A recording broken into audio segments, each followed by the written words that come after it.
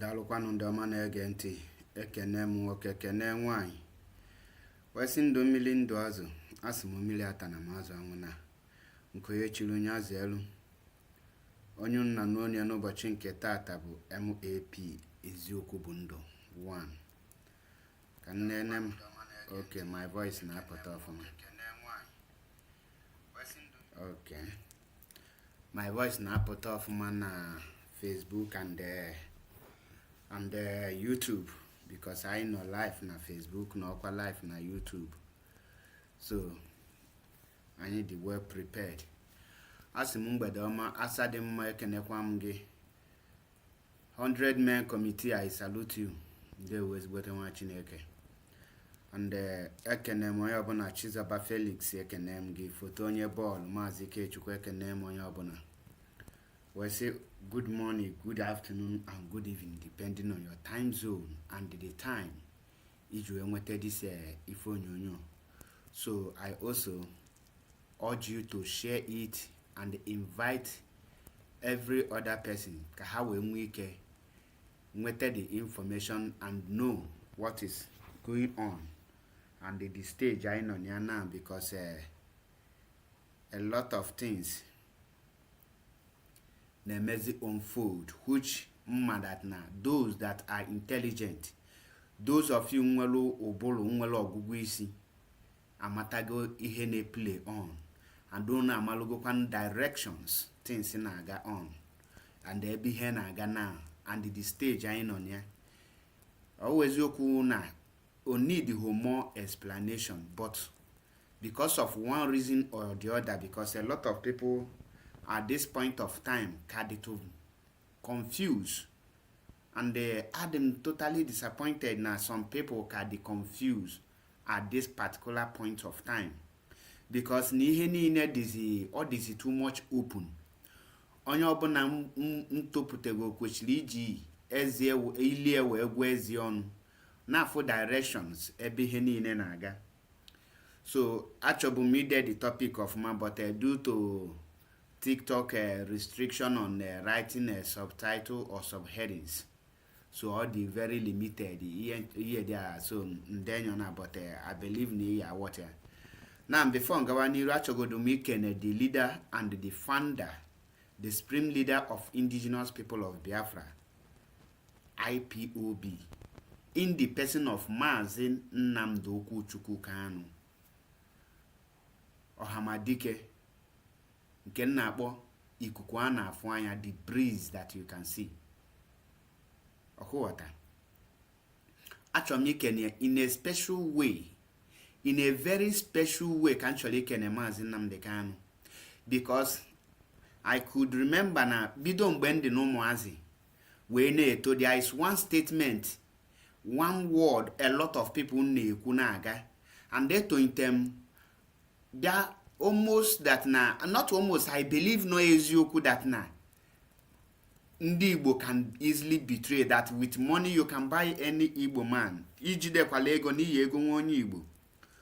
So these are the reasons Njuene Kene Mazi Nnamdi Kanu in a very big special way for proving that very word wrong. Because Mazi Nnamdi Kanu has proven that he cannot be bought with material things, with money. That he is determined to restore Biafra. That whatever you can offer him, you can offer him, but the only thing he can accept is that Biafra restoration, which he has proven it. And he has proven it beyond reasonable doubt. He has proven it on Monday, he has proven it on Tuesday, prove it on Wednesday, prove it on Thursday, prove it on Friday, and prove it on Saturday, and he has proven it on Sunday. Mazi Nnamdi Kanu prove that he cannot betray this movement in Eke, in Orie, in Afo, in Nkwo.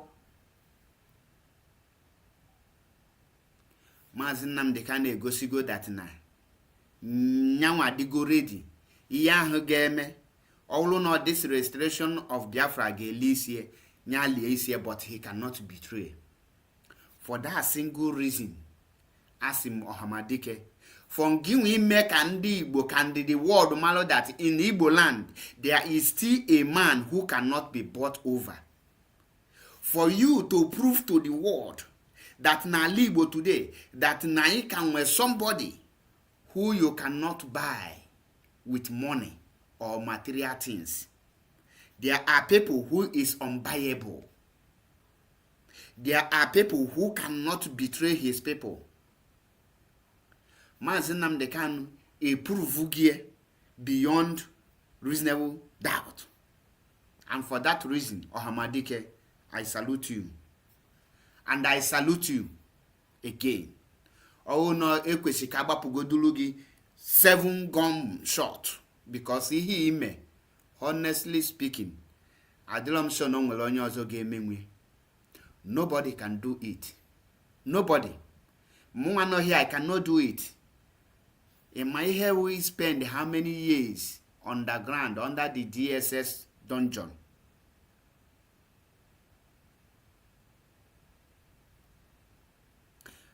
Spend the chair that years. Shukwedia transfer to Sokoto prison. Yet, Okakwichili. Now, asim no ga delege mma na Eke Mazi Nnamdi Kanu. Ọ ga delege mma na Orie, delege mma na Afọ, delege mma na Nkwo. ọ ga-adịrị gị mma ahịa na-anọ ụbọchị na-anọ dị n'ala Igbo.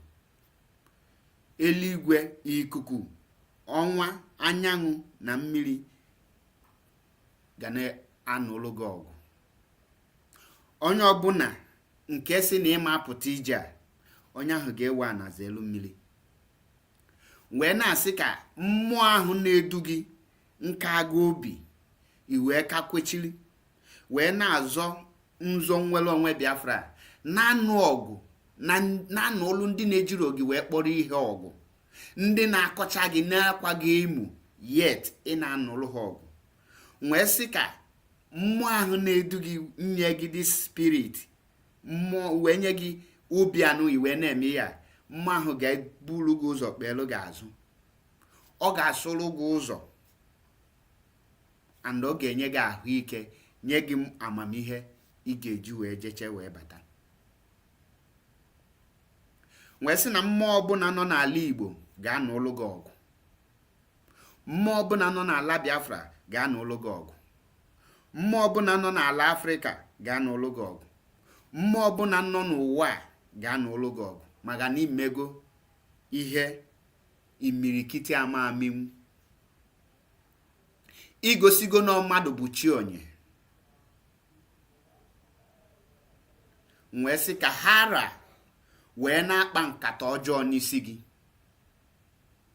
ma ha dị ofu, ma ha dị ịbụa, ma ha dị ise, ma ha dị iri, ma ha dị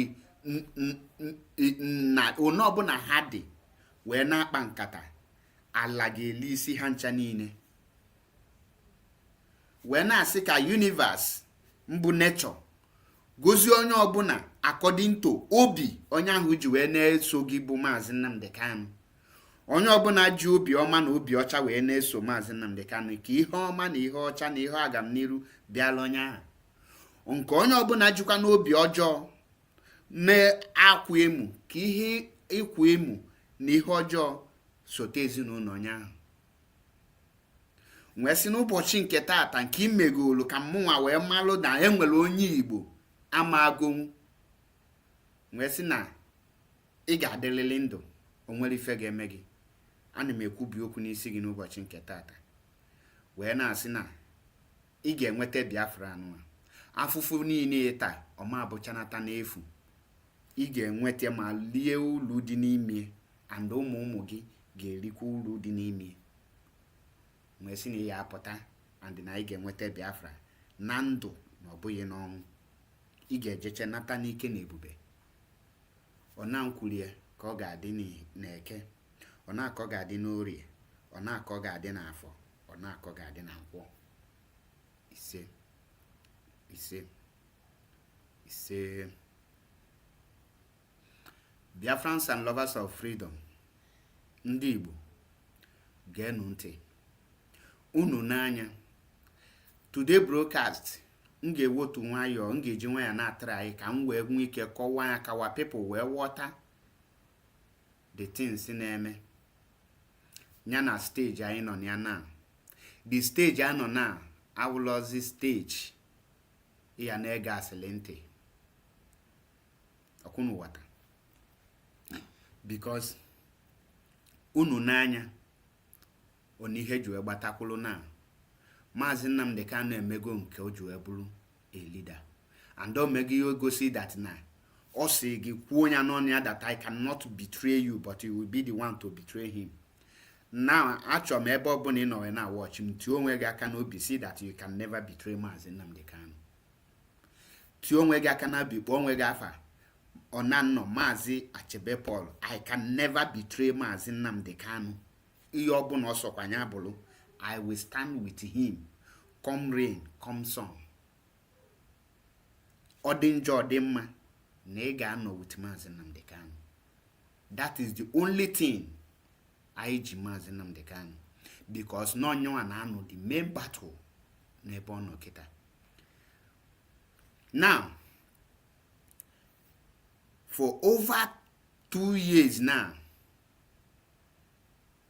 for many months now, many years, for some years now, ndị anyị na ha nọ na IPOB nọkata tụgharịa, ndị mụ na ha bụ egbe na-achụ ndị ilo atụgharịa sizie na ụkwụ Mazi Nnamdi Kanu ndụ anyị wee na-aga dịzi ka ụkwụ anụ. Ana m echeki na-asị ka mmalụ ebe distance, kedu ebe mmiri si wee baa n'ụgbọgụrụ, kedu ebe tins ji wee mebie, ka ezi ka ndị anyị kwesịrị ịdị na-enegela anya, ndị kwesịrị ịdị na-enye anyị the courage ka anyị ghara ịdapụ n'ihe na-eme, ndị kwesịrị ịdị na-aja anyị ike, ndị kwesịrị ịdị na-eme ha pụta ha vibrate ha ruo like a lion, ndị kwesịrị ịdị na-etinye ụjọ na Nigeria gọọmenti na agent na ndị aka ji Biafra, ndị kwesịrị ịdị na-aba mba na-ekwu okwu ka nwoke, ndị kwesịrị ịdị na-eme ife kwesịrị ime, ndị kwesịrị ịdị na-aga ije kwesịrị ịga, ndị kwesịrị ịdị na-ebe ha pụta like this, ha dee memo ebe niile na-esheki. All of a sudden ha nwa atọ ọnụgharịa bụrụzie ha nwa bụ the main people na-amezi their own leader, their spring leader, somebody that single-handedly appoint you in different offices, in different posts, and give you the duty, give you the assignment. Ibido mewe attack. All of a sudden ikpobi onye oshi, all of a sudden ikpobi ekperima, all of a sudden ikpobi your ex leader, ex radio broadcaster. Yes, ana m try ka malebe all these things sisi until this day. Nigeria government n'onwe ha njizi aka ha wee pụta see that na ha nwa na-ete ekizi appeal against their own judgment ọ bụ ha nwa ji aka ha desi judge na ihe ị ga-pronounce. Ha nwa ji aka ha judge anya si they have sentenced Mazi Nnamdi Kanu to life imprisonment, nye deche the script, deche everything, wolunye judge shall go and read it, and the judge shamelessly jegwonya sentence Mazi Nnamdi Kanu to death. Then after few months later, the same government apute again, saying that they are taking appeal on their own judgment. Nwanne onwere ife mụta die gịnị ka ọ dị gị ka onyenwa trigger that very appeal Nigeria government death, seeking for the death penalty for Mazi Nnamdi Kanu. Now before I ga-abịa into details, ọkwụwa achọm kunu na-ege ntị. Ha jidego Mazi Nnamdi Kanu tụanya nga, mana ịtụrụ nga ọ stop ho ka ọ yala ime ihe ọ na-eme. Now ihe ha ji wee bulu ụzọ before he sentence here, ha bugodo ụzọ try ya ka malụ ma ya kaji Mazi Nnamdi Kanu nku ka kajichie enya aka. That is why ka ha frustrate enya, ha frustrate chezie enya, ha wee nwee ike wee sizie ka ọ surrender. That is why ihe ahụ emelu Wazirike mgbe Wazirike nọ na nga ejide all commanders of Wazirike through Anduba kpolu the whole commanders of Wazirike bịa meet Wazirike na prison wee sị ya Wazirike n'anya na-azụ here, ihe a bụ all your men, those men iji wee nwee hope, those men iji wee ka nwee nkasi obi that na onwe ka o si ọgbajuo dọlụ, that na this men will rise and fight for you and continue the fight, making sure that you will not betray this movement. Look at them, I have brought them over, they are by my side. At this point, no ọhụrụ na surrender her, we take care this offer enye gị, na ga-egbu gị, and nothing will happen, which is of the truth, because the men that Ojuwe na Aba have been taken over, they have been bought over. That was the reason what prompted Wazirike to betray. Now, that very strategy was used by Olusegun Obasanjo, because he was the one who arrested Wazirike. And they now freed Wazirike in disguise that non-Ejime Berry alumni. Then Wazirike overnight become a multi-billionaire. Will I blame Wazirike for betraying? The answer is no, because the main people Ojuwe hope have been bought over. A tree cannot make a forest. Onanya na kepo nwele zeno, onanya na kanli nwele eno, onanya na ihu nwele eno, onanya na azu sosi akwụ. Or this a week, at this point he has to surrender. Now the same strategy keji wee bịa to Mazi Nnamdi Kanu. That's the same strategy ka ha ji wee bịa for Mazi Nnamdi Kanu. Now, the moment they kidnap Mazi Nnamdi Kanu from Kenya, were illegally brought him back, gịnị ka ha mee? Ha n'anya na IPOB wee chekie ke the structure mbụ the highest structure Mazi ji aba, Mazi ji eko nji this movement. Ha si okay, DOS. Now, gịnị ka ha mee? Ha gazie into the DOS, go below 102. Then that 102 are corrupt to the rest. Then deceive, then they get deceive. Now, for those of you who heard the reason this kind of attack Nabia or Mazi Nnamdi Kanu in the past few months, if the attack Nabia heavenly. The attack was, that is, no kwachimeze one imeze sheep from this side, a china samure sheep from the other side. Chike dozie manete memo left and right. Na sack every single person the lawyer to Mazi Nnamdi Kanu sack anya. Then there have six colleague IPOB. The reason all those things in order to frustrate Mazi Nnamdi Kanu, when we can give up. So Nigeria government use the same strategy Obasanjo used. They applied it on IPOB. But one thing they fail to understand is that now, Obulochi or Uwazirike or Mazi Nnamdi Kanu. That Mazi Nnamdi Kanu has already structured IPOB that each department that failed, another department will rise up to take over them. In order for your failure to become useless, it will not just be a failure on you, on IPOB, it will just be a failure upon yourself, and you will be the one to lose. So, had destabilized ya, habuzo, strike one media IPOB, jide media, the important personnel are frustrated,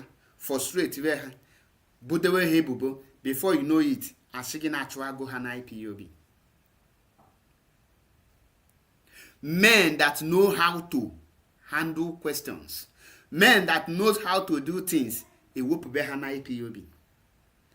All in a bid to frustrate Mazi Nnamdi Kanu for him to surrender and betray his people. Had destroyed the media, the engine media, thinking that Mazi cannot build the media again. But little do they know that the media that stand with Mazi Nnamdi Kanu are volunteers. They are not the one being paid. So, and a volunteer soldier cannot be defeated. So the moment they destroy that very one, the volunteer now regroup themselves on their own because they know their leader. They come back again. Hanachiete again. Now, habiazie to the people in the loyal to Mazi Nnamdi Kanu, chubazie ha chubaha. Now, all these things eneme, the job of Nigeria government.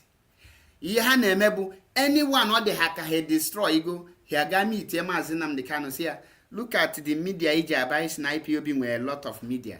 Look at them.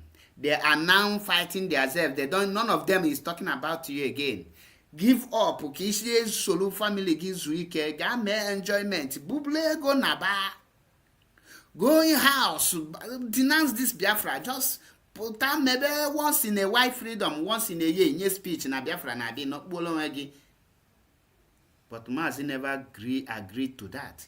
He rejected it. Now, they come again. They say that they are now shifting the struggle from Mazi Nnamdi Kanu. Nigeria government abiakwe again here. Look at the people you say that we cannot penetrate. They are now shifting the struggle from you. They not even recognize you again as their leader. Now you are on your own. Then Guinea men are caught. Mazi Nnamdi Kanu gabia caught. That as of then, Canada, you will see Biafrans cheering him up. And when he came out of the court premises, or for that na IPOB members and Biafras are outside standing in solidarity to him. Then gini ka Nigeria government me akpọ the people in the charge gwa ha oya make no show no well any person gonna be show solidarity, then a have betray ezie. Before you know it, Mazi Abia court ebe ni na da choko. Nobody showed up. Nobody showed up for solidarity. Mazi apụta na court na anya nwede no. So some 1 year na few people, 1 or 2 traditional rulers.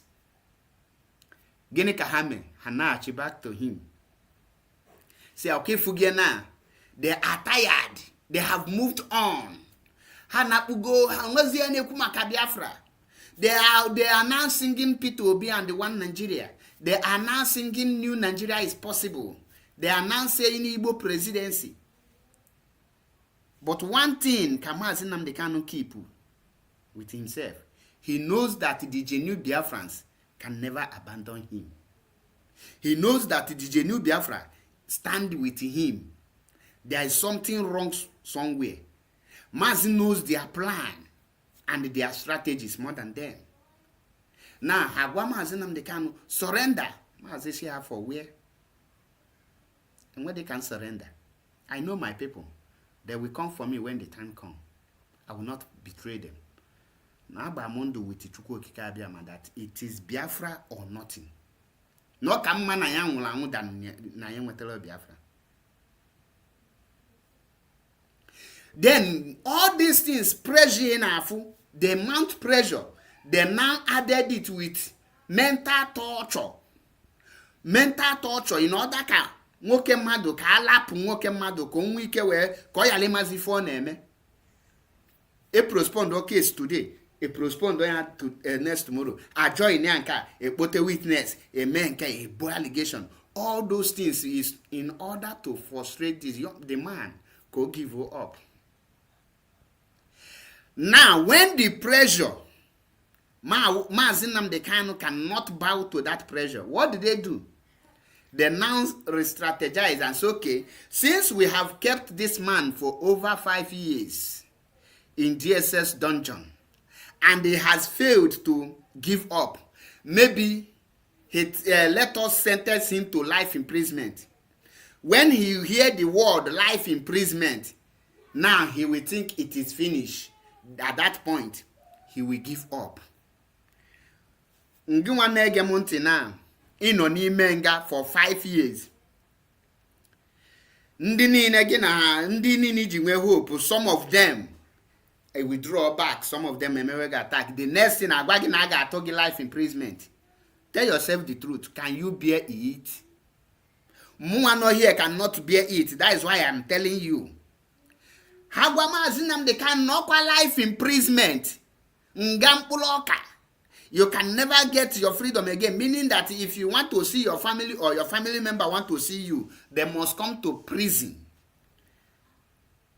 And they told him that after 1 month, people will move on because look at, no more protests in Europe calling for your freedom.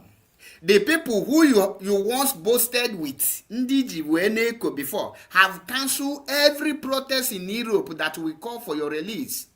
They are no longer writing any letter to any international community for your release. Ọkwa nga mkpụrụ ọka na life imprisonment ka ị na-aga. Tinye akwa na akwụkwọ ka ị na-abụ unu. Na enwere ozikwanye gị na anọ. Maazị gwa ha that na ọ bụgo n'ọsọsọ nyanwa na Biafra ga-adịalili. I cannot give up. Ha na-enye nwoke a mental torture. Pressure, everything for this man to give up. A Jiru life imprisonment na magia. Now, has okay, kai alleges ye we magia. Let us sentence him so that Komalo na ya na he gwegu. Kofi lugo there first. Na he get sentence ye Komalo na he serious. Then had they discreet. Jiraka had the change. That is why ni check here the judgment of Justice Omotosho. He that now. He never studied the case or allow Mazi Nnamdi Kanu to do anything. All the the appeal of Mazi Nnamdi Kanu was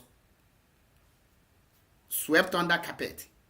Now, how a Jerusalem sentences Mazi Nnamdi Kanu to life imprisonment, with hope that the immediately sentence led to life imprisonment. Now, at that point, na nwoke mmadụ ya atanyezi aka n'agba, onye nye anya n'elu, gaba agaghị adịghị nso, naba adịghị nso, nwere onye ga-afụ. Ha, Sister Chizie kenem gị. Then, now that will push him to give up the struggle, because they only have one target. Their target is for him to denounce this Biafra agitation. Just let him denounce it, that Nanye Mechago, because the only tap route, the solution, the only person there or say that na yika gugieta IPOB anyo koko Mazi Nnamdi Kanu. Have all this bunch of ihe na malo afahanju na ex-DOS gangsters. Nigeria government knows that those people are just nothing but chaffs.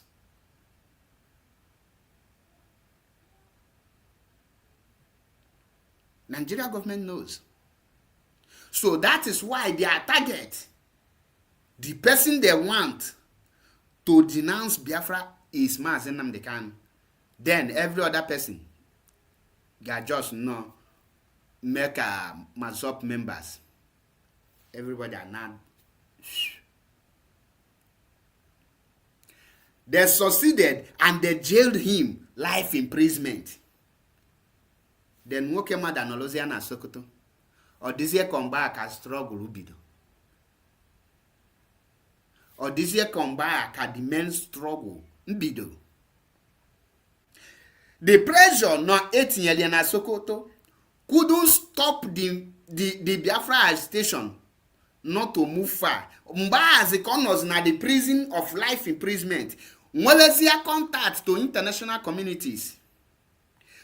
People will speak who is here for him.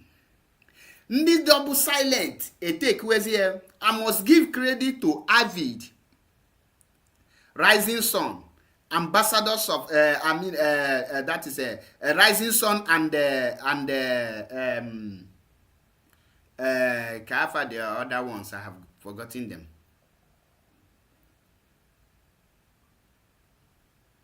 Now these people are rise here up.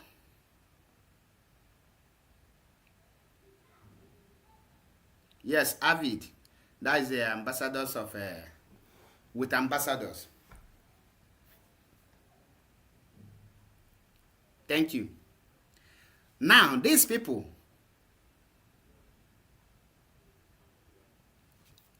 are rallies here around Mazi Nnamdi Kanu. So that very group mpotalo again out of nowhere, because the government MLA expect that name will any group who got pota, because all their mind, because na AKG the ex-DOS gangsters, that now once you cage these ex-DOS gangsters, that there is no way any group can be relevant again, because these are the only structures in their mind that can speak for Mazi Nnamdi Kanu.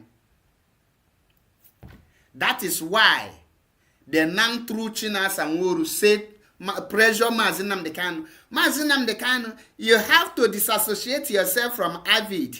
You have to disassociate yourself from Ambassador. You have to disassociate yourself from Rising Sun, so that Kaolo also DOS. So can Nigerian government, when we can wear Mazi Nnamdi Kanu nku gari n'isi?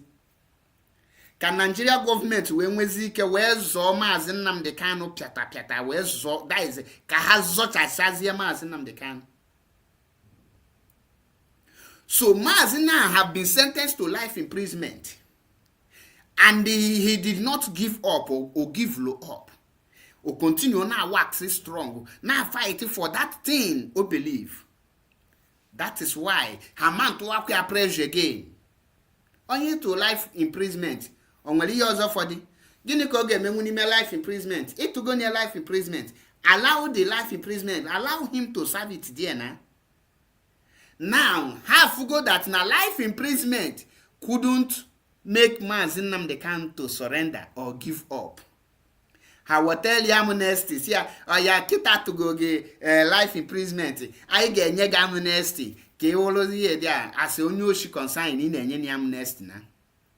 So their mind na bụ na onye atụ life imprisonment na inyezie ya amnesty osin atọl since ihe dị ọbụ na manọrọkwa ndị amnesty ọkwa mma atọkwa n'ime ngangwa ka nnala amnesty. But guess what? Mazi Nnamdi Kanu rejected the amnesty. Si ha mba, allow me to be in prison. Ọkụ na atụgo m nga ka anyị nọlụ na dị ka m nọlụ die.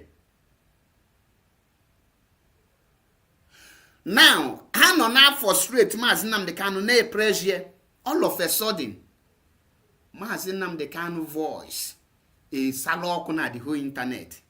The things Mazi Nnamdi Kanu kwuru na ọ ga-eme ebidozi ime. The people mkpọsi Mazi Nnamdi Kanu asị ebidozie tender wa apology. Mebezie video si Mazi forgive us. You said it but we didn't listen. Ikwukwali ekwumani anyị egelo ntị. Nekwa na ya biko gbayalụ na anyị. Now ha malugo that na those people na tender apology. Na after that apology, na those things Mazi kwuka ya na-eme, and the next steps those people nwere ike take is revolution for the freedom of Mazi Nnamdi Kanu. Now ha chọ ka Mazi Nnamdi Kanu betray the upcoming people na-achọ ka ha rise ya up to free Mazi Nnamdi Kanu and for the total disintegration of Nigeria. Ha chọzi ijizi, oh, we want to sentence him to death. Now, check igodu. Before I get to this death, check igodu the kind of attack. Ndị na mezi Mazi Nnamdi Kanu attack. Chinasa Nworu na-eme Mazi Nnamdi Kanu attack. Nwunye Mazi Nnamdi Kanu na-eme Mazi Nnamdi Kanu attack. Now I know the reason why every freedom fighters divorce their wife after fighting for the freedom. Once they gain their freedom, they divorce their wife. All of them. Now I know it. At least I am a living witness. I witnessed this one. In the time of Mandela, I only read the story. But this one now, I will not read the story because I am a living witness. On the 30th May, enenwe Biafran holiday. You know na UK, your husband is the citizen of that UK. It's a good opportunity for you to have your 30th May protest in the land where you are. Imapu, ibiawa Italy. Onye ka ịchọ na-abịa Italy, ịnọ na restaurant na-eme aka ka ijiji. Ewu. Na-eme aka na ka ijiji. Instead of taking the protest to the House of Lords. Ibiawa Italy. Onye ka ịchọ na-abịa Italy? Is HOD in Italy? Is DHOD in Italy? Who is in Italy? Nyabukwa niye nneche because this idiot, this dwarf, this man nọ in Italy here. Ọkwa nwoke amụ ezu ike. Amụ enwere ọkwa bandịrị. Jukwa Nelly ofe egbu.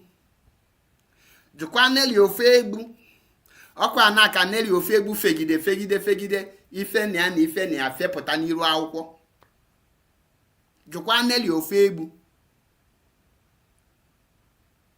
Ọ na ọkọ fegide before you know it. Ife niile fejuzie n'ime akwụkwọ. Mgbe aza anya abịazie ya naanị. Ọ nakpuo. The dwarf nọ n'Italy eji ha anya afụ nwunye mmadụ. Jukwa many of women coordinators who resign in IPOB Italy here. Gịnị ka ọsụrụ ya? Somebody nwere ike threaten nwoke ibia maka nwunye mmadụ. Ka ị na-efe abịa. Ịbịa ịkwawala anyị. Mazi like this, DIS like this. Onye ka iwu na IPOB ọ na-anọ kịta nchọ mbata na IPOB ọ bụrụ ngị nwa ka m ga-ege ntị. Who are you? Onye ka iwu mma abịa ige gị ntị na freedom fighting movement. I only have respect as nwunye onye ndu wife. Onweghị ihe ọzọ, enwere ihe njikọ kpọrọ.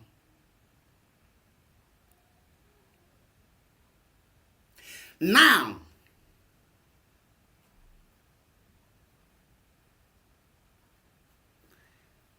You are eating and dining with the people. You now attract your husband. Now call everything about your husband.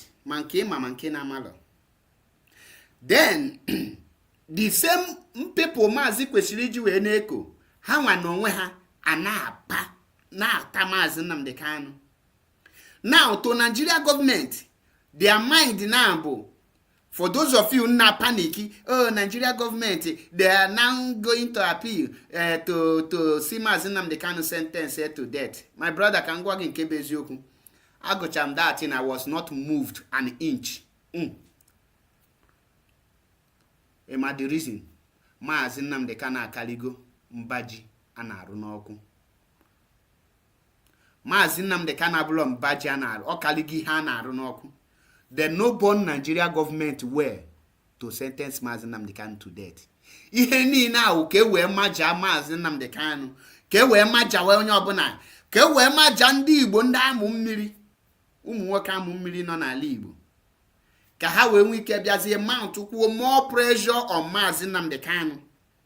Ka agwa Mazi Nnamdi Kanu, oh, anyị achọrọkwa n'iluzu gị, ebe ọ bụ na ọ dịgolo na ịma na after God na gọọmenti bikonu kama agwa anyị ga-agbanarị ngwa ka ibubili ọdụdụ biko ngwanụ tinyela ofe aka n'akwọ na enụso ndị Igbo o tinyere aka n'akwọ kito na-ekpuzi okpu APC ọ na-agaghalịzinu ọ na-ebi ụwa ka o si deli ya mma ngwa n'ezie n'ụwa zuru ike ọkụ ifu ka o si agaghalị na enwere ya na-adịstọb ya ngwa n'ezie n'asarị tukụbọ ịma na onwere ndị Igbo mmadụ ka asarị ya na ndị Niger militant mana ezie na-asarị today ọkụ ifu na onye a na-ebuzi ebubo agụ wee na-akpaghalị n'ezie n'Utompolo ọkwenyere ya na enyekwuli ya pipeline guard ọ na-agaghị pipeline n'ime ọhịa ndị Niger Delta ngwa n'ezie ndị ọzọ niile na biko ziana ọkụ ịma na ngị nwa bụ ofu anya ndị Igbo ji afụ ụzọ ngị nwa ka anyị kasị aba ngwa bịa anyị ga-enye gị pipeline ka ị bịa chebe ọha ji egbe ma chebe ihe ala pipeline enwekwa nke dị n'Enugu anyị ga-esekiọlụ gị dis contract ka ikpolu ESN ka ịwana n'ime ọhịa ka ị bịa chewe enye na ọ kakwanụ mma kama ị ga-aṅụkwanụ n'aka ndị anụ a ịmakwana ihe ọ ga-akọ ọsọ anyị biko zikwanụ ngwa biko surrender anụ dịsi Biafra na ọkụ ifuru ya don't worry anyị ga-esekio ka Peter Obi bụrụ president akọgide ka ndị abụla ọnụ kọcha ha malụ ma ha ya amantụ pressure on Mazi Nnamdi Kanu ka o wee surrender.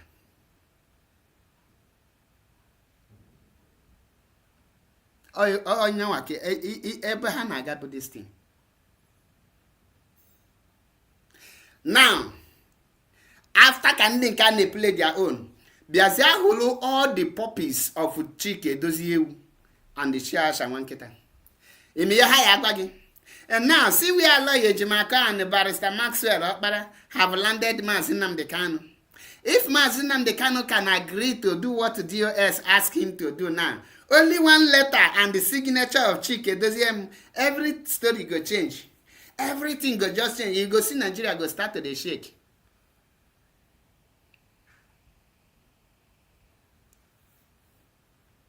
You go see Nigeria can they shake.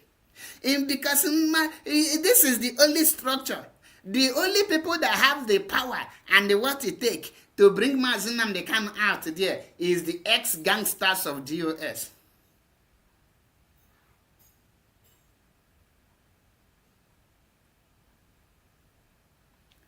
Those are mental torture for you. Then give one now. If you are reason, you cannot the can Chike does at the volume somewhere. Oga Chike Doziem signature the Kobele Nwamu Tata Namu is in signature. Their signature is as useless as a used condom. In Renku, Chike Doziem signature is as useless as a Opunna Benye use. Now, iye niile bụ pressure upon pressure because on all this now a lot of Igbo prominent people ga-apụtazi amount to pressure ka amalụ ma ya surrender. Mana guess what? Nwoke ekwechirigo. That is why you esigi ti onwe ga aka n'obi, see you cannot betray Mazi Nnamdi Kanu. In the midst of the heat, no kwa Chimezie, she na the other side na striking. Ifeanyi Ejiofor, she the other strike. Your own for lawyer and now fight is against you. Check all this attack. Let me tell you, if all these videos, the DSS, Nigeria government, ebe anine nda na akpo Mazi ha na ga epule elu Mazi Nnamdi Kanu that video, and the reason e je epule elu is for mental torture, for more frustration to konwike we fu more fu ka ona afu frustration, ko we surrender, ko we happy this struggle, and well any other thing.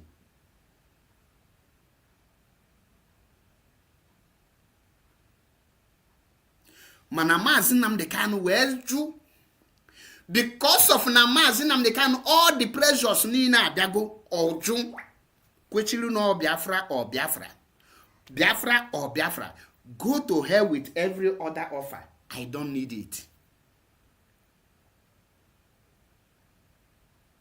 Now habiazie na the last push, which is death. O wee du unu ka Mazi Nnamdi Kanu ka ị ga-eji ọnwụ wee na-eyi egwu? Do Mazi Nnamdi Kanu look like somebody ị ga-eji death wee na-threaten? Enwere ị ga-eji wee na-threaten ya na ọ na-ege gị ntị? Ị na-threaten ya na with ọnwụ. Ọ gwa gị, we are already dead. We are already dead. Now ngwa ka ngwazi unu ndị Igbo, most especially if you are a Biafran and you are loyal to Mazi Nnamdi Kanu, you are genuine towards Biafra's struggle. You only have one job now. You only have one thing to do. Ofife ki ige mekita. This is the time every genuine person need to rally around Mazi Nnamdi Kanu. What did I say? This is the time every genuine person need to rally around Mazi Nnamdi Kanu. And obulu nema ni no any country ebe na eme meeting, obulu na those people na eme meeting there and no under the command of Mazi Nnamdi Kanu has show the concern for Mazi Nnamdi Kanu. My brother, you have every power to shut them down. Yesterday, my unit agam there make sure that na how much is the hall ebe no na eme meeting we meeting. I send them out. It's also more meeting there yesterday. Yes. Ọwụrụ na keko da zuo nwoke nya bịa ka ọ malụ na nwoke na ibiera bụ n'okwu ọnụ. I send them out. You cannot be against Mazi Nnamdi Kanu. Ịnọlụ na hall with the date ewepụta for Mazi Nnamdi Kanu and IPOB na-eme meeting shimni na support SDOS gangsters. They not born you well. I send them out. Only me meeting there. Then next month again, only me will still do meeting there again. Let them go and find whatever they want. Ebobun ha like ha no no ha meeting. It's none of my business. Enough is enough.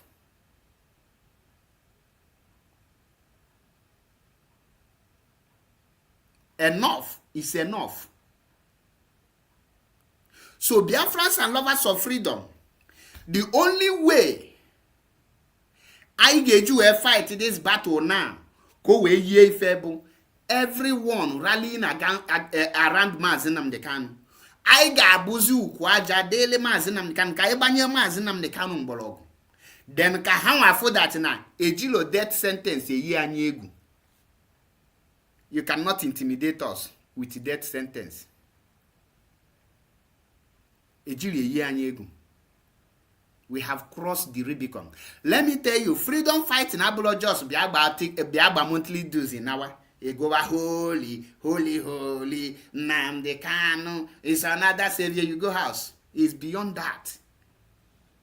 At this point, you need to be mentally tough, physically tough, spiritually tough, and wise, smart.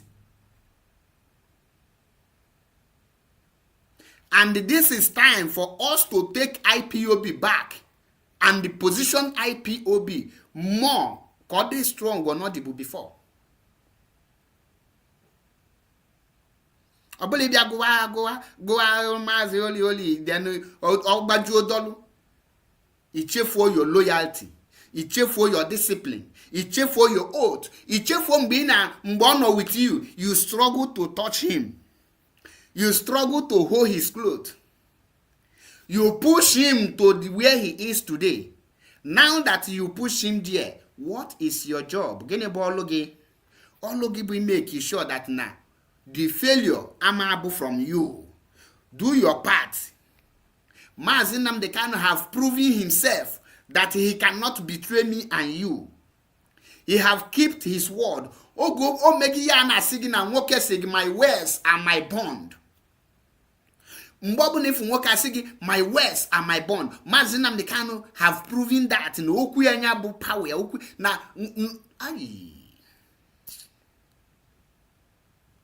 Ngiwana just not because of Kachike doesn't yali de memo with Afagi, but each way na poku. Pay attention.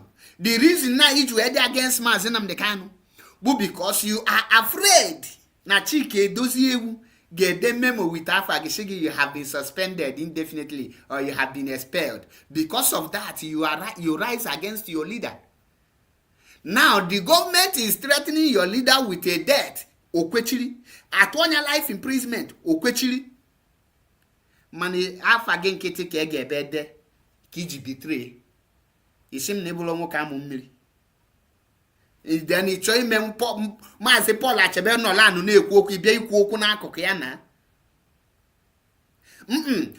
No lanu kwu okwu. Isim na iwu nwoke na ikwu okwu ebe nno na ekwu okwu. Isim ni my here. Which means he na say Mazi give us order. Which means egbanye egbe ni wala also.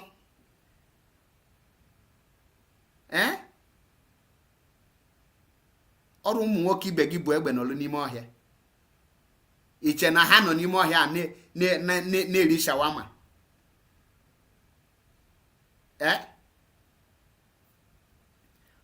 Iche na ha nọ ebe a na-eri shawama, eme ihe ha na-agabiga.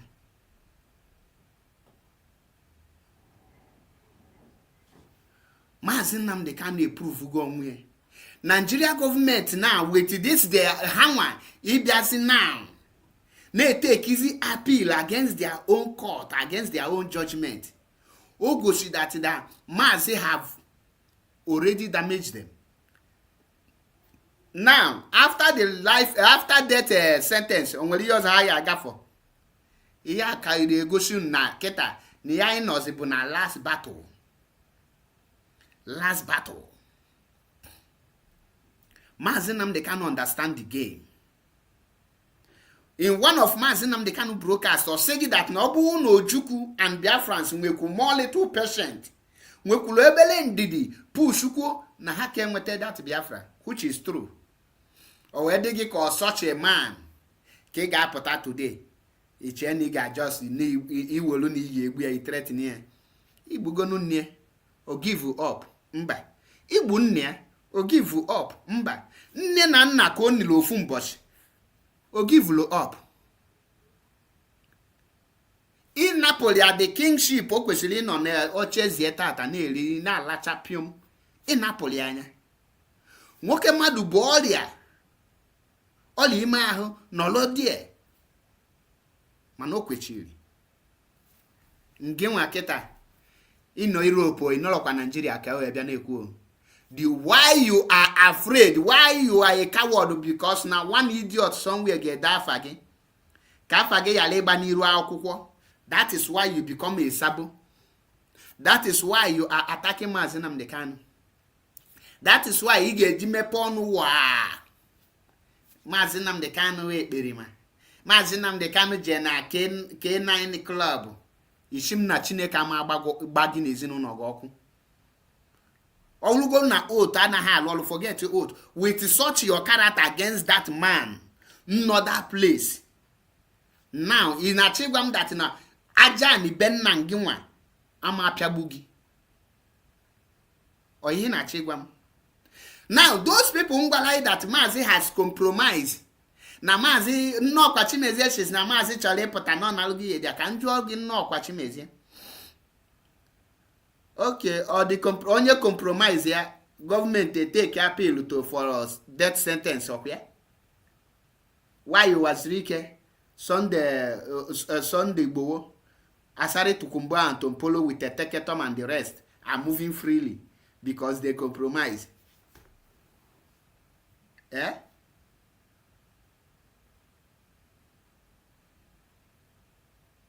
Bo. So Biafrans and lovers of freedom can go again. The no-born Nigeria government were to sentence Mazi Nnamdi Kanu, not to talk of to death, not to talk of executing it. Iyahu bụ a strategy. How Mopaliki got to the extent of one cut of appeal Ashigi will now sentence Mazi Nnamdi Kanu to death. All those things, they would do it. All those things Okumaja. All na court of appeal meche then a threat in Ukwagawa Supreme Court. Then agazie dia na bia okwima no last court kin na once we fail na Supreme Court oga before then men amount to see who if we face not underground. A malo that if fight for a nation obulo fight for me alomonna again you get win jury before with the freedom. And when I am fighting for the freedom of his people, who material complete. And well, man, the only thing equally me as a man, equally me as a freedom fighter, make sure that you stand with your leader. Come rain, comes on. Or the more danger, equal with your leader. Ebukwalo your leader, in a when your leader Januku. In make you ime. When last he make in not struggle like this, he made one thing for the freedom of our people and for Mazi Nnamdi Kanu. Kebi standing now, where is your stand in the presence of where the enemy is threatening your leader with a death sentence? Where are those who told you that they are the only one that has power to do this? Now, can you believe now the ex-gangsters now have any power to do anything? You go do her. So are they now waiting for Mazi to die for them to prove that after the Mazi have died, they will come prove to themselves we could have saved him? That will be the most foolish thing any person can do. Now, most of them are rejoicing. Now, they are preparing their blame game. The same way they are blaming Aloy Ejimako, Maxwell Okpara, and Nemeke Ejiofor, telling you now that they are the one who deprived Mazi Nnamdi Kanu not to get justice. Now, the question Nga Johanabu, since the case of Mazi Nnamdi Kanu, have Maxwell Okpara ever defend or make any argument in court in defense of Mazi Nnamdi Kanu? The answer is no. Has Aloy Ejimako defend Mazi Nnamdi Kanu in any court? The answer is no. How did these people now sentence Mazi Nnamdi Kanu to court to life in prison? Aloy Ejimako has never one day stand in any court to defend Mazi Nnamdi Kanu. Go and check it. The people who defended Mazi Nnamdi Kanu from the High Court to Supreme Court is Barrister Carol White, which is Ifeanyi Ejiofor, and the, Chief Mike Ezekome. I respect Mike Ezekome a lot, even up to today, because if you watch, since in this case they release him, they relieve him of his job, he have never uttered anything concerning this case. That is how a man that has respect behave.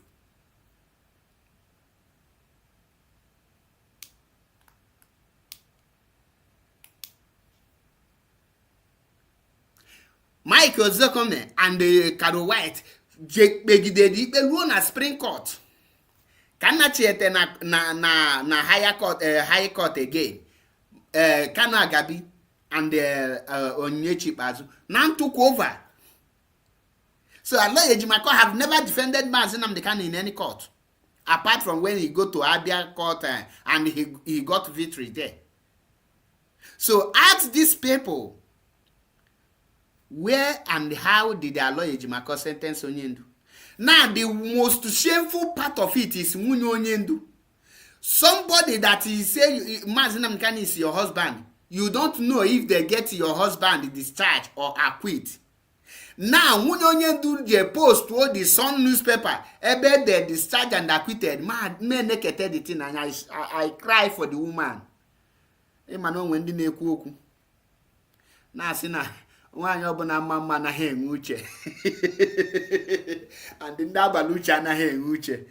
To be honest, nwaanyị prove gị onye ọbụla dị ọcha mma ọ dị enwe uche and onye ọbụla abalị uche ọ naghị enwe uche. So mbịa chete na afịa bụ uche. Why are you doing uche? Go and check it. Not me talking. Any person they give that name Uche don't have sense. That's why when I see Uche Chukwu Kanu posting some newspaper and you shamelessly say that this is you got your information from Wazirike. And you are telling us this is what this is not what you and you discussed last 3 months. That this is not what God revealed to you. Or God did not reveal anything to you. FOLB, good evening. Face of Biafra, I greet you.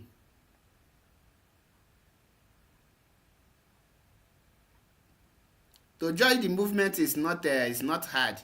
If you are in Biafra land, there is no need of looking for where to join. But if you are in diaspora, to join is not hard. You just tell me the country where you are, give you contact. But if na Duru you define, if you define document, my brother, we know they find people when they find document. Because once you get your document, you work.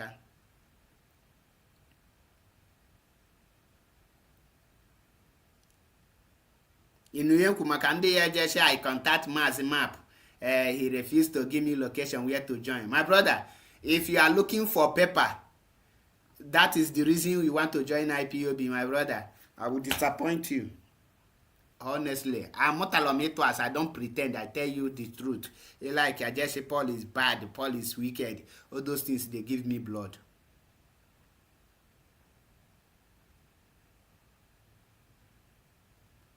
So if you want to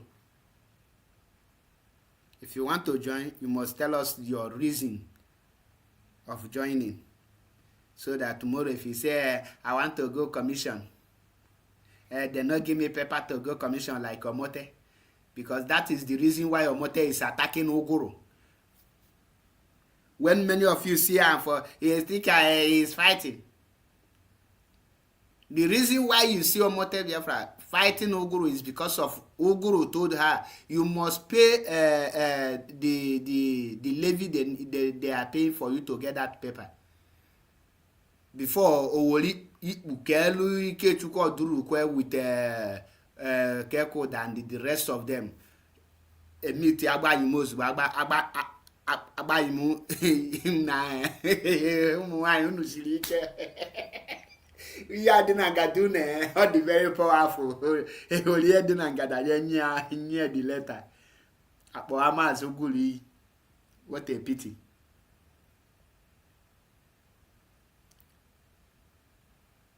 We know the truth. I did the record now. Nkobana nkumbo sobuna mazi pota. Nkobana nkumpolo give the record.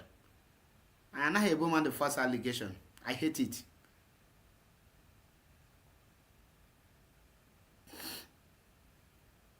Now, Jugudo Onwegi at this point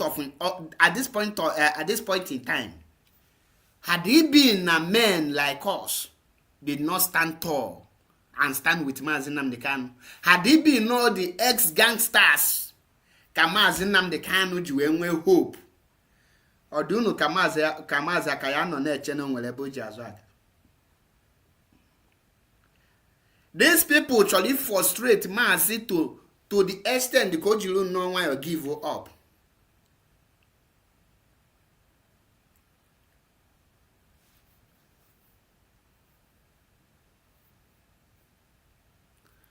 Don't hurry, that is Yaku, that is na obulo ye check ebe megidere shift onye akpa nwa ya na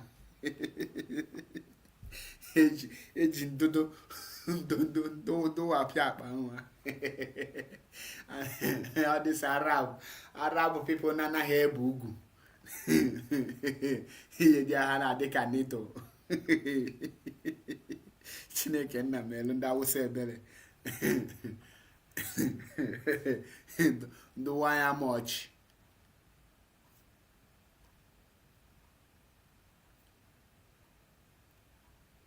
Ọkụghọta. Now, Mazi Nnamdi Kanu, gịnị ka ị chọrọ from him on a proof beho not the genuine? At what point gịnị also ka Mazi able demonstrate na imalo yes that now this man has proven beyond reasonable that na no okulugo chinchim no zingi accordingly he made the right things ekwesịrị ime.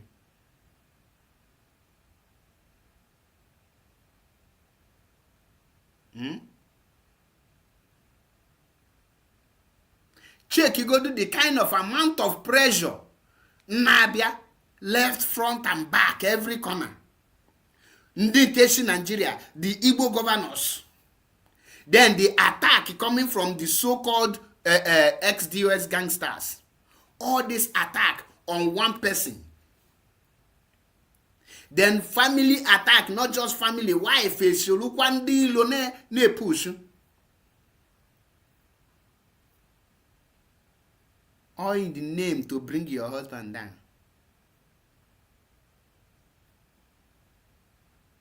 Then where jogging? What will you benefit today? Ne know that Nebu Mazi Nnamdi Kanu, why you are still clapping following ex-DOS gangsters? How will you now tell people that you abandon your leader because you are afraid that Chicken Edozie will write your name on a paper? Because you are afraid that Chicken Edozie will write your name and say that you have been expelled from IPOB. That is because of that, you now abandon your leader and they start attacking your leader and they clap and follow sheepishly like a cow. And you follow them. And your leader now. Then when the thing will come off for your eye, when they will now go silent and they will bury themselves on underground that they have been, how will you be? What will you tell your children? Can you now, in one sentence, define the type of coward you are? Can you tell me the level of your nzuzu?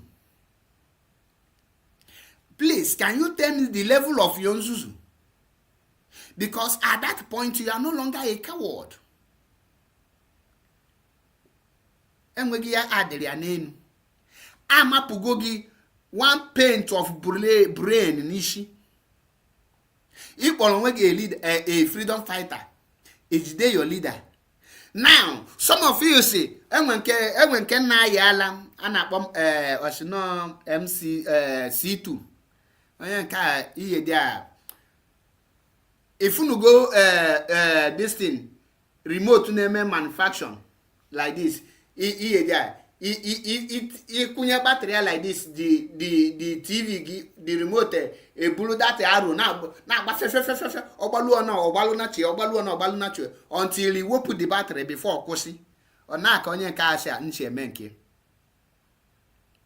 Ask him, Mazi Nnamdi Kanu need to answer questions, answer for himself. This allegation, Mazi Nnamdi Kanu need to clear himself. Now, that Mazi Nnamdi Kanu ye clear himself, ke ebe ọ nọ.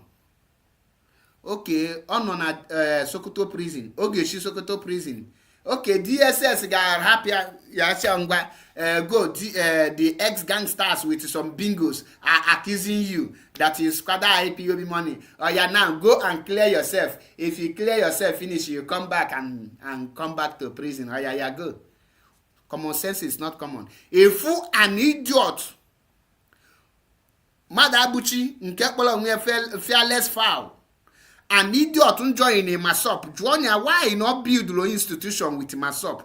Why did he run away from Masop after standing with the Wazirike's cabinet who betrayed Wazirike? He now ran out. Joanya is now telling you that we are questioning Mazi Nnamdi Kanu. The question is, the person you are questioning, where is he? Kedebe ono na nke nwanyi imiezi nnọkwa chigmezie nnọkwa osi unu I am not disputing that Mazi Nnamdi Kanu is not the leader of IPOB, but we need to bring him to scrutinize him. Ozu Mulang, you can only scrutinize somebody that is with you, so that when you are scrutinizing the person will be able to be learning and give you answers, and you ask questions. Now, the person in a question, no, nime DSS dungeon, nime Sokoto prison. The person is in the hands of the enemy. Now, how are you now scrutinizing him?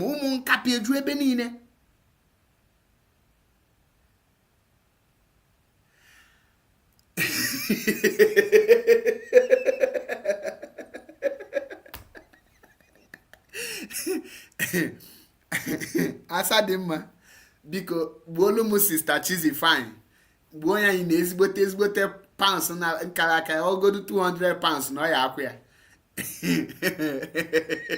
oh yeah the woman who na she not scrutinize. It's not a laughing matter.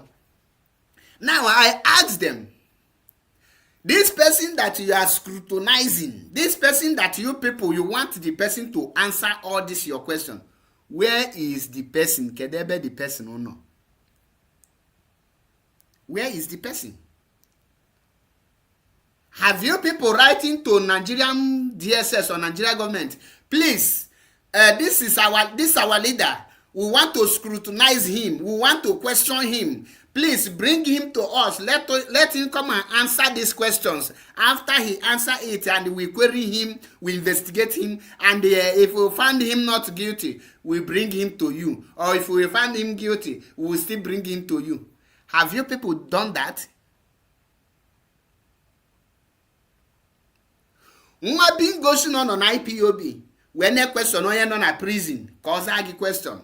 You now have you questioned Mazi Nnamdi Kanu?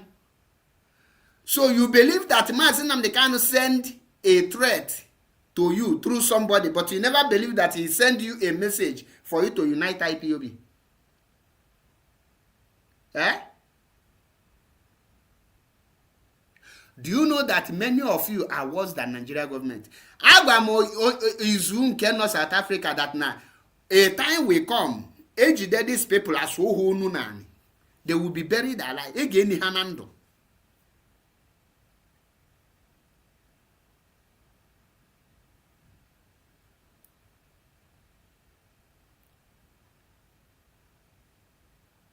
Your leader no na kandilo. Also go to she go see evidence. CC video of normally hahu.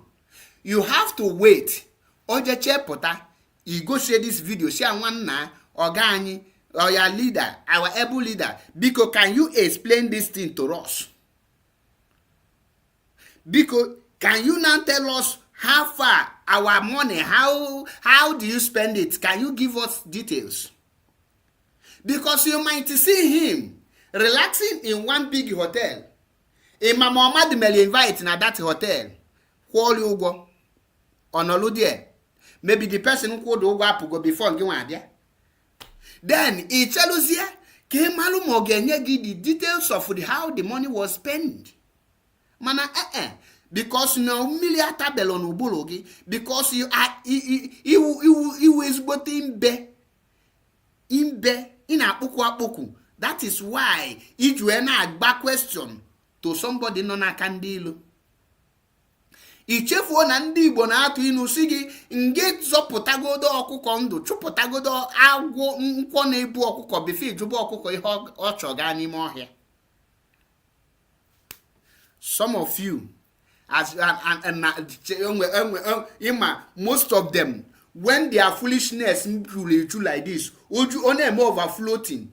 Over many of you are na nzuzu na atu kai. When their foolishness is overflowing, the question Hanaju, he had intelligent. At this point, it just here, if one who cook a bread milima, then Uchena and I just put a heavy question now. They may yoga jiggy. What did the Mazi Nnamdi Kanu go to Kenya to do?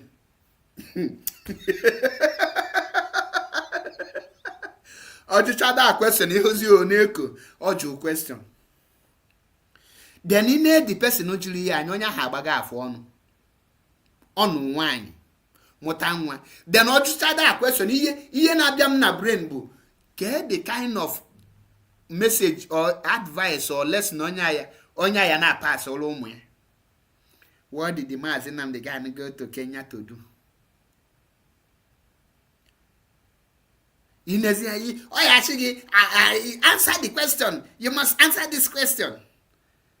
And the bad time, share a minute silent for you that attitude. Onlang mgbe ka ị ga-eji manat no ọ bụla ife niile dị ndụ ka ụbụrụ na-alụ ọlụ. Some ihe asị gị dead among the living.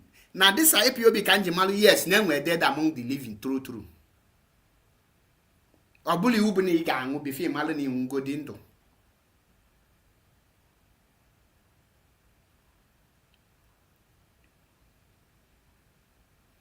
Ineketa onye anyị jụọ onwe gị ese kee ka ndị aja amụta ụmụ gịnị ka ụmụ ha na-mbịa chete good foolishness na give birth to foolishness. That is why you enwe a lot of idiots na constitute nuisance kita. Ọwụrụ na enene brain mmadụ. Some people nọ na this movement ekwesịrị that is a castrate ha ekwesịrị ịmụta ụmụ. In order not to spread this kind of mental illness to in Nayana Motomu. That foolishness at all with them. Once Sonya Alu 18 and then Afunonya Digo no brain, he cannot think beyond his shadow. A Benya Yejamu or just Bolosian no Oblum work upon your missus. Obulu nwanyị akpọ ya Mr.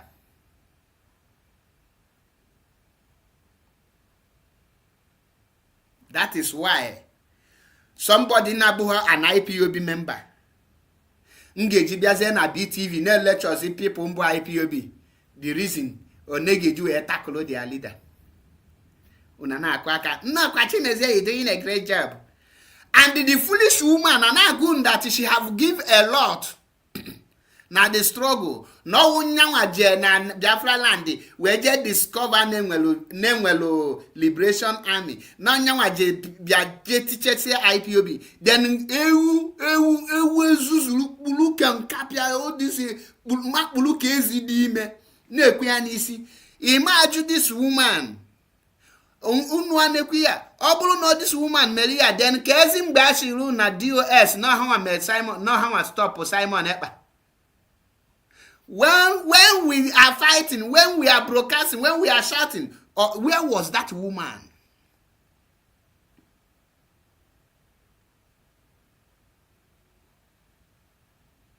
All of a sudden, the woman Abiana Asunu Nonya teacher IPOB. Somebody important at 2024. Teacher IPOB. Then if the ex-US gangster made the interview. Omakpulu ka ezidi ime nolu die ka agwo nolu nno mgbada na ekwenishi inekete anya odoge na onye ahụ just nothing but ọlụ ihe dị ashigi no mmurutu mpafu Malam the meaning of that oyibo. Oyibo my father ana sumba. Brutum paf.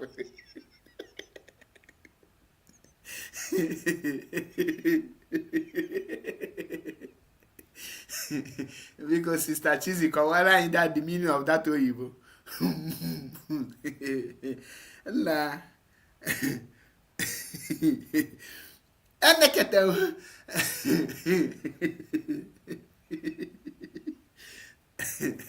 Hey, one to.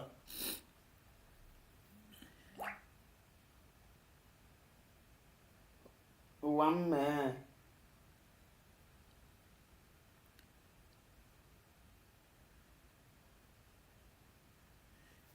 You will see them.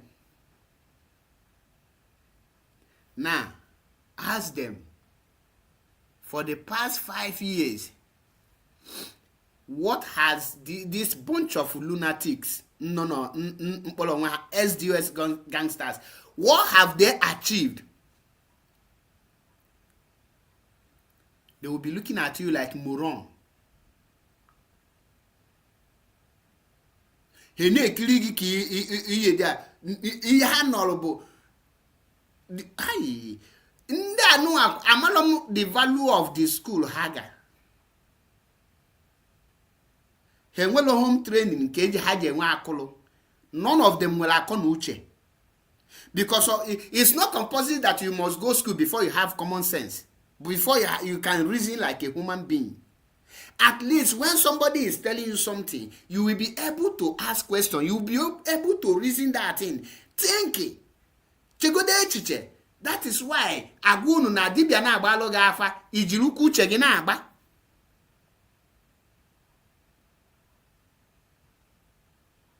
Now, n'ime this a struggle ka somebody nke ha mụta kita their latest move now is that, do you know their latest move? They will tell you that, look, if you, the person that is telling you this thing now claim to be an IPOB member, and you now is an IPOB member, and the person now is telling you that, look, if you call XDOS gangsters, if you call them X, they will now come and call Mazi Nnamdi Kanu ex-leader.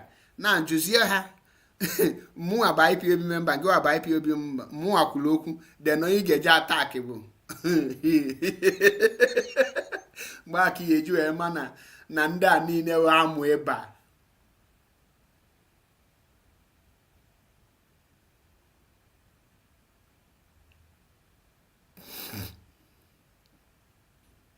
Peter Amadi, okay. Go akọwazi ọchị na oye don article. Ready to be thrown away to the bin. Okay now. Now, these people will now be telling you that no, na your father na ha moto ụmụ ịtọ. Then ofu wee kpọọ diọkpala iyi.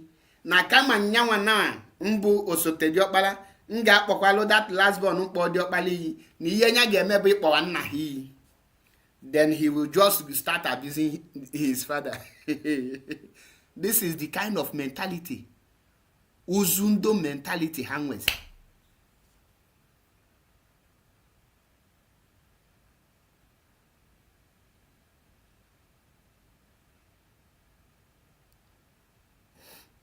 These are the kind of, and they will be proud, very shameless and bold, be making such an argument. And if you call the lunatics in the USX, we will come Mazi Nnamdi Kanu, then you ask them, is Mazi Nnamdi Kanu no longer your leader? I say, Mazi is our leader. We are not saying that he is not our leader, but if you call you...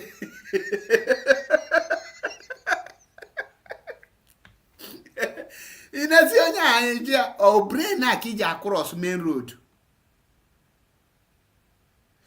Or this brain kiji agafe ụzọ. How do you people manage to even cope with this kind of mentality?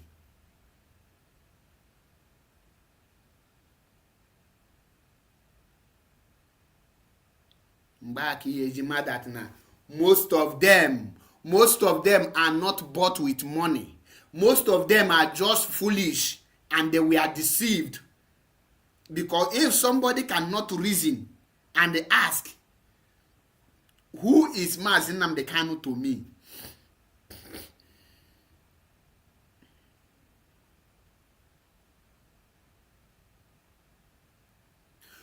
The question you should ask yourself before you join them to attack Mazi Nnamdi Kanu is this. Listen, ngiwana ukwa ka na agwa now. You that is pokuela poku, that is clapping for the ex-DOS gangster, I am referring this word to you. If you want to regain your brain, if you want to your brain to open a little, ask yourself, who is Mazi Nnamdi Kanu to me? If you can ask yourself this question and find an answer, who is Mazi to you? If you can be able to know who Mazi Nnamdi Kanu is to you, you will start recovering back from the brain damage these people have caused you. Because they have damaged your brain. They have damaged your sense of reasoning. Your brain was intact. Inwere ife a na-akpọ ịnọzi under mental torture. You are now mentally in a mental slave.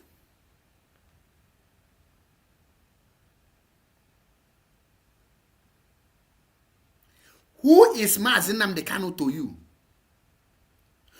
That thing that you see and they followed Mazi Nnamdi Kanu, are you not seeing it again? All those lies, all those things they told you about Mazi Nnamdi Kanu, can you seek for the evidence? Can you ask them for the evidence? Then why can't you, as a human being, why can't you wait and hear from the Mazi Nnamdi Kanu? Does it mean that as you are now, if somebody tell you now that your father is a criminal, and you know you have been with your father for many years, that your father have proven himself not to be a criminal, but loving you and the hustle for you for your betterment of and other things, and somebody come out of nowhere and they start accusing your father, and your father is suffering, trying to defend you, does it mean that you cannot wait or find a means to reach to your father to confirm if the accusation is true or false? Does it mean that you will start fighting your father even when your father is in the hands of the enemy? That means you will not abandon your father to die because somebody told you something with no evidence. Oh, they told you they have evidence, but they have not shown you the evidence. Now you believe them.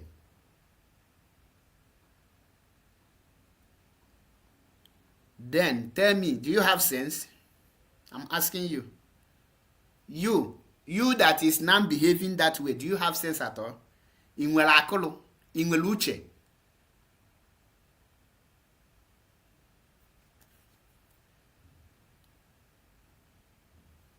You are not good with your husband brothers.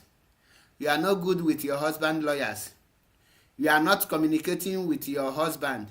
Then where do you get your information about the well-being of your husband?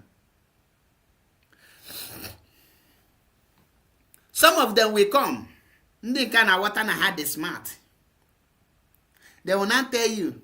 Did you listen to Aloy Ejimako? Aloy Ejimako said that Mazi Nnamdi Kanu went to Kenya without telling the DOS.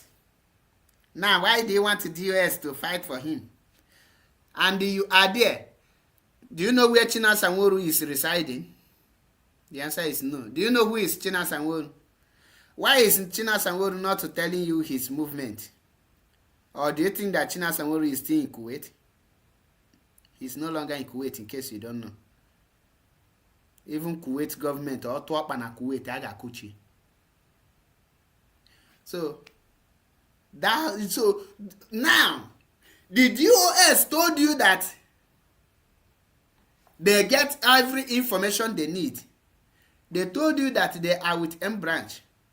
Now, is it not shameful that Nigeria government hold Mazi Nnamdi Kanu and the DOS who claim that to have M branch have eagle's eye, have all the eyes of ISIS for past 8 days. They don't know the whereabouts of their leader. They did not see or hear from their leader who scheduled a meeting with them. And that meeting, the day came and you never hear from your leader. You did not hear anything from your leader. So, out of how we that is shameless to the extent of coming out to tell us that they call Kanu Takanu. Kanu Takanu told us he is in the mountain. So, it's through Kanu Takanu you used to reach your leader. Through Guinea Okara for Kanabia.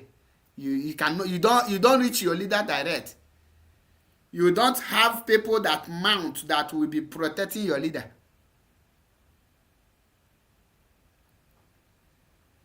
Eight days. The enemy is the one telling us that they have captured our leader. And when we consult you, call the people to confirm it, he say it's a lie.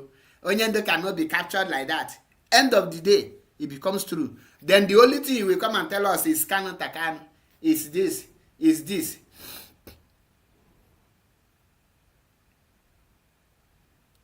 Your M branch, and you log it Intel.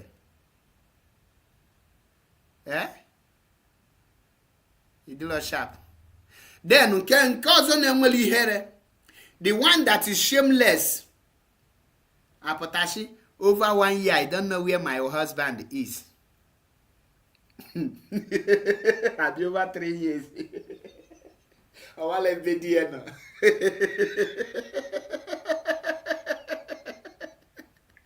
Nah, that is the worst thing I have ever heard.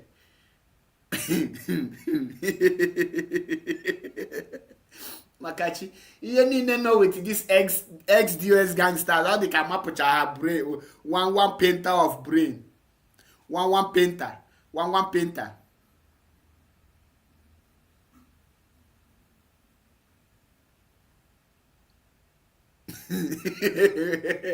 No problem with question.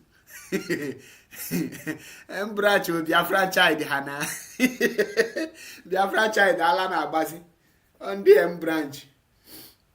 Nana, I cause our neighbor near Cookie Channel. Each or million on Guinea Cana body that Uzu. Get a food chakwala ma for adult Uzu. Njafam Jena Quashly.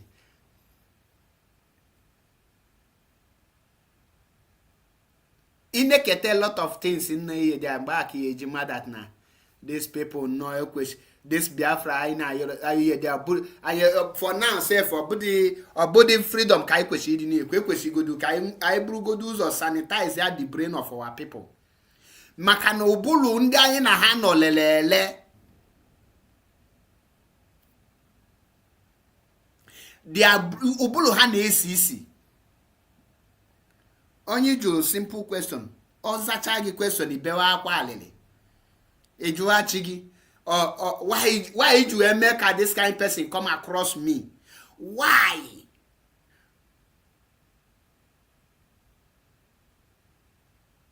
In nature ubulu madanya in address unache na this western world in the channel ubulu ndi ade ona ha we ganwo front. Before any country get develop, the citizen will first of all develop their senses, their brain. They will develop themselves before your country will develop. The reason why black race is going backward or stagnant is because we have not worked on our brain, on ourselves. Our capacity, our reasoning capacity is very low. Or the very low. And we don't have a long-term plan. And a long-term structure.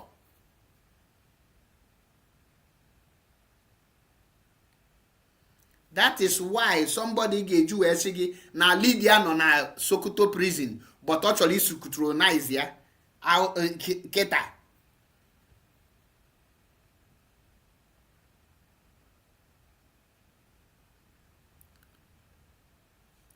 ha chọrọ ikpogbu ya n'obe ha chọrọ ka ọ nọrọ na prison wee bịa na-enye ha details.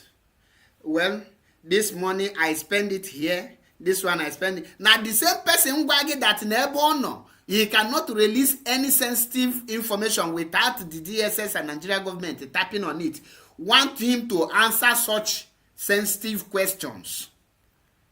Then inechezie ha anya, ishim na ndị adịlọ mma ime ihe a nnọ na-eme na Libya mgbe ikpokọta some native doctors tụnye ha n'ime ụgbọ eluo n'ihe dị ewepụ njin otu ụgbọ ha ncha niile ekpuo n'ime mmiri, onye nwe ike nya mee disappear na tawa.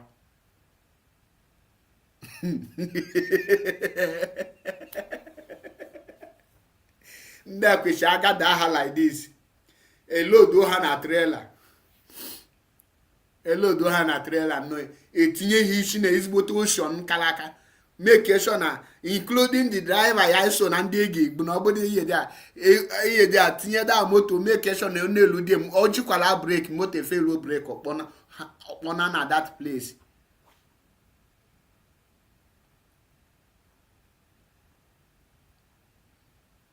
Your leader no n'ime nga. In your leader accused that he have betrayed. The government are now charged for a death sentence. Now, is that not a proof that your leader have not given up?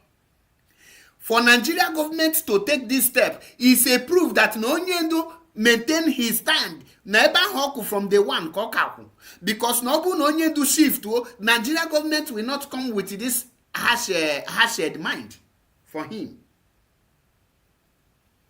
But hell no. Oyilogife a sentence to life imprisonment. Mba no chetachinyele. Konguzie with hypertension na aka high BP buzie na. Nime life imprisonment on higher. Then the encouragement of the encouragement the only encouragement in apota from the ex-US gangsters, but from it not a K9 club when they live lifestyle. The Osundo dwarf now not on Italy now. Beyond a plausible ebe kodike voice.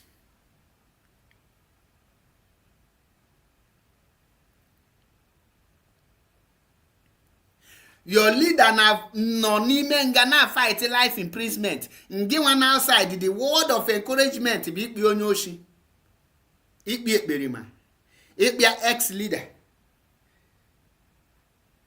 Esim na ọ ga-adịrị gị mma.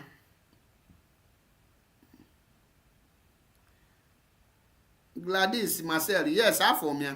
Happy aye there. Ije na ikpe ye because of imana ndị na-ego ka ndị like Bible na ọchịgị na Jizọs si na ya bịala fọ ndị ahụ dị mma, na ya bịa fọ ndị ahụ na-adịrọ mma. Abịala m fọ ndị ahụ dị mma here. Ndị mbịa bụ maka ndị a brain ha nwụrụ anwụ.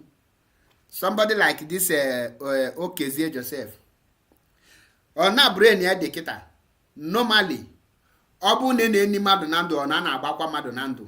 Ọ raipugo ka agba akwụ ya na ndụ. Ọ dịgo du ka emebere alia. Mana due to na I know on a mission of rescue the brain dead. Rescue those that don't have brain. It is my duty now to rescue him. By he uses a brain sanitizer to sanitize his brain. Because on in afiakita, on a kwoku yes, on a gije yes, on a lili yes, on a kume yes, but on well thinking faculty. Yes, onwela akọ uche, onwele ife ndị Igbo na-akpọ akụlụ, onwele ubulu. In other words, the only thing differentiate from ndị nwụrụ anwụ bụ na ọma dike onye kwụsị ikwu ume oye dike nye maka na ikwu ume, mana ihe onwele ihe amapụrụ ya 17 butters ọ bụla ozi painter amapụrụ ya 17 butters of brain n'isi. On equivalent to ndala. So that is why Ogejibia here. Come on, put for question and the answer. Or bear with it, boy, because they have already their brain now, or they can memory card. They can never play a music that you did not install on it, and they can never play anything that the enemy installed. The only thing they can bring out is what you installed. In other words, garbage in, garbage out. Water. So the brain now, the only thing the ex-US gangsters install na brain yabu, they crazy, they mad, they gongolo siga. They easy, they idiot, they saboteur. All ye no na brain ye na. I take your brain ye na. Iye no na brain ye na bu sabon tike. Are you an IPAB member? If they don't fire you now, you are sacked. Because that is the only thing they have installed in that memory. He cannot make that the use of that memory outside what the people have installed. And me now, I have come to reset that memory so that it can be empty. Go when we can be those reason kamado. So, amara mebu nwoke mebu nwa mana obu ni nwoke ngwa ge monti. Let me kaimalu monwele makaye mekwata gị because enwere ike na echeki ọ bụ na ịgafego ịnọlugo na ihe Nnamdi Azikiwe na-akpọzi no mekwatarism. Ọkwụghọta. So ihe kwesịrị ime bụ ọ bụ na ihe nna akọwa here na ịghọta here ịjụọ ese. Ịjụ ese bụ ịjụ question. Then ịjụọ question ngwotuzi obi ani asonye obodo ya lelele nkọwazielu gị. Nkọwachalụ gị then mgbajie ego onu mwelozie hand brain sanitizer mkpochewezie ya ahụ all those dirty ahụ wuju gị n'ishi ngwọchaba gị ngwọchachazie gị oge take time enwere ike mama gwachana ya one day or 1 week because ubulu gị elemigo ọkụwata. So nwanne m nka ya kpọgị nwanne ogo n'ozu nwụrụ anwụ na nwanne mmadụ ka ọwụ. Ihe ị ga-eme kịta bụ kedu ebe ị nọ wee gahie ụjọ ụkwụ. Gịnị ka ị na-aghọta họ n'ihe nna akọwa? Who is Mazi Nnamdi Kanu to you? Kedu ebe Mazi Nnamdi Kanu nọ wee daa anya mkpata iji wee dị against Mazi Nnamdi Kanu? Kedu ebe ị na-aghọta họ n'ihe a ka m wee mara ebe ị ga-esi wee gbajie gị onu?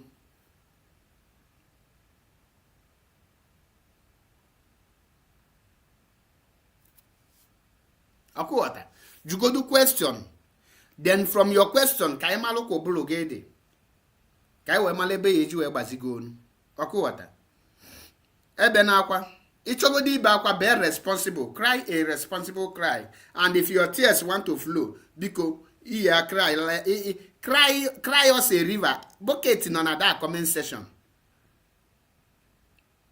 Cry responsible.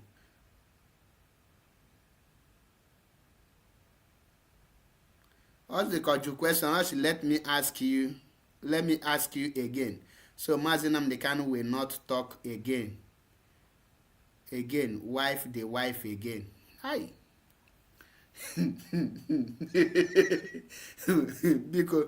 because I'm na Magalo school. Go again. Let me ask you again.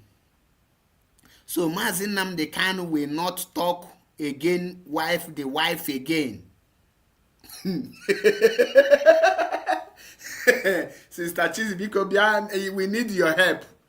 Sister Chizzy, come asade ma biano bia kwalo num na ode kama shim. Nah, honestly speaking, you take 17 interpreter and we call we there here. Can we better kunu yali chena kunu fia na stream kunu yali chena muwa na nna to asi.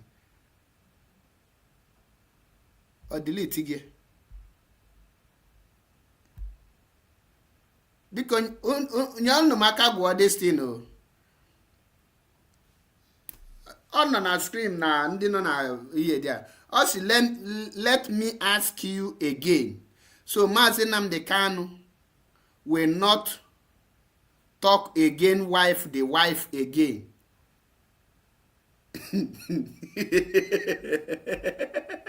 My brother. Nah. English had the compass in Libya. And well, young what I did. Enough for the brain. Ah, yeah, Kaina Kawana, Nebezili Aqua, because observe 1 minute silent for the guy.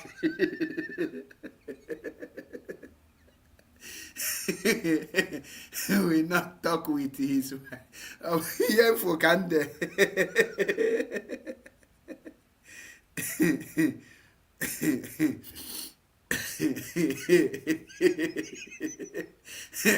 Yeah, but you know that is called Odeshi English.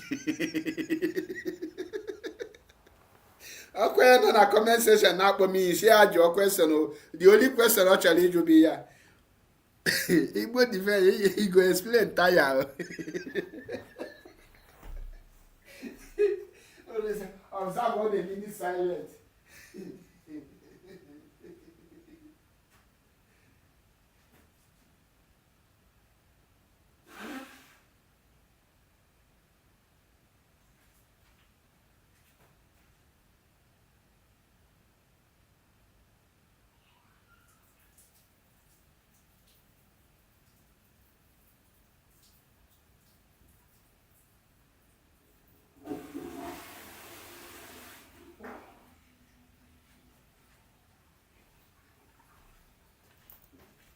Mana asị ka nje nyụọrịa mamịrị ọkụ biko.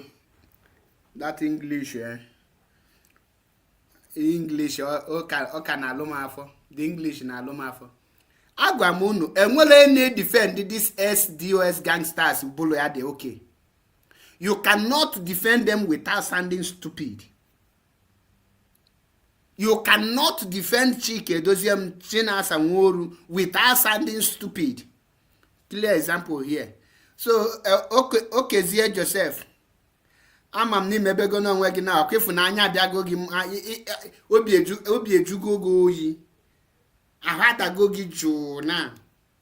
Itebogo no nwe gi na ama. O mbo gi nge change afa na Facebook.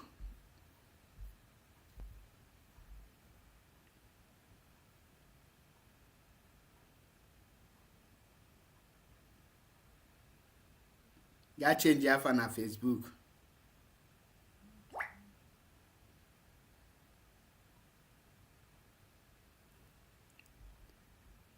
He make you edit.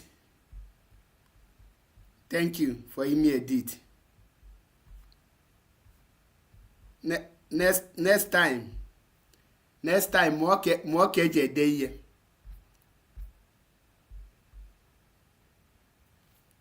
Akọwata. Chineke ya na-ewepụta unu ọkpa n'ama. Akọwata.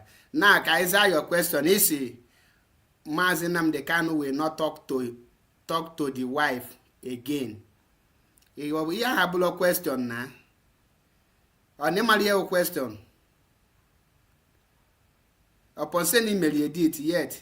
The issue cannot be. There is difference between age question and make statement. Okay, what? If you na ikpoli, okay, if na immediately ikpoli, do to ne asset go ikpoli na your brain if you make a mistake in here. Okay for ya. Na ya kita mgbe chi ni we fu, okay for ni deli ofuma because no I ka ML install na your brain.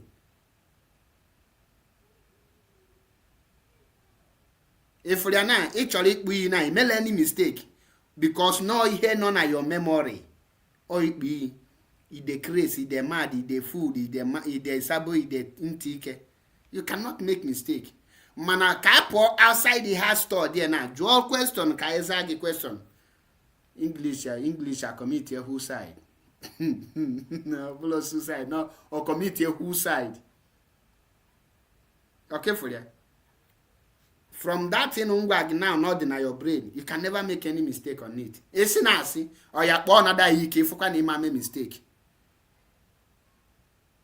Born another if you make mistake.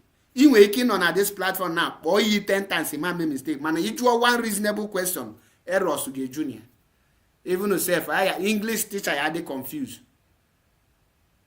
That is honest truth. Can not wag eziokwu because ihe there ihe nọ na your brain bụ sosi kpoyi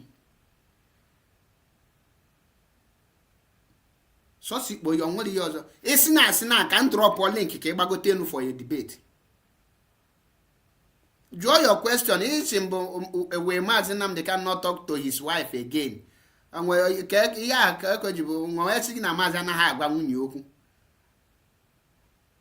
Mazi talk to any person. Even Wazirike and Asari, if they want to hear from Mazi will talk to them. Mazi is like a water. But also onye bandre. Even your so-called chicken edozi ewu and the Chinasa enwe ewu. Ha chọkwa kịta ha je Mazi ya talk to them. But ozi gịnị ka Mazi ya agwa ha? Ọkwa nnọọ kwa Chimezie je fụ Mazi Nnamdi Kanu. Ruo die ga chụwa ihe dia Mazi. One thing of Mazi bụ na ịbịa with question ọ na-ega anya ọmalụ your level of reasoning. Ọmalụ ihe ịchọrọ ịnụ ya ihe ịchọrọ ịnụ ka ọ ya aza gị zuzuru gawazie. That is why you cannot predict him. Ịghọtara ya? So ọ ya agwa nwunye okwu mana ọ ozi nyanwa ma ihe ọ ga-agwa nwunye. Ọkụwata.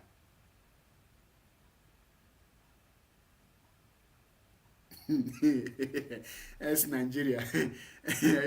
Emma, ịnọlụkwala with Mazi Nnamdi Kanu na iwulusabu according to the eyes of lunatics and Jew here.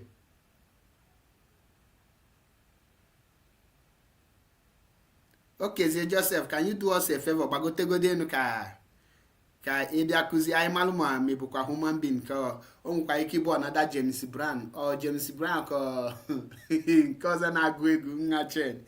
So Biafrans, anyị ga-pause ya here. Onye nwe contribution ka anyị kpọbata people for contribution. Send there your request ka anyị ma ọ bụ na inwe something to say ị chọrọ ihe there. Mostly only nọ na TikTok. Ọwụkwa ndị nọ na ihe dị anyị nọ na YouTube and Facebook na ịchọrọ ịgbagote the link nọ na comment section there. Just click on it and follow the thing ịgbagote. Ọkụghọta. Ịma anyị anaghị eme something with itinye ihe dị bịa jụọ your question. Inwe question bịa jụọ question. Inwe contribution bịa tinye your contribution. Ọkụghọta. Mana ihe anya ma nabata here bụ ịgbagote here ibulu brain okezie Joseph the crazy the mad anyị need here ịbịa here dị use your brain wepụ ịkpọ ịchọ ime debate ịchọ inwe conversation is allowed biko mana chakpọ n'iyi because anyị agafego stage of the crazy the mad and the chọrọ ịgwa ndị Biafrans bụ nobody should panic about the cross appeal of a Nigeria government over the death sentence of whatever. Don't be panic. Ụjọ atụna gị. Mazi Nnamdi Kanu bisi afuru wee kwaba okpu. O butego ụzọ. The only thing ị ga-eme bụ kwechilu and sonye Mazi Nnamdi Kanu. Throw all your weight and support to Mazi Nnamdi Kanu. The only thing Mazi need kita bụ your solidarity and your support. Go see Mazi Nnamdi Kanu that now.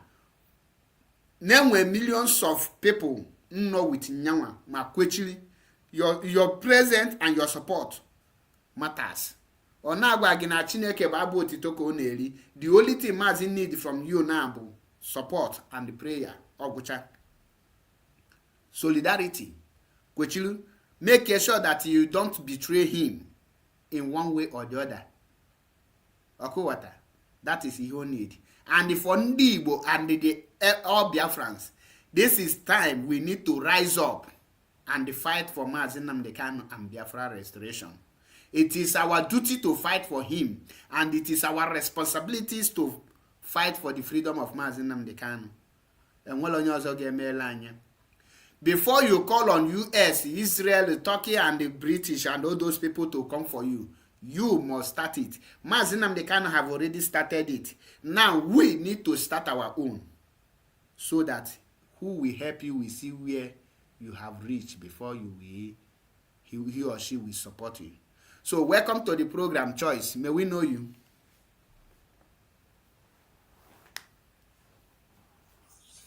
Good evening, my brother. I'm watching it. Ndewo.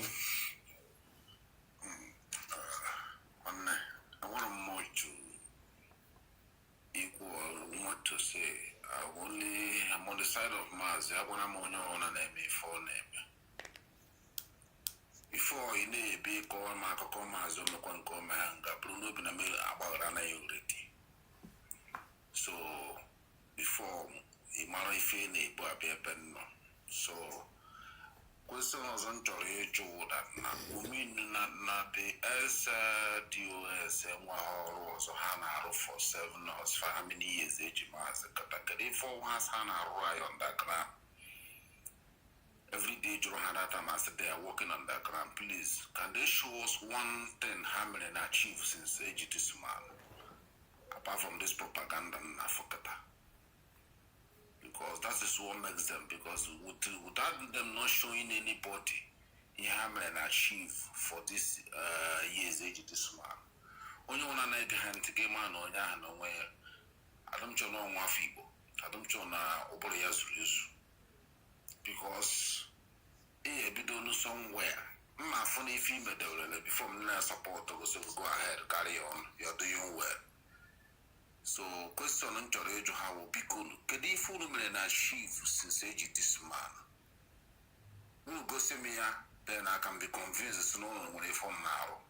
But for now, when you go see me, you want to go happen, Monoya, no problem. Ndewo. Ndewo daalụ rinne nke si na ị ka na-achọ ihe ha lụ o ihe ha na-alụ ọlụ ha nọlọzi underground ọlụ ha pụtaghị ihe and ụwa niile na-afụzi ọlụ ha na one of the ọlụ ha lụ bụ ịha ya nnọọkwa Chimezie nya bido ịbịa kọwachawa Mazi Nnamdi Kanu aka na-ekwu ha kpọbata ya na BTV ọbịa nọlụ dị na-afịrị ọ na-against Mazi Nnamdi Kanu.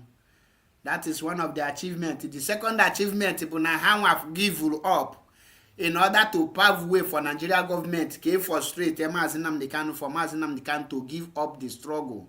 Ka ha pụta bịa tiwe na Mazi betray go.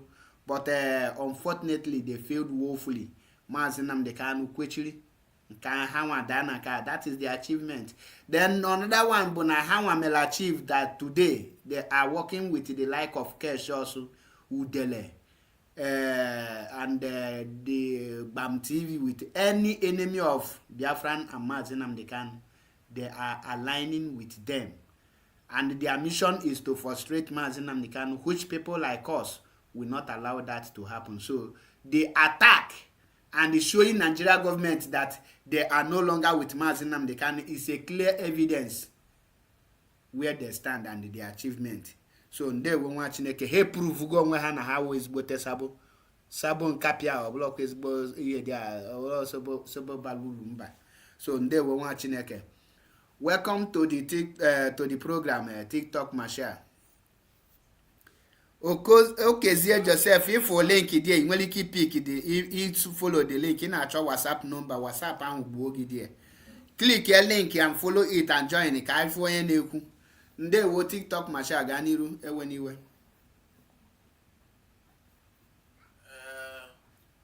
Ọ ga-adịrị gị na mma nwoke ọma.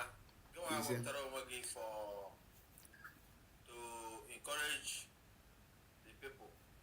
Because sometimes I'm a job when I'm saying that in a world for the grace of God, how will we people now still pushing on at this critical time when it seems as if everyone has betrayed? That's why I was here before. I was commenting. I was emphasizing on the oaths. Because if I thought, as I begin to wonder and I begin to doubt that in our oath, because how oath is effective, why people who took oath, who are under oath, are still betraying oath they took. But sometimes because of Mazi Nnamdi Kanu, for how far I've known him, I have not confirmed him as a kind of a confused person or someone who is not aware of what he is doing. I know fully well that Mazi Nnamdi Kanu knows everything he's doing. For Mazi Nnamdi Kanu to lure people into oath, I know it's a very good and nice one, a nice step. Because if not for the sake of this oath, I don't even think that Mazi Nnamdi Kanu would have trusted some people he put his trust on. Sometimes when I went to some platform, they will ask me, am I an IPOB member? If I said yes, they say, am I a registered and oath member? I said, I am an IPOB by birth. As long as I am an Igbo person, as long as I'm from the old religion, I am a Biafra. But sometimes some people felt as if maybe being a Biafra is all about you write your name in the book, or you take a useless oath. Because I call it useless because I don't think that if that oath is effective, people will still be alive today to molest and to criticize and to betray Mazi Nnamdi Kanu. But what I know is this: we, the genuine lovers of freedom, lovers of Mazi Nnamdi Kanu, we are coming from different perspectives. Not because we are an oath member, not because we registered as a member, but because we love truth. We side truth. We stand by truth. We defend and protect truth. That is why we are here. Most of us that is into this struggle now are not the oath member, are not the IPOB registered members. But because we love what Mazi Nnamdi Kanu is doing, we love his ideology, we love the way he tried this, all he has done so far is well accepted to us. That is why we volunteer ourselves. Like myself, I can lay down my life. If at all now, they said, who will volunteer himself as an exchange to Mazi Nnamdi Kanu? I personally, I will bring out myself for the sake of my righteousness. You know, sometimes when he said faithfulness, all those people who call themselves Mazi Nnamdi Kanu servants, disciples of Mazi Nnamdi Kanu, people who say they are the leaders, why won't you remain faithful to the end? Mazi Nnamdi Kanu has proved himself. He has proved himself. And I'm not afraid because of this life sentence or whatever they call it. I'm not even afraid of it. I'm not even panic. TikTok Masha, TikTok Masha, just give me a minute. Just a minute. Manana complain maka the kind of uzu and the illiterate in defend these ex-DOS members. I drop a link for them to join the program. Now, banye link, Google, gachigi accept cookies. Now, watch here the embed del your link accept cookies to steal people information. That now. So the StreamYard now was to steal people's information. If we the reason we have a lot of imbecile. Now, accept, you can also reject it and move on and come and go where you want to go. The choice is yours. Either you accept or you reject. But now, also now, men accept it, but no more ages information. Yeah. Just look at the kind of bizagons. Uzuni onye na-abanye beho nne use be internet before na abiazie ka o mee chim maka onye nke izi ju kwesa agba once they go out of what they install in their brain errors eju ebe niile. Now accept cookies, which is every phone, every word in all the there or she's here no more accept there. Can we extract their information? You can watch Chineke Gadiru or Gamaka ha na-emebe onwe ha.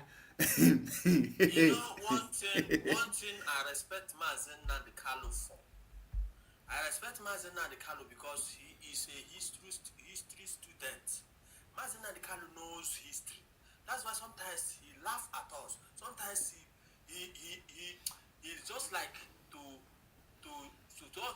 just be aggressive on us because we don't know history. You see, history repeats itself in every civilization, in every what will I call it, generation. Now, for example, what is going on between Mazi Nnamdi Kanu and federal government is like light and darkness in the battlefield. Let me use something that happened in the Bible as an example.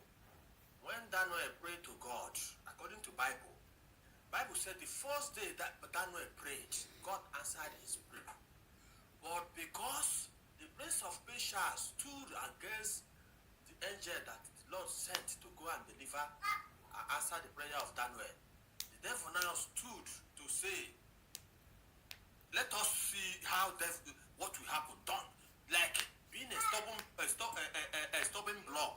Now at the end, Daniel remained faithful.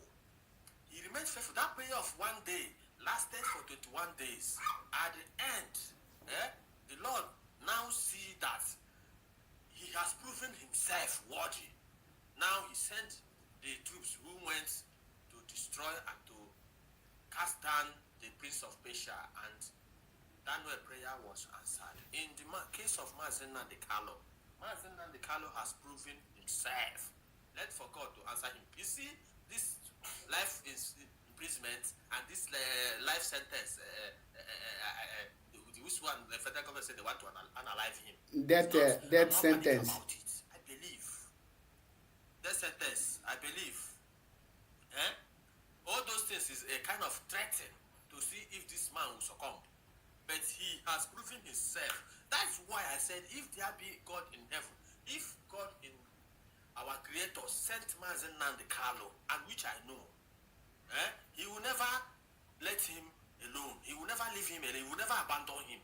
So for all who has existed themselves against him, sorry is your name, because you have done the worst thing of your life, the worst thing you can do in your life. Mazi Nnamdi Kanu has proved himself. We are waiting for the final day. See, I'm not afraid. Nothing will happen to Mazi Nnamdi. If something happened to Mazi Nnamdi Kanu, means there is no, we cannot any longer believe in God. We cannot believe in justice. We cannot be, that means that justice has been abolished. Yes, this man has proved himself. So whoever is following Mazi Nnamdi Kanu should keep his hand clean. Because Mazi Nnamdi Kanu, to me, his hands are clean. His heart are genuine. His intention is genuine. Everything about him is genuine. So anybody who is fighting against him is wasting his time. Myself, I'm not an oath member. I'm not a registered member.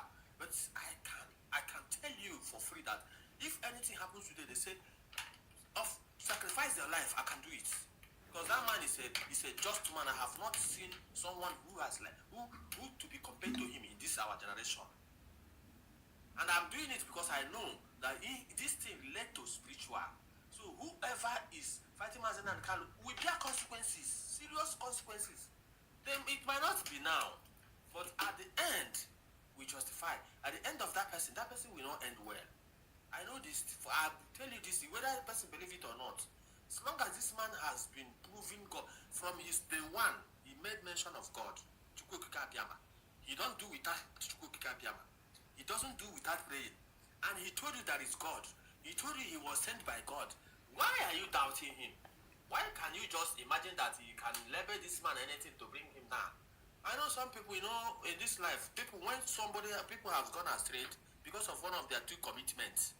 They think that maybe going back is not option. Is to continue. No problem. God also created everything, created hell. Because why he created hell is because there are those who said they cannot surrender. They cannot give up. There you rest in pieces. That is it. If God did not create hell, that means if he creates good thing, it did not create bad thing for bad people. Good thing for good people. It means it does not balance. So my dear brother, I so much recommend you. I thank you so much, and other people who stood by Mazi Nnamdi Kanu and making us to know that, making us to hope that something will be done. Because if not for you guys' sake, many of us would have backslid. Many of us, because sometimes I ask question, what is our faith? Now, if you tell me that these people that is called themselves DOS, I have tried them several times as a genuine person. If you convince me, I will follow you. If you tell me there is no other leader, Mazi Nnamdi Kanu is no longer our leader. Who is our leader? Okay, tell me, look at this person who is leader. I will examine him, assess him, design the person. If that person wants to be my leader, if yes, I will definitely follow the person. But if he cannot convince me, you think maybe the way to convince me is to oppose it on me. I cannot. I thank God that God prepared us. See, before this time, God knows that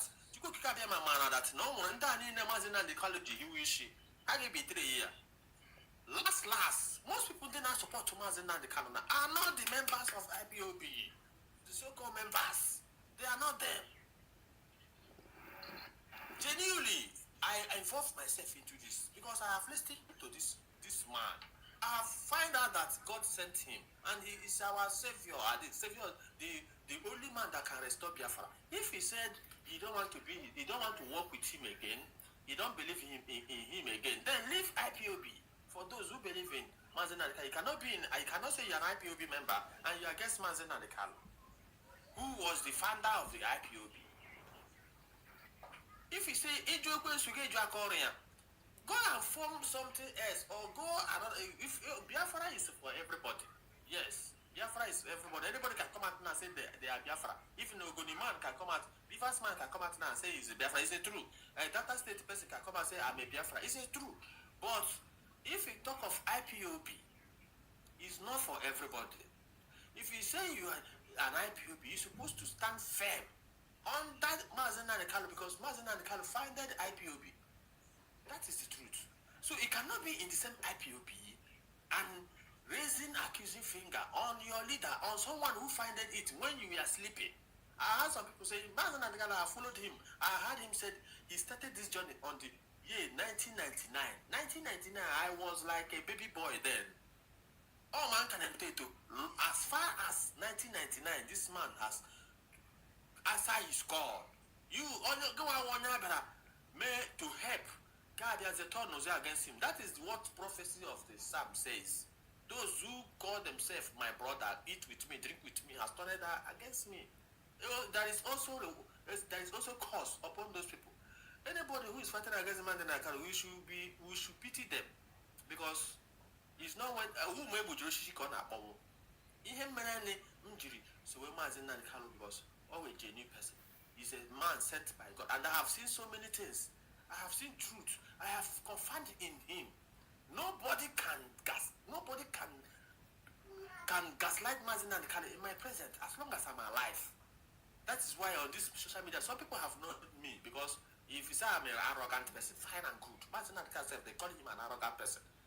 They said he doesn't respect anybody. Yes, we can't respect people. Respect is earned by the content of your intellect and your knowledge. We get respect. You gain respect. You know that you just feel maybe you are ahead.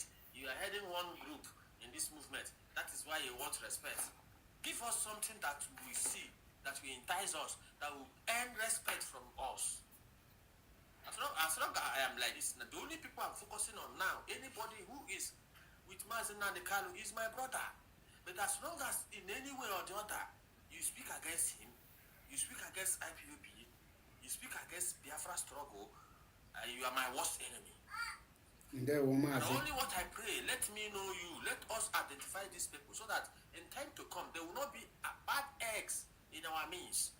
Because if we struggle this thing now, because I know, watch for example, somebody who say you are fighting for Mazi Nnamdi Kanu, I ask you, what do you have to say about the declaration of Sokoto Declaration, which another person who is not from Biafra land, is not a Nigerian person, but he took it upon himself to support Mazi Nnamdi Kanu, and he called it that day Sokoto Declaration. I ask you, you cost me, you don't even want to answer me, you cost me, you label me, you yab me. Now I ask you again, what do you have to say pertaining what the sitting of the House of Rep, US House of Rep, sitting, have a resolution sitting for Mazi Nnamdi Kanu court case? He said you are against it. Why? How can I now? What else are you trying to tell me? You are against everything concerning Mazi Nnamdi Kanu. You are against his progress. You are against everybody who stands for him. You are against the struggle. You want us to do what? You want us to follow you. This is why I hate DOS, and I have decided in myself that anywhere, any platform I find myself, you are not speaking on the favor of Mazi Nnamdi Kanu, I'll withdraw myself from there. I can't give engagement anymore. As long as this struggle is concerned, I am involved. So I thank you so much for bringing this your platform, using this your platform to educate us, to call us together. If not for you guys, who would have been entertaining us, who would have been calling us together? Is it this DOS? I don't know. You see, I know so many people here. Also with this Methuselah, I don't know him, but some people come to my DM. Somebody that knows me very well from is a autopilot member.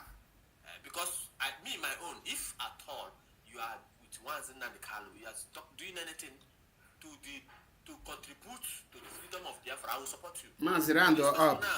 Mazi Rando up na others na kahaku oku biko. IPOB struggle. Then I said he's my brother, that is why I'm supporting him. I don't even know where he come from. But because here we met each other. That is why I respect Mazi Nnamdi Kanu so much. Mazi Nnamdi Kanu brought us together. If you have not seen what Mazi Nnamdi Kanu have done, for the fact that he made me to know you, he made me to know so many of our brothers. He called us together. We now uniting together as a brother. Tomorrow, if I see you now, I can recognize you. That's why sometimes I meet people that I can see their faces. Sometimes I say, open your camera, let me see your face. Because me myself, I'm not hiding myself. If you go to my page, you will see me. Illegal constant fears no accusation. But if you look at these people who is fighting against this IPOB, Mazi Nnamdi Kanu, go and check them. Go and check their profile. Go and check their page. You will not see their face. It's only few of them. So why then, how can I identify you? Mazi, asking get round up, others go. If I see you in Igbo land, I will know you. Nde wo Mazi, Dalurian. But the end on email, follow of Mazi Nnamdi Kanu. Oh, I know. I come on my own because I'm on somebody for good of Mazi Nnamdi Kanu. So I encourage everybody. We're a supporter of Mazi Nnamdi Kanu. Our population carry the majority always carry the vote. All these few people that cannot gaslight they cannot destroy Mazi Nnamdi Kanu under our watch. Thank you. Ndewo dalu, ndewo rienne. Nna gwabugiri ando mana odeka okwu kalegi n'ọnụ. Biafrans and lovers of freedom. Mụ na Mazi Nnamdi Kanu nọkwa na TikTok. Mazi Nnamdi Kanu agbagotegokwa na TikTok. Maka na ndị ex-DOS gangsters no Ikenna David n'onye wa bụ Mazi Nnamdi Kanu. Biko no ha Ọhamadike nọ na my platform. Mazi Nnamdi Kanu ọ nọ na my platform. Ikenna David ndewo nwa Chineke. Biko address us.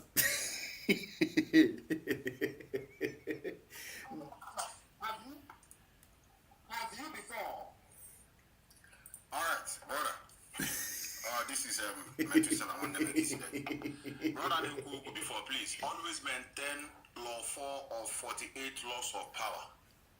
It will help you very well, so that you can be able to get the attention of people. They will be able to pay attention to whatever you're saying, and it will make sense to them. Law 4 is very important. Having said that, I thank you, the host. I see our brother TikTok Marshall, that our brother Collins, and those who are also watching. I think diligent. I have never seen you. I think this is my first time, unless this is a new account. I'm here just to encourage you, Paul, and to also pass a very important message that is coming on 12th of this month. We are going to unite with our brothers. There are 4 groups. We want to know what is going on. We want to know who is Mazi Nnamdi Kanu to you. We have a lot of people on social media here who have been battling, who have making our work so easy for us. We don't want to leave them behind. Maybe this is the time Chukwuke want to assemble them.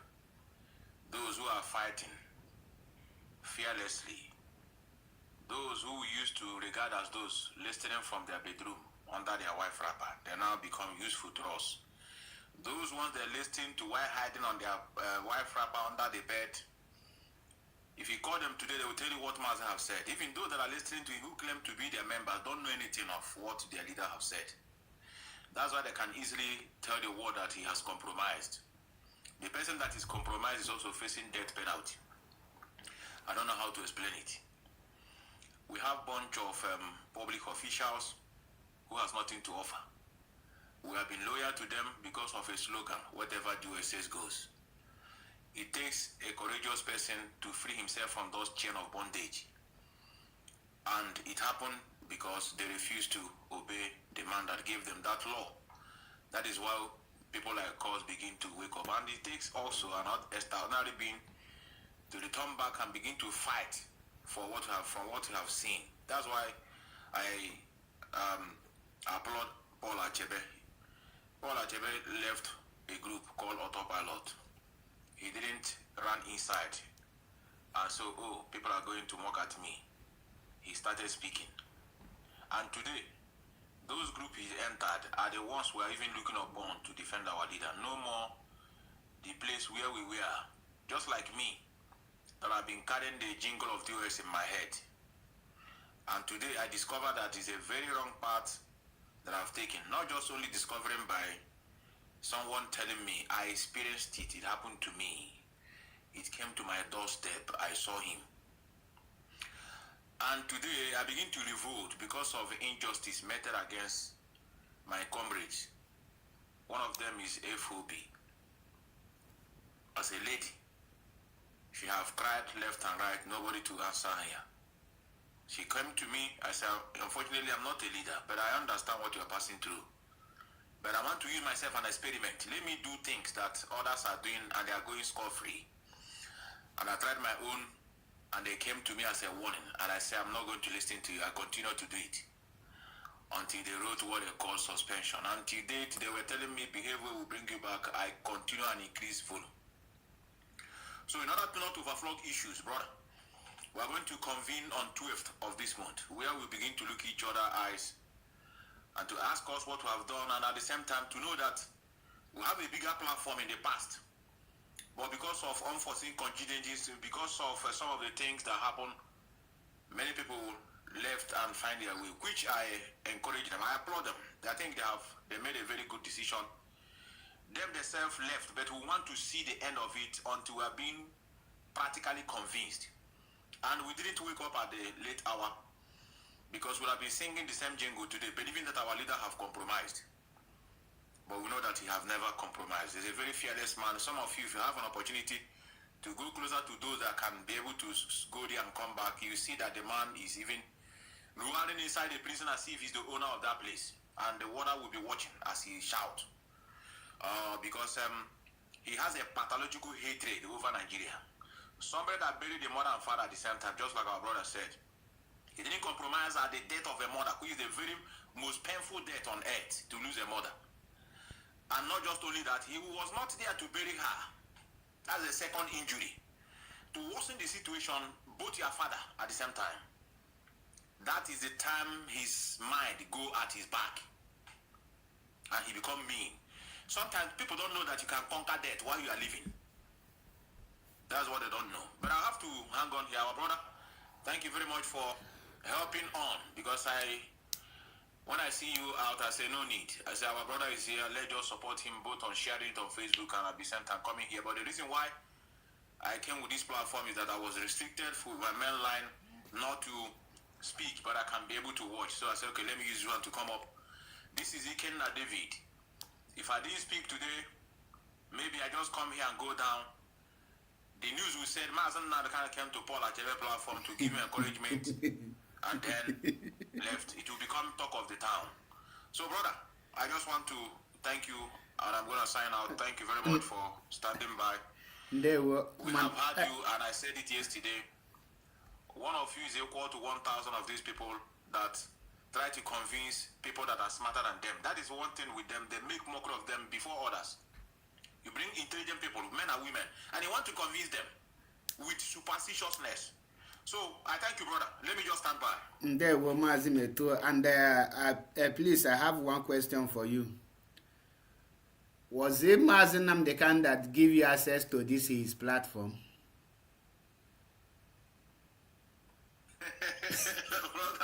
brother, and they have accused me before. There's one guy they call X3. This is me. So, these people don't know what they're doing. I don't know how stupid somebody can be. Let them go and watch. Brother, it is complicated. Is Mazi Nnamdi Kanu working with Nigerian government? I want to know. The one that want to sentence him to death. To allow him to be making use of gadgets inside the prison. To communicate to his people. maybe to It's okay, brother. And It's there, okay. It's okay. It's there, very sad. Dalorian, Yes. like I No, say to no. our people, no need to panic. The cross appeal, God bless you, Betusela, my brother. God bless you. the cross appeal, You they have are given coming. me wonderful information.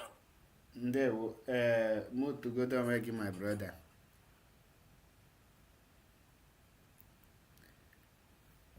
The cross appeal the Nigeria government in a take, these are their one of the, will I say their last push in order to know if Mazi will give up and to frustrate those who are still shaking. Ndị ka nọ na fence ka ha mara ma ha ya dapụ kpatakpata, because when you hear death, ahụ amawa no gị piri.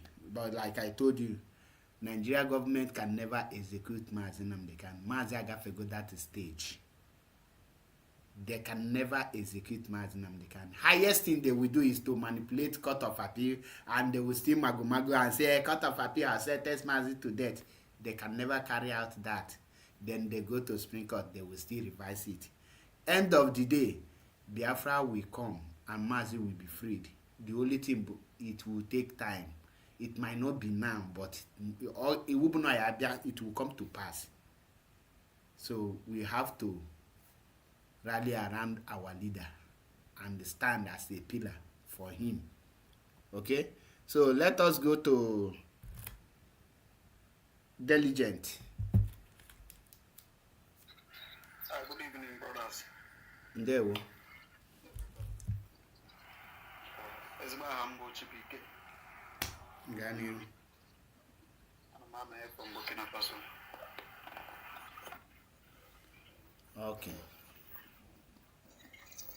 Ana m ekele everybody n'ebe a na onye ọbụla onye Igbo si kwechiri na yes na believe ọ na Nnamdi Kanu. And ihe m chọrọ ikwu bụ na onye ọbụla anybody o sị na ya believe ọ na Nnamdi Kanu, na Nnamdi Kanu na-akọjọ Nnamdi Kanu, the person, it means na from the first time onye ahụ bido so ewe Nnamdi Kanu or bido believe in Biafra, it means na onwe ihe ọzọ ya bụ n'obi, because onweghị any proof go beyond every reasonable doubt now Biafra ga-achọ. So both from his podcast and all his life, he laid it for Biafra. So anybody against him, it means the person has something else in mind for the first time supporting him. He has said everything. The only thing that he said that we have not seen, that has not come to pass, yes, is Biafra. So everything, every other thing he said, and at this particular point in time, we, the hardcore believers, we know that this is the last, the dying minute, which he said, he made clear that many people will be bought over, will be bought out. So those who is saying that he has compromised with Nigeria government, I used to ask them, if he has compromised with the Nigerian government, what is he? Why is he still serving his life imprisonment? Why is he not free yet? So anybody telling us that Mazi Nnamdi Kanu has compromised with Nigerian government, it means that person initially don't believe in Biafra. He thought maybe it's business. So my advice to anybody is whatever anybody is doing, we should keep on with it. It's the last day that we justify. Anybody that is saying Biafra will come, Biafra will not come, Mazi Nnamdi Kanu is fake, Mazi Nnamdi Kanu did this, did that, the person has every right to make his decision or her decision or follow his or her own way. But the last day we justify. So anybody that still believe, even from what is happening, from the way we see Nnamdi Kanu today, we see that yes, if by the time we get Biafra, it will be a different government from what we have been seeing. It will be a total different government from what we have been seeing, because there will be no room for illiterates to even contest for leadership in Biafra, or those who don't have how can I put it? Those who don't have a plan for the future generation, for future in Biafra, they cannot even come out any position or any. Maazị a na-azọtagodo anyị wee zọwa ute, rapụgodo ndị ya contest na ndị ama contest na-aka anyị fesigodo the main thing mkpọ anyị ka na-achụgodo mgbe enwetacha Biafra wee malụzie ma the next step to take, because for now we are not talking about ndị ga-lead, and the people that will lead us, they are them boku and they know themselves. Ndewo my brother. No, the leadership in the sense of ka mmadụ si eme get determined or ebe onye ahụ ya anọ mgbe echi. So onye ọbụla na-ekwu na nke emerụ na nke ọzọ emeghọ na-akọ ọnụ, it means na onye ahụ bụ ihe o bu n'uche, either na o bu n'uche na ego or na o bu ihe ọzọ, a different thing n'uche, which ha megoro achieve. According to them, they might have achieved what they want. So that is why Anna talk about push everybody away, other people away. So Kobono ha the leadership no ha kaga against now, but oye my amagi na from ogen na Mazi Nnamdi Kanu bidoro no kuria na ihe na chi ya gbebiri go ya nwete bo ha no Biafra na ake azogo no mege o mecha gi ho biara wo ime. So I have no reason to doubt anymore. Mazi Nnamdi Kanu adho truthful na Biafra struggle. So we believe no ya our own savior. No I hope that I get here new ijechowa our future. No I get here na our future I need lanya bo Biafra.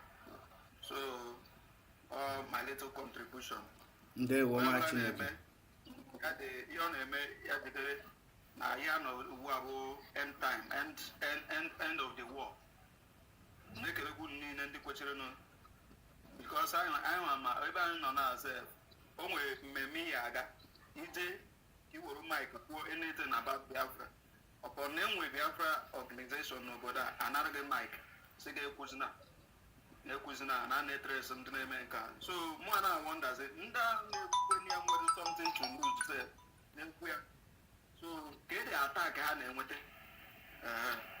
So onye ọbụla dị nwere the mind ịpụta kwuo Biafra kwesịrị na ya, ana m ekele onye ọbụla.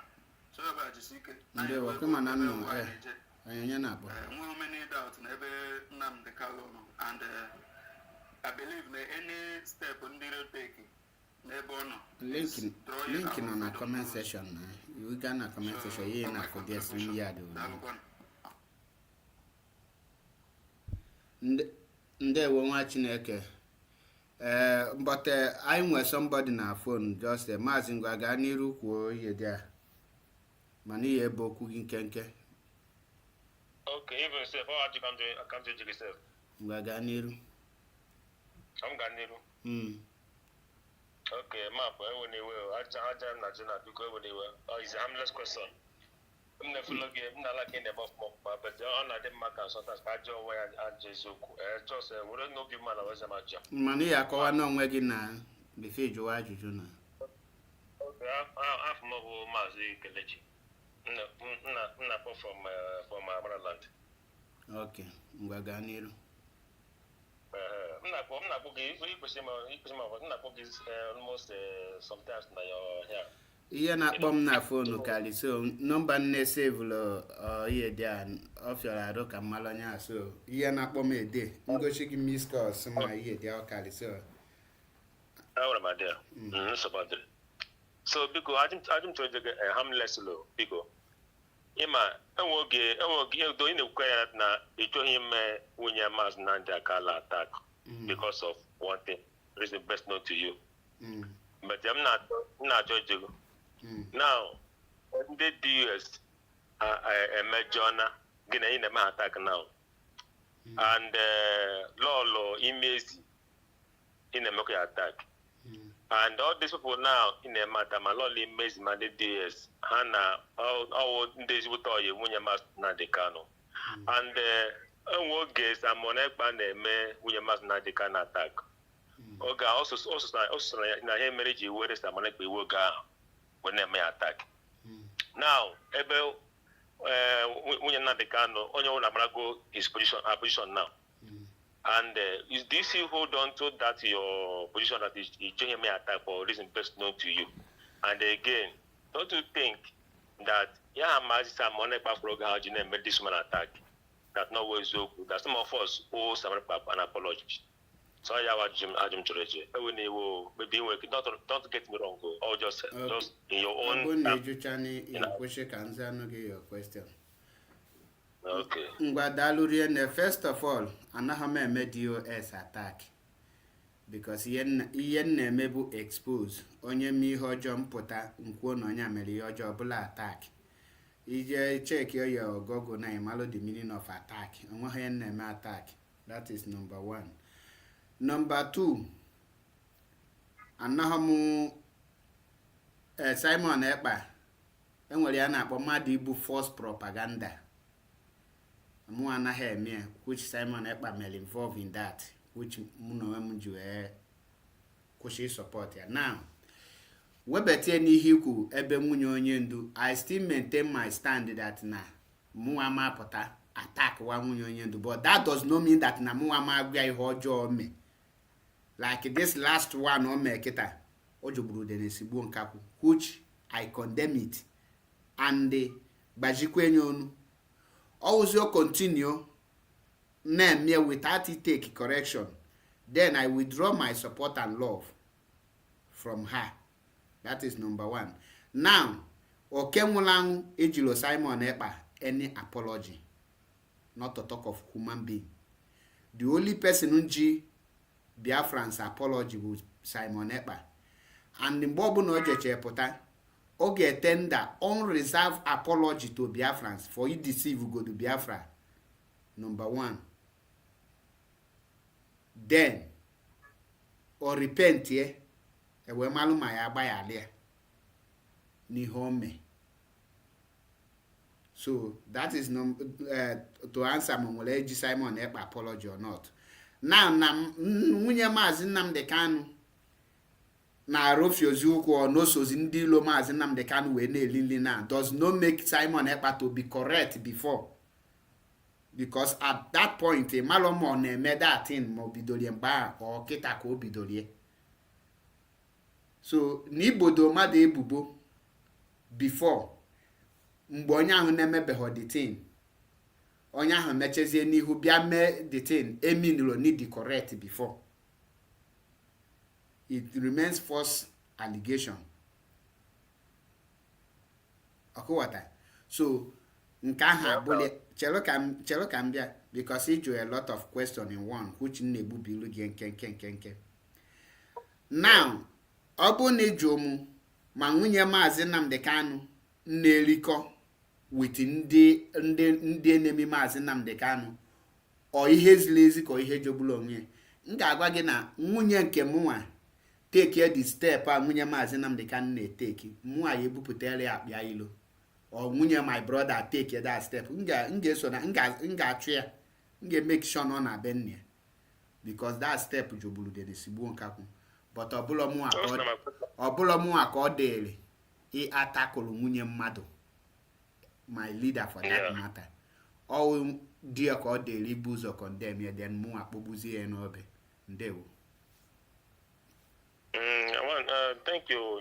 Your answer is very, very harmless and correct. And I think it's cool. I keep your audition for you.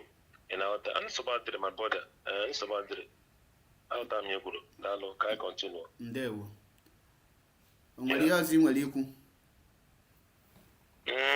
Mba, my brother, oge ọzọ. Ngwa na ngwa ka emesịa na. Alright, dalo. Daalụ gị, nya malụ gị mma.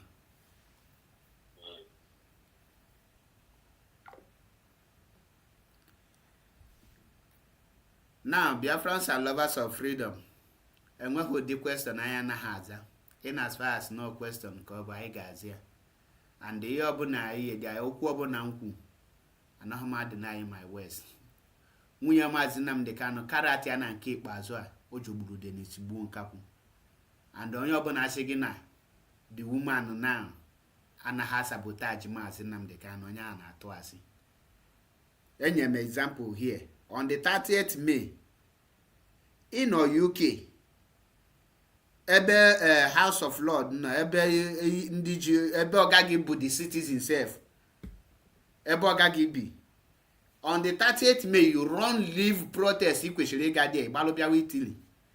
Ị na-adị Italy eme gịnị? HOD ihe dị mbụ the head of the gangster anọla Italy. The Tony one bottle anọghị Italy. Enwere any reasonable person nọ Italy ị ga-asị m nọ maka this person ka iji wee na-abịa. Then you bịa Italy bịa mewe aka ka ihe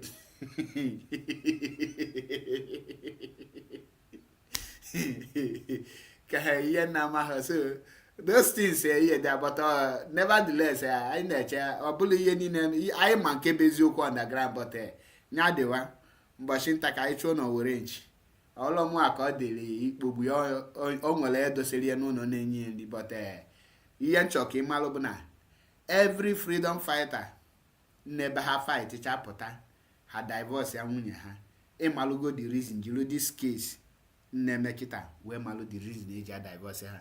Edu nwa Chineke, let's know you nwa Chineke, gaa n'iru.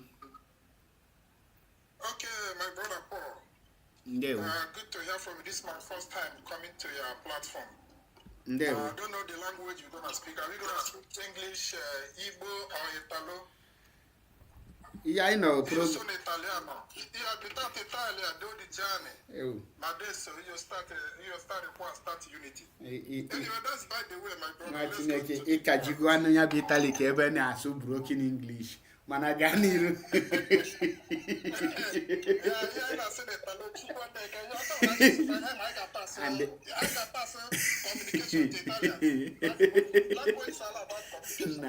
Ejikwa na dịsi ihe so kịta ya eje iyi represent IPOB ma ọ Biafra na any government house biko.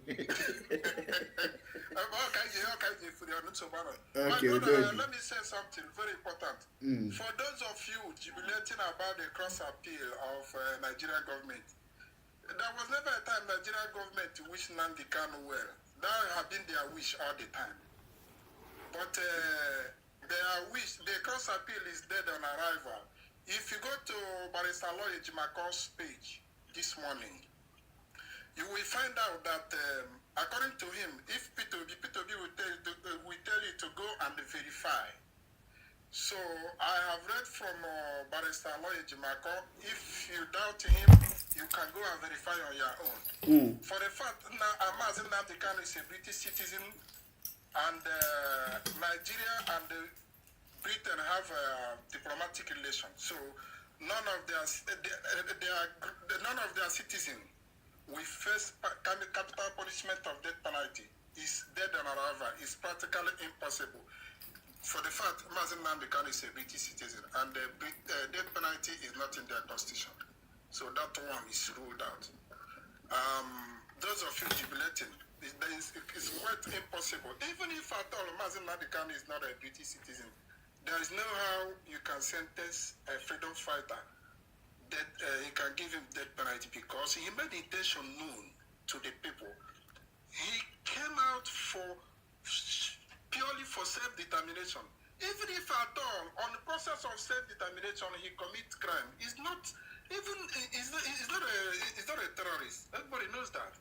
The real people that terrorizing Nigeria has been, many of them has been arrested, are reintegrated to Nigerian military. None of them have been given death penalty. Even somebody who somebody who fired this Fulani terrorist in his farm. That person was somebody who acted on self-defense, was given a death penalty while the Fulani are moving around. So Nigeria is a messed up country. So the people jubilating against Nnamdi Kanu. You are jubilating over Nnamdi Kanu's case. You are doing yourself, because very soon it will come to you. So let us face the reality and support Mazi Nnamdi Kanu, whichever one, every way you can support him. Those who decided to go against him, that's their business. Anybody going against Nnamdi Kanu, you are going against yourself too. Because Nnamdi Kanu is the face of Igbo people. Whatever if they can humiliate or subjugate Nnamdi Kanu to this level, how about you?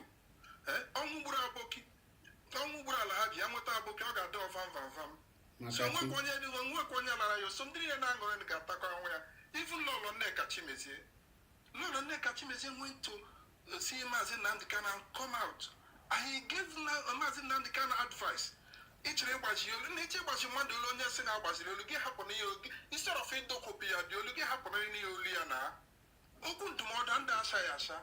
In your advice, Goga reconcile with DOS. Their advice. Then give, because they may attack. You even threatening him that he gash back to DOS. You do a lot of things. And he may tell you, he can't work about a shangele, he could go and get more. Now, Ludo, you know, Wudo from the beginning. Had it been that a lot of Nekachimeze came out genuinely for peace, this thing she's saying now what she could have said that time. Right now, he may be celebrating. Here, one day the issue, we're going to judge the Panama. I come from a Kankage Meko. Neka Chimeze I come from Kaji Meko. Or maybe she got every garden thing. So, come on, damage control. And nobody gonna listen to him. Listen to her, I mean to say. Finally, I have a message to Biafran child, Okende Okechukwu. Okende Okechukwu claimed that he traveled to Kenya, that he found out the house, Mazi Nnamdi Kanu bought. Okende Okechukwu, if you fail to bring the address, what we need, only that address, we find out the owner of that house. Even if the house has been sold, we still find out whether Mazi Nnamdi Kanu name is there. And if this the only, all the allegation level against Mazi Nnamdi Kanu, this is the only one we can find out.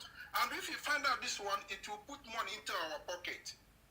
So, Okende Okechukwu, all the causes he laid against Mazi Nnamdi Kanu, if you fail to bring the address, or you didn't travel, you claim that you travel, you need to travel and go get that address. With that address, we figure out who owned that house, if actually Mazi Nnamdi Kanu bought house in Kenya.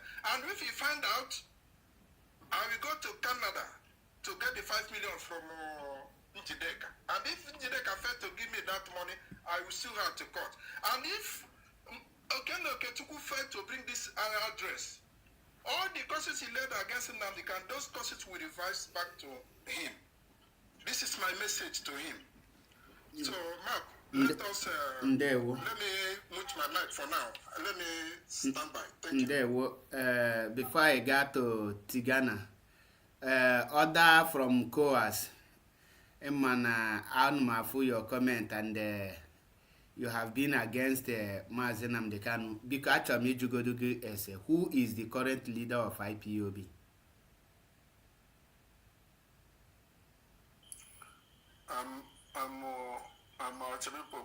evening. First of all, you are laying allegation on me. Why will you say that I am against Mazi Nnamdi Kanu? In what aspect? In all ramifications. In the platform, like one. Okay, one in a platform commander. Soluna Biai, no betrayal, no way. Commander, or against Mazi Nnamdi Kanu, no member of IPOB. And most of you people they against Mazi Nnamdi Kanu, including the commander himself. If you say commander against Mazi Nnamdi Kanu, yes. IPOB. His voice. Yes,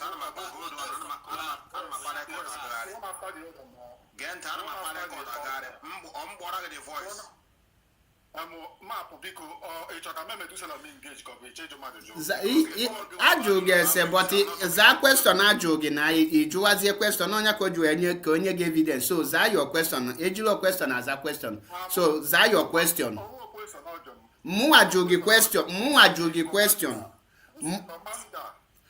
rapụ you listen don't answer question with question ka anyị mezie nyo na answer your question don't ask question ejilo question aza question my brother if you want to talk about commander then Metu will play you the video but if you can answer your question why are you people not answering question zaa your question njogi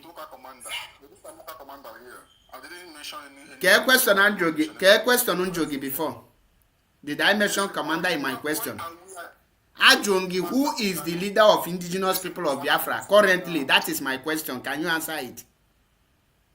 Mazi Nnamdi Kanu the leader of indigenous people of Biafra until otherwise. Eh? Mazi Nnamdi Kanu the leader of indigenous people of Biafra until otherwise. Mazi Nnamdi Kanu the leader of indigenous people of Biafra. Which one? I beg, which one is still otherwise? Tigana Chelugod. Why can't you guys with the patient now? Emma, I want to be patient. Obo no na commander na all those umikwikwi platform unene kwema di kuoku. Mutu godo onwe gị because achọke ikwugodu nke bụ eziokwu first. Now, ngị nwa n'onwe gị a YPOB member.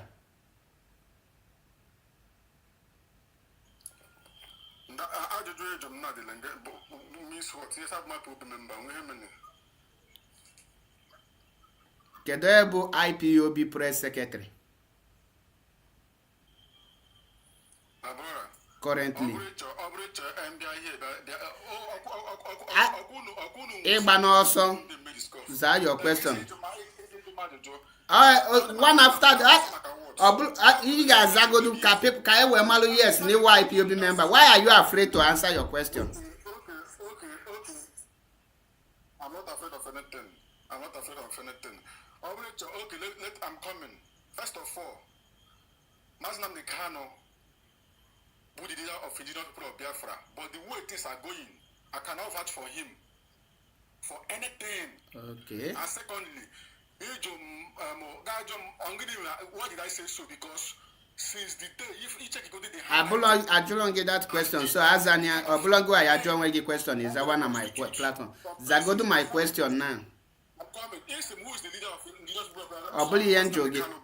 Ezago nka hanye mechigo that chapter. My brother, Yenjogi bu currently listing. Mutu go don wegi first. Mutu on wegi. Yenjogi bu who is the current IPOB press secretary and the media publicity secretary. Yenjogi currently. Oh, that office has been abolished. That office has been abolished. IPOB needed their press release through the DOS. So all the whole member of DOS needed the press release together. Has been abolished. So IPOB as a movement now. My TikTok masha biko mutu onwegi.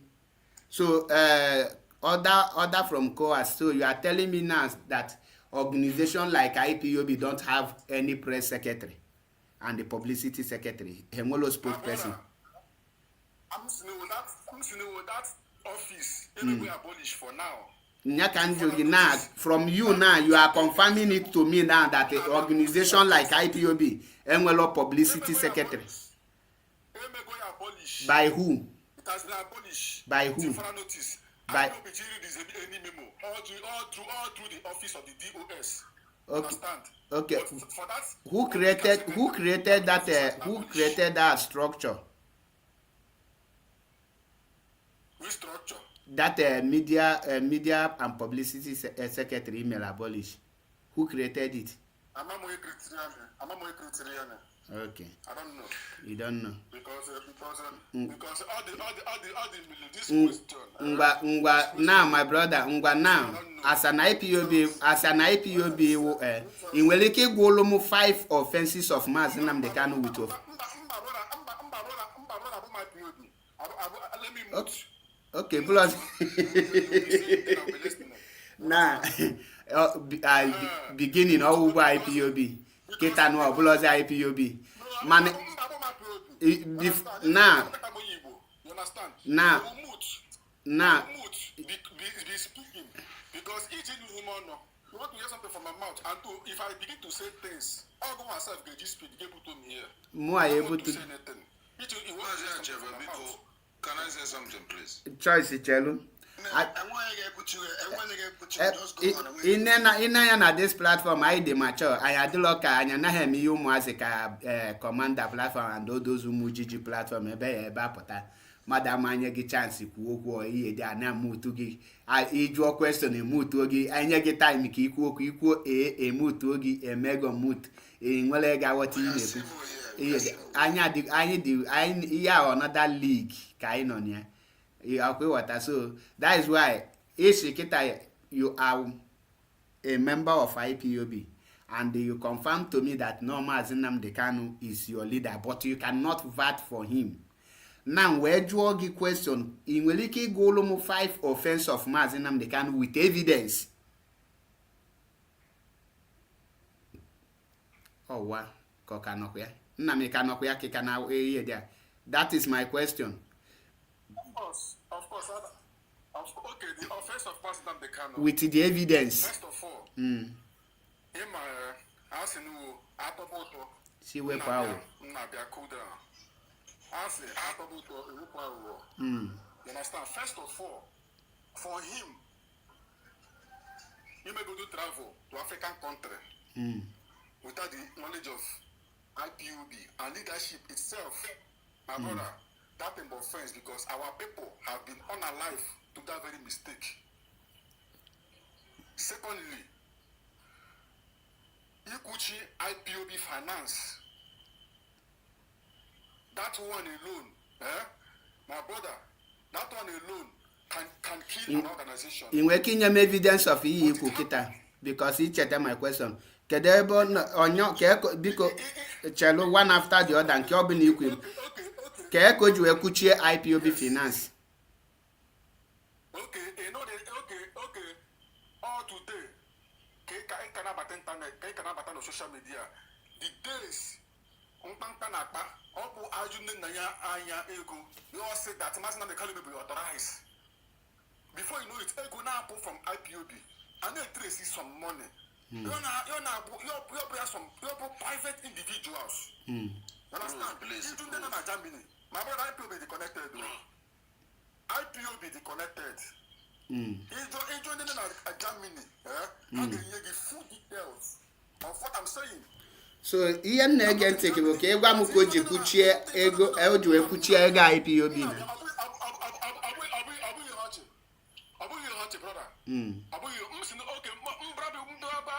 I'm all over the world. I'm all over, even about my zone. All that one. Come we call Dosa. You understand? So okay, Chelo can water the Chelo can water. Chelo my brother. We mana Chelo my brother Chelabana speed. And where people now Chelo can water something. I sing Chelo na Chelo okay, okay, I should go there. So Ijilo prove vehicle, right?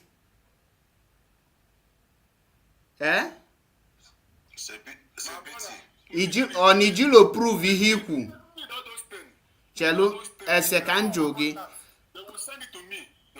Chelo, obli yen jogi be asking it negamonti. Yen jogebu. Order from Coas. Iji prove vehicle now on Iji here or the only problem I have with you guys. You guys, something. But anytime Madu me born me counter that thing no kuru, una na proof. Okay. I believe in a cock I know. I choke I went to go to TikTok machine move to go down with the first. Somebody go before. Who do that person with the proof? I have never seen it before. My brother,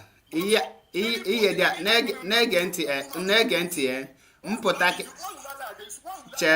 chelo up emenye ka ọ bụrụ noise na ihe njụ gị na ihe akịta ikwu order from COWAS ga-emu ntị chelo yes ihe ikiti ikwu simple question ka m chọrọ ịjụ gị isi chelo na ọ ịpụta ajụọ gị question ịkọlụzia ka uche dị gị mma mba nke ọ bụ na ikwu my question bụ can you mention any 5 offense of Mazi Nnamdi Kanu with proof? That is my question. Underline it.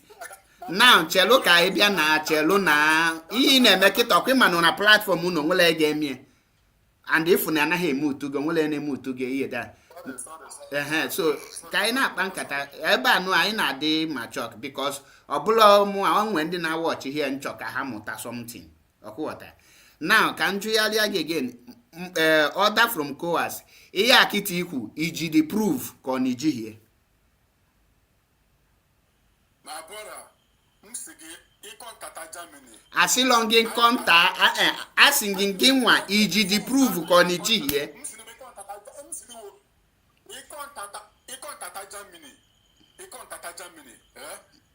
Then they will give you the dirty details of everything that happened over there. That is not my question. Ihe njụ gị bụ ihe akịta ikwu ngị nwa na onwe gị iji the proof. As you are now, you cannot have some certain information. Is that what you're trying to tell me? Any information njikita onye bụ my proof. Ịpụta kịta sị m na-ege m ntị. Ọ na-anọ kịta chelu order from COWAS. Ngwa na-ege m ntị. Na ihe mee na mmadụ ji information bụ na iji the proof. Ngwa na-ege m ntị. Mmadụ pụta kịta sị m na order of COWAS zuru microphone. Before m ga-ekwete na o zuru microphone, ọ ga-enye m evidence ngosi na izuru microphone. Chelo ka m bịa. You will finish. Ọkwa mụ anye gị time. You have your time.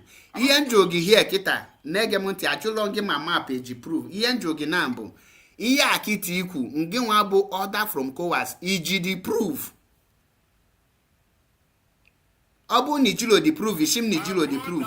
Ọ bụ na iji the proof ishim na iji the proof. Ngwa gosi anyị the proof. Ọ Germany ka m ga na-ekwu ya here ka ngị nwa na-ekwu ya. You understand? All that place came in the deal. All that place got all the information concerning money. You understand? All that place got all those things may happen. Okay. Because can mention another one. Ngwa mention. Let me mention another because let me mention another one.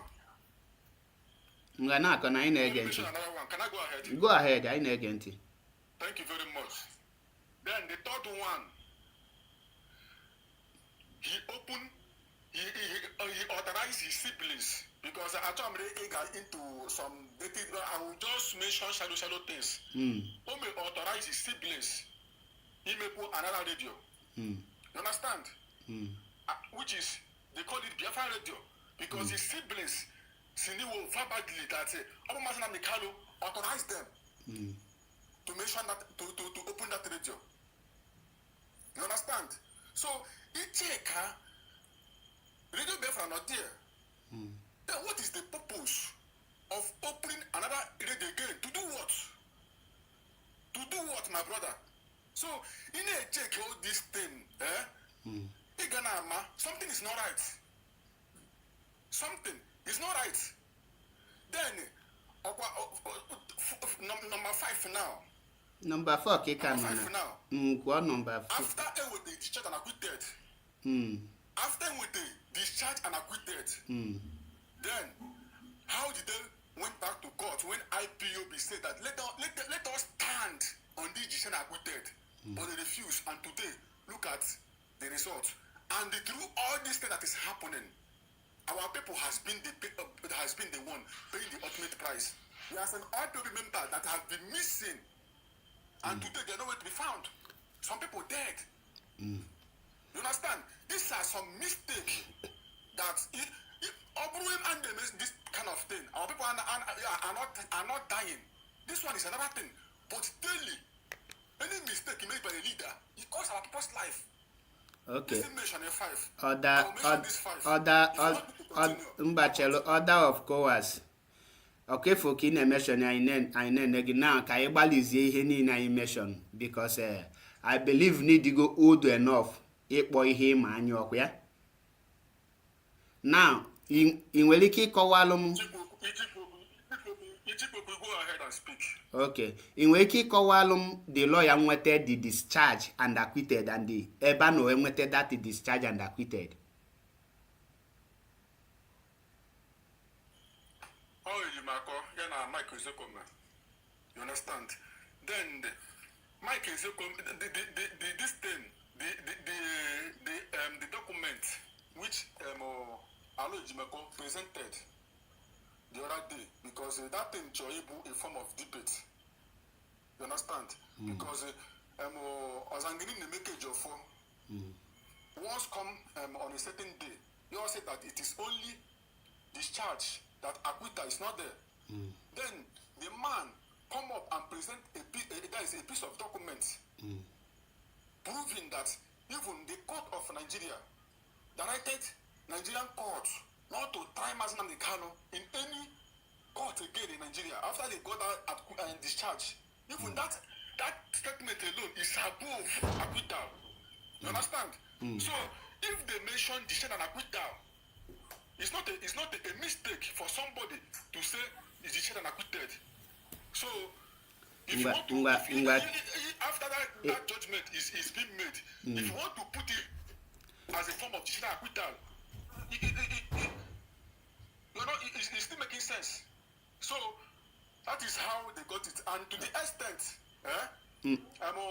my brother. It was all over the news. My brother.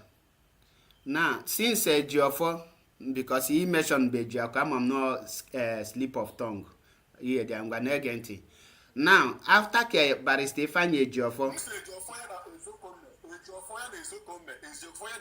Gemunti, Nyakangwa, I'm not here to look man, he made mistake, so but now I can't just shake it, can no slip of tongue. They not here, even he got on my Facebook now, higher now, wagging no age of no Bohejimako, so or blossom one or that. So I'm not slip of tongue. I am not to Kwasamada here.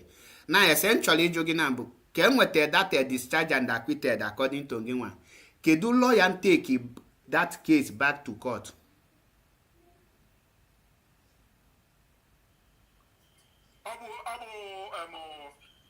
In that case, yes, IPOBC, since I would like to do this victory, let us stand here for now and put pressure on the Nigerian government. Then, only taking that case back to court, all Nigerian government, they went an appeal. You understand? They went an appeal in the Supreme Court. So, all places give IPOBC in the city will mind out about the appeal. At least, let us stand here. Before you know it, Jimako and the siblings of Mazi Nnamdi Kanu, Hansen and Hachi go back to court. That is everything started. Okay, Nigeria government take the case back to court or to Supreme Court. Yes, they went Good. to appeal, yes. Okay, kedu court nke ebe Fanny Geoffrey no we take affidavit where no where's that what judge that na Ezekome kpọrọ ya where Federal High Court. Kedu court ebe Fanny Geoffrey no wee gwa judge that na Ezekome kpọrọ ya wee say that na his client enyege go ahead ka ya bịa represent this case, which the judge nke n'ikpe see that na ya ma grant ya that very thing on a request where grant is ya stay of execution. to Nigeria government. I got the question. This question is now. Honestly speaking, I got them. Asking gị kedu kọtụ nke and kedu kọtụ ebe barista Ifeanyi Ejiofor nnọ wee gwa chief judge that na barista Ezokome kpọrọ ya na phone wee sị ya na ya afụgo na ya confirm go. Federal High Court. Okay, ọ na Federal High Court ka nọ enweta discharge and acquitted. Only Federal High Court now. Ka nọ enweta discharge and acquitted. Yes, how does it go appeal? So gịnị ka ha nwetazi na appeal? Nkam kwe no ya. Ọ bụ that time ka IPOBC na agagazikwa again before you know it Ejimako bata. Okay, chelo ịma address anaghị efu ụzọ ọkụghọta na address nna ajụ ka m mụta from you. Na ka m bịakwa again. After ka Ifeanyi Ejiofor nweta discharge and acquitted na High Court. Chelo my brother na chelo na na-eso okwu ọnụ gị na. This question I don't now. What is all this question all about? Achọghị m What is all this because question the direction. the direction ọ na-aga bụ achọ mụnwa na onwe m na according to mụnwa na achọ yes. At the end of the day, I don't even understand the direction of the question. Na-ege ntị my brother. Go to the direction of The direct ka m gwazie gị the direction of the question.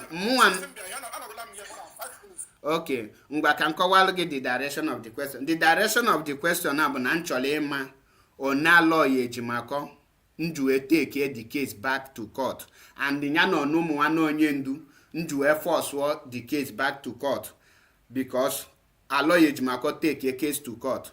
Ifeanyi Ejiofor ma I'll defend the case a lawyer Ejimako take to court. Onye ga defend ebe a lawyer Ejimako.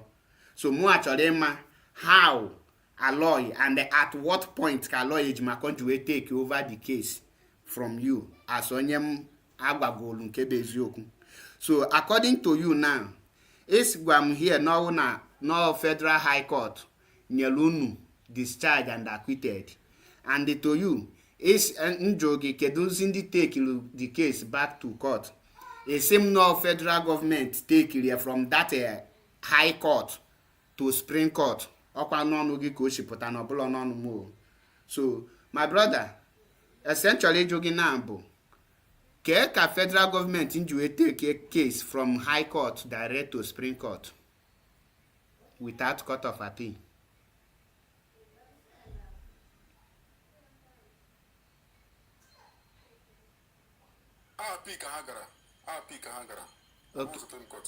Okay, ka ha gara appeal. Kedu ndị defend Mazi Nnamdi Kanu there? Yes. Ka lawyer si defend Mazi Nnamdi Kanu there?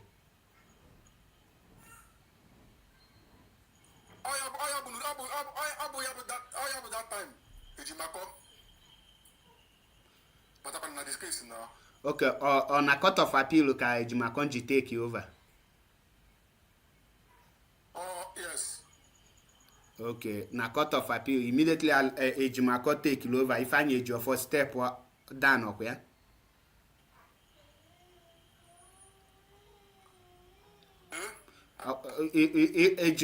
Ejimako ko take over. Okay, Ifeanyi Ejiofor na Ezokome step down ọkwa ya. I'm coming. Hagara, may appeal. Understand? Then Hagar there. Then the court say that Hagar Achikwa from the beginning that Hagar the case the visit again and they start from the beginning. Na which court na-ekpezi nke a na which court na-ekwu nke a na which court kpere ikpe ikwu kịta.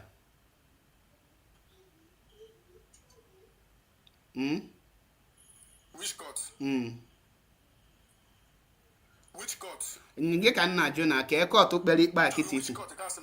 Which court kpere which ikpe? Ndị nwa m the statement ka m jụ gị which court kpere ikpe a kịta ikwu. Only ikpe ka ha kpere. isi kịta na ha wee kpe ikpe wee si na ga-ebido n'isi ọ statement isi gị n'ọnụ pụta si n'iwu nna ma bụrụ ọ bụrụ ịchọ discussion anyị enwe discussion discussion ka anyị na-enwe na anụmabamba anya bụ discussion ndị Igbo na-ekwu this is not discussion. Mụnwa na-achọ na-ege ntị ịbịa hie kịta mụnwa kịta ka ewe m achọ m ịmụta n'aka gị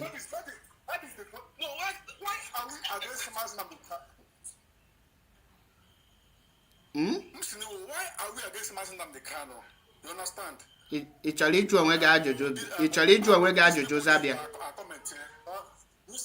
These people are commenting nonsense na rapụnụ ndị kọmentị ọkwa mụ na gị na-akpa nkata anyị ma na ịma something nyanwa ka anyị ji wee chọọ ịmụta n'aka gị nna anyị chọrọ ịmụta n'aka gị na na-ege m ntị my brother achọrọ m listen order of course gegodo onwe gị ntị first pay attention because ị kwesịrị ịdị na-ege ihe ị na-ekwu ntị now chelu na I'm coming 1 minute. I'm coming 1 minute. Patient. Because one, somebody but on a program only recorded the person. Understand? But I'm here because me or two of them now don't care. Understand? Because to you now, or to be here again, and I don't listen now to you now, our committee kind of me. I'm gonna here the time anytime we did it. I'm still here. So I'm here at any time. So whenever you are serious to discuss serious issues, we'll forge ahead. Okay, question I na-ajụ gị now ọbụla serious issue which means ị bịa here ihe niile ị na-ekwu na ị na-eme prank ọkwa ya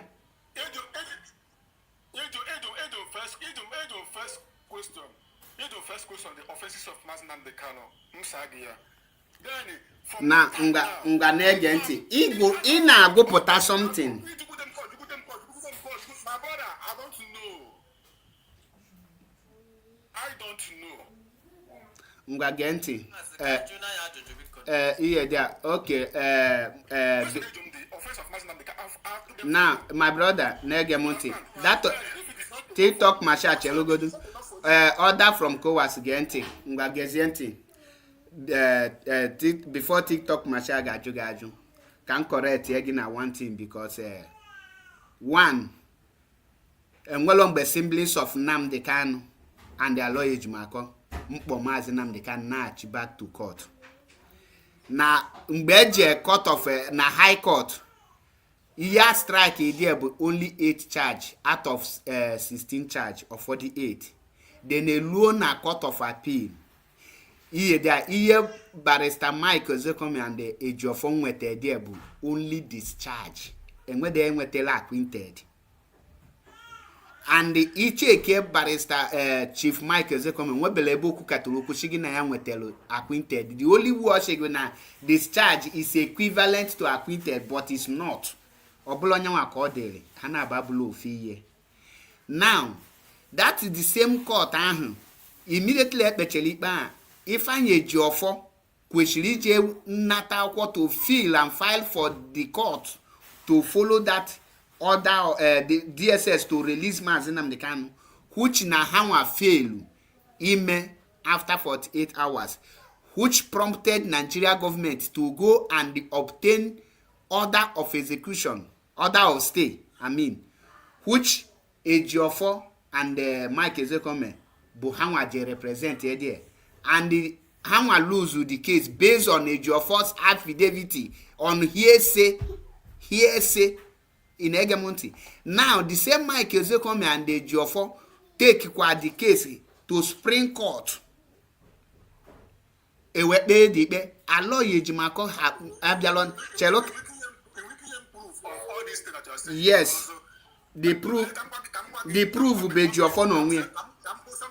Chelu, mute go don onwe gi first. Mute go don onwe gi first. Mute ono onwe gi na. Mute onwe gi. Na ibi ye nwete discharge and acquitted na Sun newspaper. And the Sun This appeal, my brother, that means you are not even following. Go and go through that. Mutu go don onwe gi mgbe m kwuche because ajụ ga-ese akịta. Mutu onwe gi first brother mgbe m kwuche ịpụta. Now all these things in na-afụ here be ihe from court. Now at no point ka lawyer Ejimako or ụmụnwanne Mazi Nnamdi Kanu force that case. Now nke ahụ their part. The last question chọrọ ịjụ before TikTok ajụọ question bụ ọ bụrụ na Mazi Nnamdi Kanu na IPOB follow or na follow the DOS na no discharged and acquitted ka I stand and na ya ma jezi court ebe Nigeria kpọpụgo the case na court. What will happen next? My brother, it will be better than life sentences. You understand? In well, a Makeji proscribe IPOB as a terrorist. Can move to one TikTok Masha because your question again. You cannot defend US without sounding stupid. No, how come you see the way you get evidence of this thing you just said? At the end of the day, you didn't bring anything.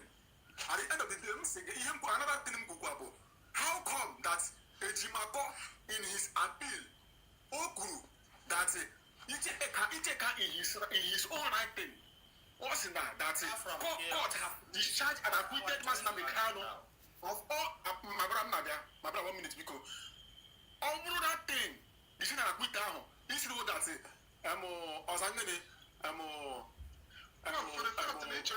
For the fact nature, he engage with opposition. He question, I'm going to listen. This boy here, this boy the kunga na so ye. Make this for. He had the boy the kunga na so ye. Emma. This place have your platform. That is the problem. That's why most of us. Okay. Chalono, just everybody should mute.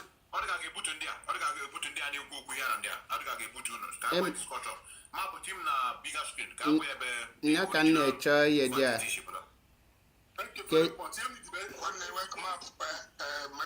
Ka eji create this biggest ihe dị a.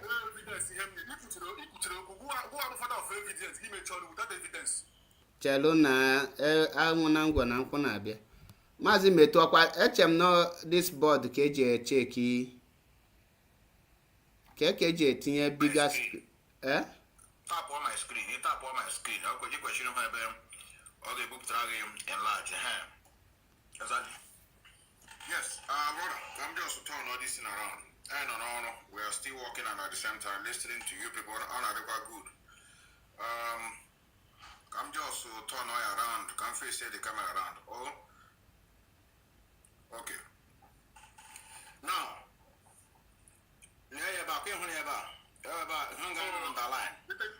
The two tiny. I'm not seeing anything. Honestly, I'm going. Mgbakpulu eyeglass. I'm not seeing anything. Mamba go the eyeglass. Go in here. Mwa na ahụ ya na. M na-ahụ ya ebe de chelu ịnanya kịta na The only thing I'm here with signature. I have the only thing I'm here.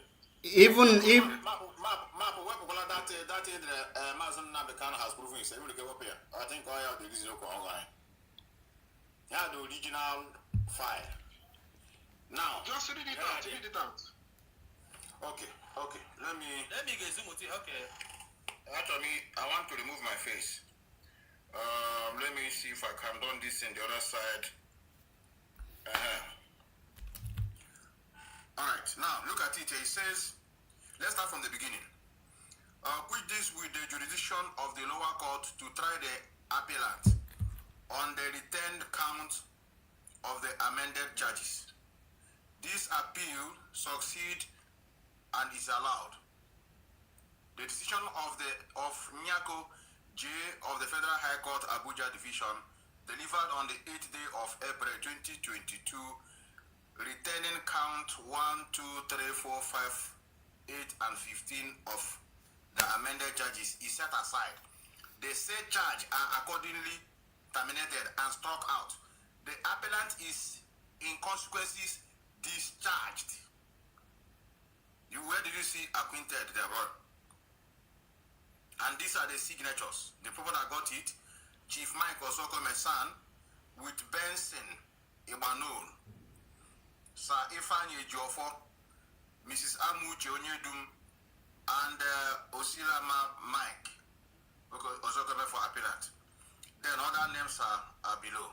This is the original certified copy of what was. So, just like Paul said, if you go for interview in a radio station or television station, they ask you, you said, okay, with happiness, all of us, we are happy, provided we just hear discharge.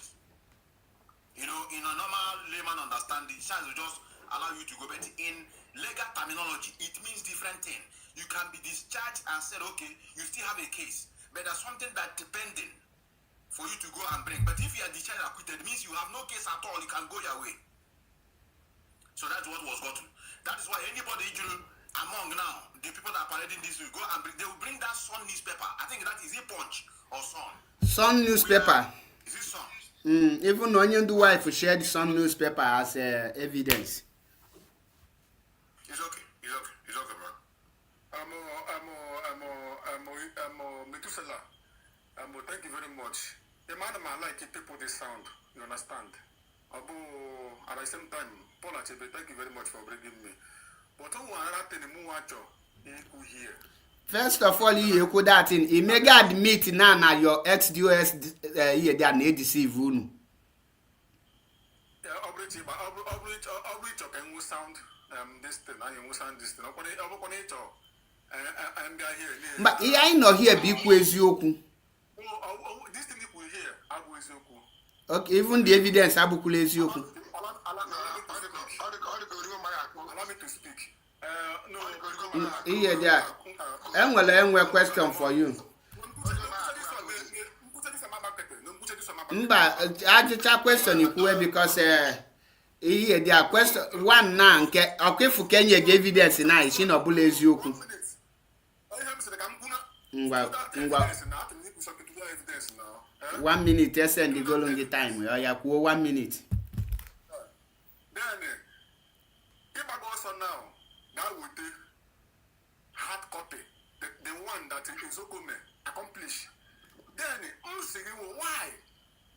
why is it that Ejimako, Yana Maxwell GT decided and acquitted in that appeal? Because all they did. Nyam the evidence. Check that appeal. Go and check that appeal. Nka kite goshi ga ishi gi ga check yo kwa iwete goshi gi. I ga wete no goshi anyi hi na ekwu na. Which means amali mi na akona. No, next time I'm the proof idea. Okay, next time I treat you.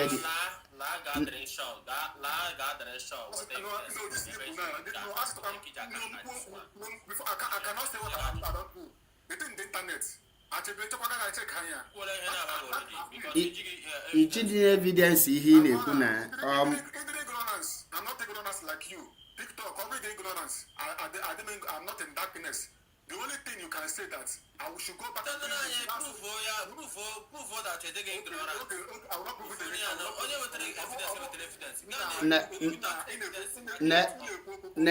N'ebe ihe dị aka ka n'anya hie ka ifu ebe na-egosi gị abụdị ka na ihe afụ ma ọ na this na-ekweghị ewepụta my phone ọfụma ka ifu ebe unu na-eweta na evidence ihe a the Sun newspaper.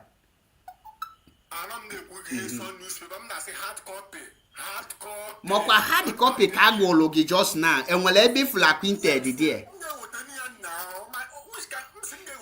Iwete n'iwe bịa na now mgbe lu next time na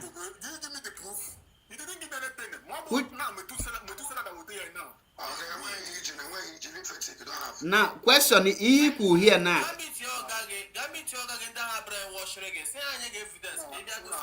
chelugodunu unu come down order from COAS order from COAS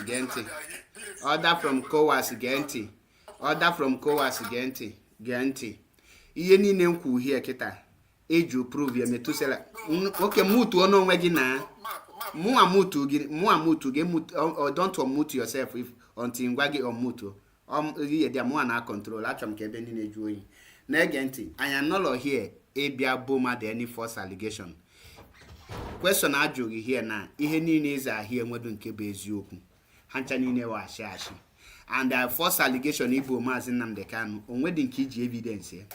Secondly, the account ị na-ekwu na Mazi sizile ego IPOB Mazi Nnamdi Kanu esizile ego IPOB jụọ Biafran Child or jụọ Chike Edoziem send Abraham or whatever is called ka o jee withdraw ego na account without nne anya's consent olodie bank ajụ wes onye ka ọwụ then or see that na-achụgo nne anya n'onyanwa bụ the main person ebe abụdị ebe dị corrupt bank need to notify nne anya because nne anya the sign is signature there then nne anya has to intervene gwa ha that na achụbere onya then the case agazie court ka okwu pụ na court the court have to freeze that account because case nọ na court so but in no here kita na say that Mazi wee na-ebuli ego na-ebupụ na private account na DOS nwelu men everywhere wee na-afịa ichefuo na eme anwenwu access to any person's account unless me ba na the account na Europe abụla ebe ya ebe onye just ti aka na afọ dado je mee account mmadụ access ị na-akịa na public domain with boldness ebe people ma ihe nọ. That is why nji gba gị nkịtị ihe niile ka here my brother ọbụla insult chelugodu mgbe m round up mutugodo onwe gị first can round up because ị ka ya emekwa the same thing again. Ihe niile ikwu here from A to Z ị just na sound nzuzu stupid ọgwụcha because onwere anything ikwu here nwee meaning from who take court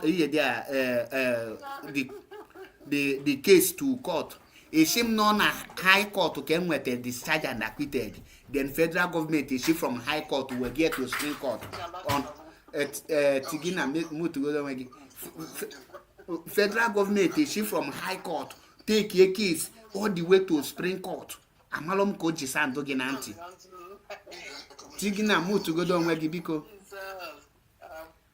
the thing amalom ko jisando gị na ike nji akọ the thing amalom ma ndị na-apasịrị gị information ma gị na gị ma ha na me before ha pass that information. Now mgba gị nkịtị jụọ gị onye je defend the case na court ị na-akpọlụ m alọya ejimakọ court of appeal kwuru okwu the same court of appeal nyere order of stay ọbụdị Supreme Court and ọbụla high court unu enwedị nke unu ma atọọlụ but unu agwago unu na Mazi menka unu ebulugbo dị. Now that Biafra radio isi na ndị a create ka the reason eji wee create the reason eji wee create bụ na radio Biafra ebe a ka eke ụda nna na-akpọ Mazi Nnamdi Kanu iyi which is Italian national coordinator ebe a ka Chinedu Jonathan nna na-akpọ Mazi Nnamdi Kanu iyi which is onye enye slot ka ọ na-broadcast ebe a ka Chinasa Nworu no bụ Mazi Nnamdi Kanu false allegation ka o kwuru n'ikpeazụ asị that na Mazi has not mentioned IPOB na court nor even exonerate IPOB on himself from criminal naga na Biafra land. Then the people ndị loyal to Mazi Nnamdi Kanu abandon her not to come to that Biafra radio Biafra iji wee kwuo okwu ajilos the radio ebe ahụ Mazi je preach for Biafra restoration ejighị preach ihe ejizi akọtọ bụ Mazi Nnamdi Kanu na pass false information na-ebodo Mazi Nnamdi Kanu all kind of evil allegations. The people niile tinye there nke kpọrọ onwe nke na-eri adụrụ na Germany nlebatagolo Italia na-akpọ Okechukwu ọnọdụ akpọ Mazi Nnamdi Kanu iyi everyone nọdị akpọ Mazi Nnamdi Kanu ndị nwa n'onwe gị na gaa na yo na TikTok ịnọ here kita see that you cannot do anything for Mazi Nnamdi Kanu. Your reason bụ na Mazi Nnamdi Kanu DOS gwa gị no menka enwere evidence iji now wee sị ka njụọ gị oni no iwulu a good person a evil person somebody gwa gị na your leader may something that your leader nọ n'aka ndị ilo inubelo from the side of your leader you base your judgment based on one something. He will lose the enemy tụbazie your leader ka egbuo. Now your leader now has the same government in a say that na Mazi na-alụkọ with say gị na ha na-aga ka sentence here to death. The people kwesịrị ịnụrị ọgụ nọ na-achọkwa ka ha nwajiri aka ha gbuo onye. Who are you? Are you not worse than the Nigeria government? Ị kwesịrị ịjụ onwe gị ọ na-ịnọ kịta ị kwesịrị iche ka Mazi pụta ka ịjụ ọnya datin. Ọ bụrụzia na Mazi enyere ogi prove and o gosiri ogi na ego dị iwe nwe ike wee malụ yes na olile ego. Now nnọọkwa Chimezie nwaanyị imi ezi unu na-eto tatụ na-akụ aka ka ihe nna malụ na-eso ọwa IPOB memba mba chelu ka m bịa iche ize evidence ka ọ bụ na ị need mmechi isi m ihe niile si gị na onye a mechi m evidence I will give you. Now imi ezi now bịa na BTV after ka ọ si na Mazi na constitute nuisance na Mazi benka na Mazi menke ọzọ. After all these things the only reward ọkụ na-achọrọ ịnakpụla die the only reward the people kwesịrị shun the woman bụ ihe ha mebe ikpe abịa na the same radio Biafra. Ọnọdụ Mazi nọkata na o jee kpọta ya na-akpọ Chike Dozie iyi kpọta ọbịa butie na radio Biafra nye platform nye ya there. Does it make sense? So this is the reason why you cannot defend these ex-US gangsters without sounding stupid, because onwebe onye ga defend ha ga sound intelligent or nge make any ngaza question. I check onwe gị na ọ bụ dịka na post olu gị here here my brother ị ga-ebele onwe gị akwa alịrị inwe ike iru onwe gị uju honestly. So achọrọ m ikwu ọtụtụ okwu m ga-arapịa here. Ọ bụ na ị nwelu ajụjụ ị ga-ajụ ejụọ, ọ bụ na ị nweghọ ihe dị a enwe ndị nwere ajụjụ ha chọrọ ịjụ gị then ka ị ga to other people, because also ezi or iwu ga-apụtasị gị na nge stand down on court of appeal where case nọ na Supreme Court which is higher than court of appeal. A man onye ahụ bụ the ignorance of the law. IPOB was proscribed in the absence of IPOB. IPOB enweghị any person represent ha. Does it stop Nigeria from proscribing them? Is an absent in a court ablo judge pass na judgment to you. Once then your invitation, if you like be there, if you like don't be there, I pass a judgment and it will be effective. So ọka the words na ọ bụ na Mazi Nnamdi Kanu mekete say I stand on the court of appeal. Mgbe aka ga-ewogote n'aka wee nuo nke bụ ihe dị na, because you have admitted, it's a form of admission that you committed to the crime. So thank you. And ọ bụ na nwere some question eju, ọ bụ na nwere question achọrọ m ka bịa nyewe m all this your ihe dị na no in line ka onye nwere question, or if not ka anyị ga to Tigina or Igbo defense. Because I'm not Igbo defense people here, so I'm gonna chakwa no here, so that's how to go. First of all, map all this thing equal here. You just deviated from the question you just asked me. Other things, Kabazie. You just made a submission, and that is not how to run a platform. You understand? I mean, me pay your platform, you run one. So I'm not. No, I say me here, Guru. Na ikwesi ikuya, but for you, like I don't sort of two things. But the rest of the thing, here, just that is not how to do something. Understand? And I disagree with all those points you made. Doesn't make sense. One thing and it doesn't make sense to me. But one thing Mazi Nnamdi Kanu have disappointed IPOB. Nya kan jogi na kwuo one thing ngi mụ akwu kita inekwu ho. So ya bobo na Mazi enwe ka I got to the next person. Physical 100 men who his group. My brother Mutugogi, because he jogi now. Kwuo one thing nkwu kita inekwu ho mbodo ga isi na mbodo gi. Why should IPOB fight for him? Tigana, go ahead.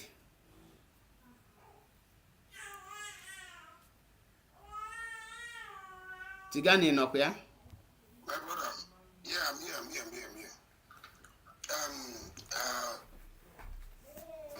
I don't know if this brother come on on a mail no, yeah, got a comment session. as much as he talks, you know, in the comment section, you see that you are just on your own. You understand me? You are just order from this, and you are just on your own. I don't know how sincere. I don't know if there's any kind of sincerity left with you. You cannot defend Nigeria or defend the US and remain the same thing. You must look very, very nice. I don't know the word I wish to qualify that. The highest level of stupidity. See, I know you want them like this man, what do you call it? Other from whether now other from the US and other from where. In your platform, look at the way you are doing that. Why can't you make your point without mentioning my name? Why can't you make your point? I'm addressing you. I'm addressing you. You can't address me. If you want to ask me a question, go straight to the point. You ask me. You're already talking about saga. Me, I don't do saga. We don't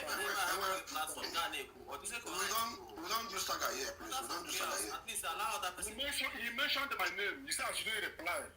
I am addressing you. That's why I have to mention you. To address you. Yeah. It's to address you. It's not. There is nothing. Do you understand me? See, like I'm going here. All these things in my area, all these things will be June. I'm going to make all these things. Men never bury people, never they involved. People they wise, and they be involved. You understand that? I don't know how you want to defend this. You say, well, we make a command and control. Defend what? Defend what? Defend what? You are treacherous over Nnamdi Kanu. You are people's treacherous now. Listen. We are trying to admonish you. Listen. What people are doing here now? They are trying to address you. Order of course, because onye ọzọ na-eme submission, mute onwe gị, allow the person okwuche a ga-enye gị time to try reply. Mana ọ bụla n'ihe ọjọọ na mmadụ kpọ gị ịbụ ihe ọjọọ. I don't think I've called you Sabo, but as a matter of fact, that's what. Oh, so only Sabo ya asị na Mazi disappointed go. See, ego abagona nkwoshanya. Yenti. Ego abagona nkwoshanya. Enwere mgbe a gasị enwe ahụ alụgide ọgụ.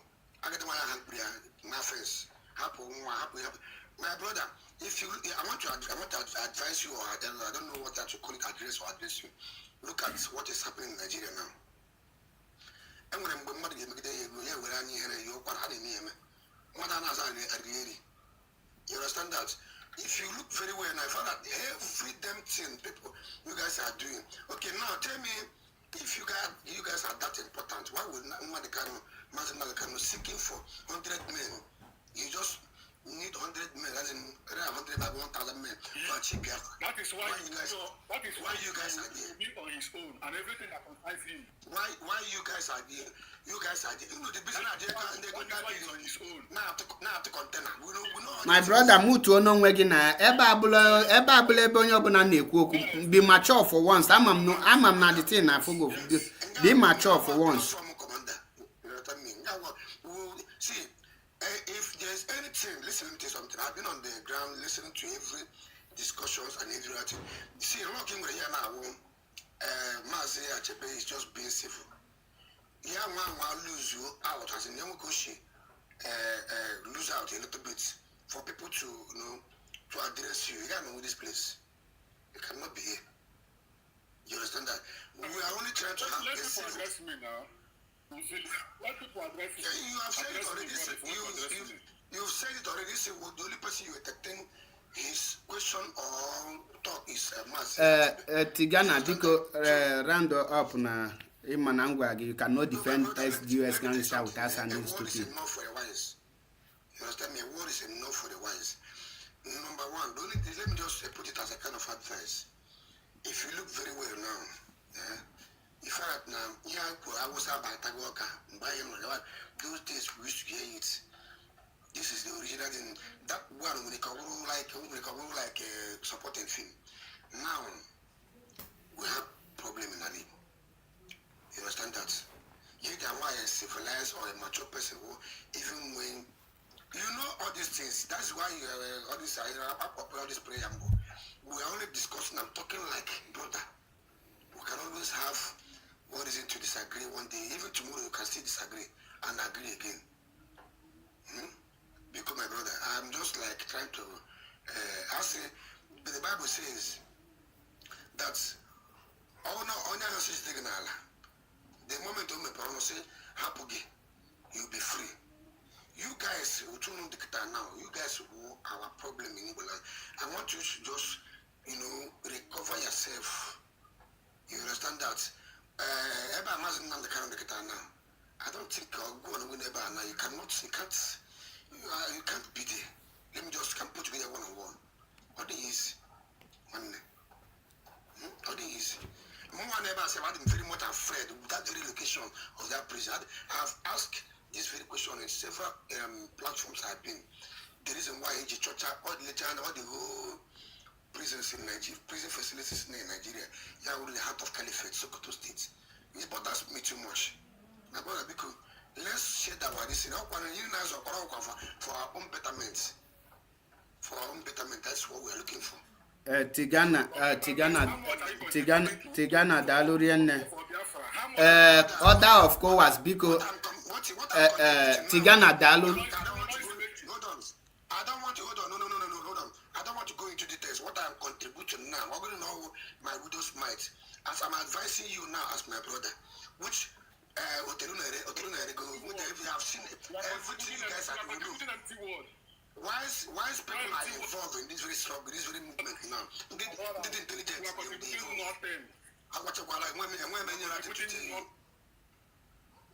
One more to tell you, I'm done with you, please. I'm done with you. Thank you. Thank you, Tigana Dalurian. Negen Monty. Onye nwe brain damage, go brain damage. My brother, belong go and direct my platform. Mutu onwegi biko. Mutu onwegi. Ebe yigi platform umuazi. Icho ime ko umuazi Ghana platform commander ebe na mi umuazi biko. Mutu onwegi. Here. Ihe dia ina anye fu na ya no na league ebe na ebonye nka poto na ekwu okwu. Ina try ime here ka dị ka ebe ye this umu XDOS gangsters platform. We are not in that level. Ebe ndị ma ihe na-abịa. I gbakọ I chọọ ka egeji napụta ndị eriri nya ndị brain damage their brain. It's only a saboteur ga na no say gị na Mazi disappoint go. Why Mazi Kanu na atali afu? Onubelo from Mazi.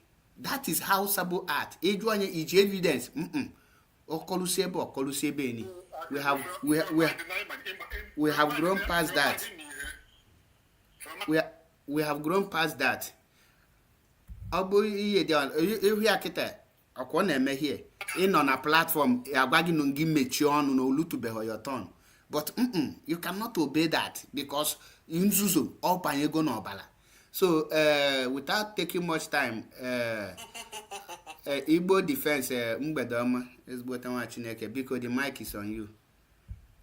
There were. Yeah, order. I came for you. I have about 2 or 3 questions for you. The first one is regarding. I don't think you're gonna like very much what's up. I don't think you're gonna like very much what I have to say. Choice, can you please mute yourself? Okay, so my first question is: they showed you an evidence of the actual judgment that says it was discharged. You disregarded that evidence and you're using, or you want to use evidence of an appeal made by sorry, I can hear echo from somewhere. You're trying to use evidence made by I don't even know who you said is making the appeal, that used the words discharge and acquitted. It doesn't matter what's included in those appeal documents.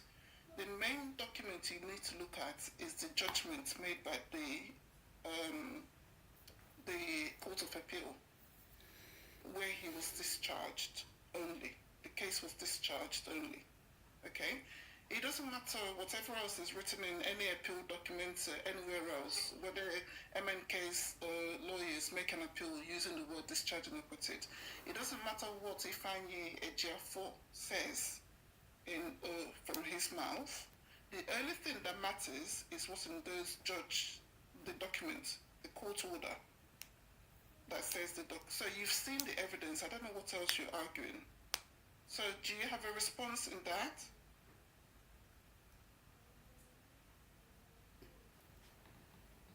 Yeah, thank you very much. At least if I seen not here before, the way I put it, in terms of coming to that decision and acquittal, you understand? I said that Nigerian government, the court said that Mazi Nnamdi Kanu can never be tried after made. The court went ahead. The Kanu can never be tried in any court in Nigeria again.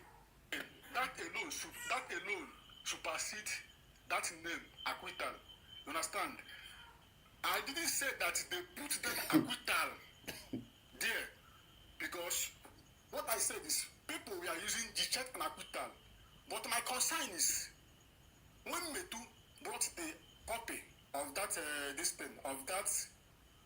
then I told him that why is it that yes, he will take this the judgment that was made when Michael Zukume brought that judgment of that court order.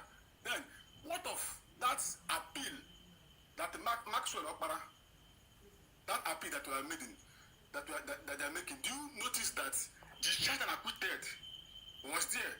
That they wrote that Mazi Nnamdi Kanu has been discharged and acquitted of all count charges. That is what I said because I saw it. Yeah, but that's what I'm saying. It doesn't matter what the barrister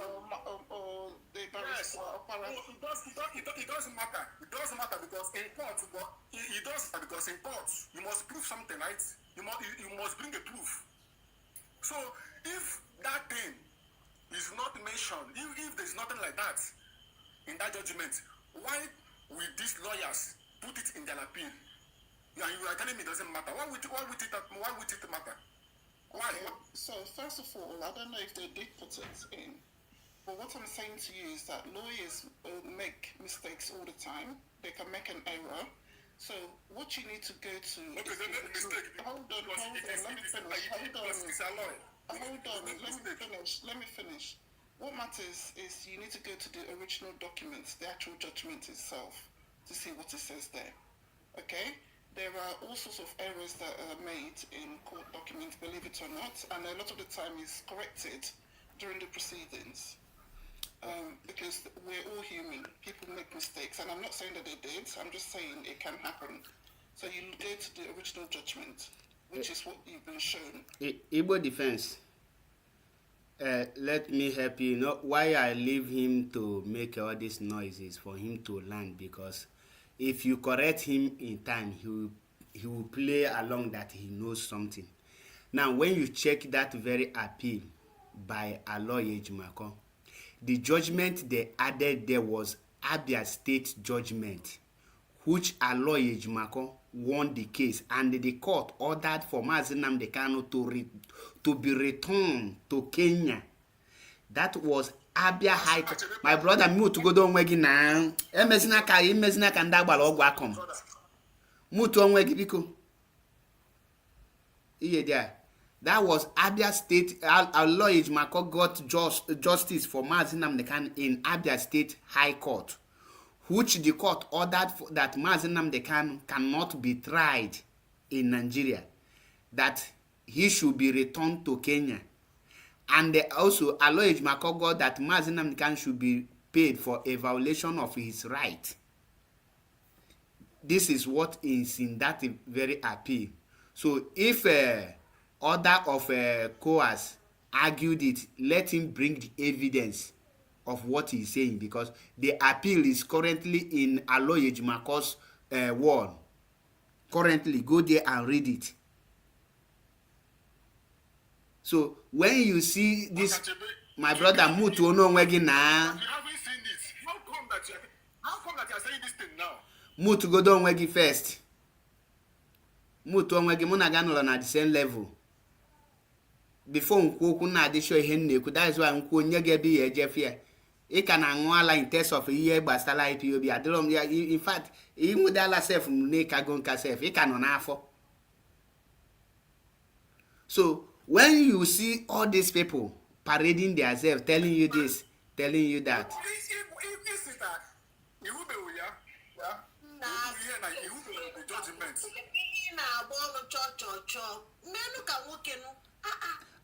a voice of Igbo ome ka nwoke nya bụ na ọbụlọzi nwoke amụ mmiri na ịma ome ka nwoke kịta ọkwụsị defend the ex-US gangster. Na maza chebe biko hapụ ụmụ nwaanyị ka ha na edere to this guy ebe ụmụ nwaanyị ụmụ ada dịrị with it small biko enwe emotion chelunu enwe Igbo chelunu na Igbo defense e finish be ho chelunu mutugodu na nwunu tig na chelunu Igbo defense ka ji mic Igbo defense ka ji mic o finish ye o iye de okwo no finish go there na o we pass ya mic enwe ndị bịa hie na-ekwubeghị okwu biko nu Igbo defense biko gaa n'iru. Okay, my second question is, do you believe in the principle that if someone makes an accusation against you, that they must allow you the opportunity to defend yourself?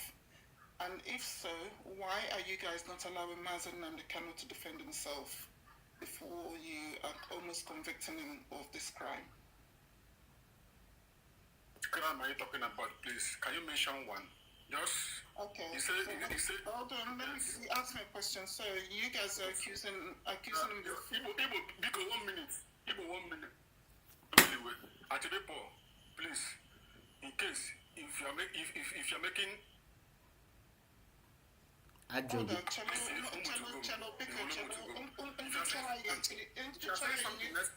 Say something next time. order from chaos, Chelo, because in Juchai, then he try map, because ha makwa direction gị na mmadụ na-akpa nkata chọọ ịhapụ onye a bịawa to me while you on in a middle of conversation. Ha! Oh my God. yeah, so it's a which crime? You guys are accusing Mazi Nnamdi Kanu of misusing IPOB funds. So that is a criminal activity. It's a theft. So you guys are accusing him of thieving money from IPOB. So do you believe in the principle of allowing someone to defend themselves when you accuse them of something? If so, why do you guys not allow Mazi Nnamdi Kanu that opportunity? Of course, I believe it. You understand? Because this thing that happened, and the thing that happened, it is not today that it happened. So why now? Why now? That is the question you must ask. You understand? No, I will confused like this.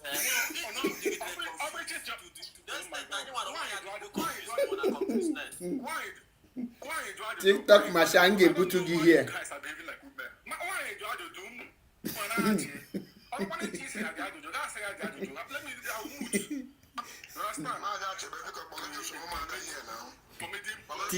Tigana nge butu gị, don't interrupt people because allow him to finish.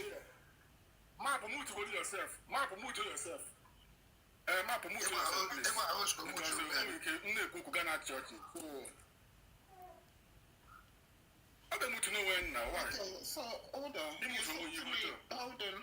It's a hearing procedure. Why now? So can joy why now then? But actually, is a child why now? Is that can joke? Why now? Bo. Who is muting me now? Okay, I'm going Nekwa kam dị ọcha. all the can now talk am now here. Which kind of thing be this one? So But you're why talking, now? you're talking now. Go on. Because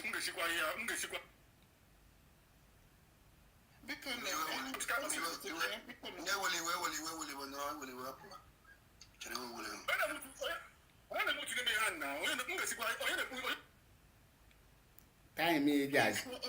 whoever's muting him, please. I want to get to this. Please go on. Onye ma onye ọkpasugoro iwe na edishọn bụ onye waji aka eme otu onwe ya because aka m nọrọ ha na mic ahịa dị aka m nọ na onye waji aka ya ọ chọghị ịza the question ọ just na eme otu onwe. No. I'm not here for a very long time. I'm not here for a very long time. I'll give a country is I'm not here for a very long time. I'll give a country large. Oh, after the man.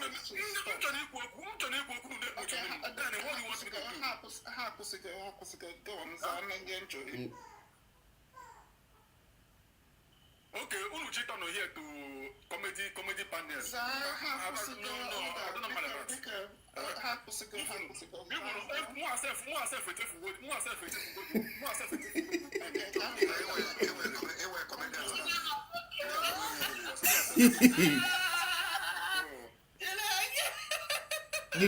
Biko TikTok Masha. Agwa munu onye meno onwe yo mute again.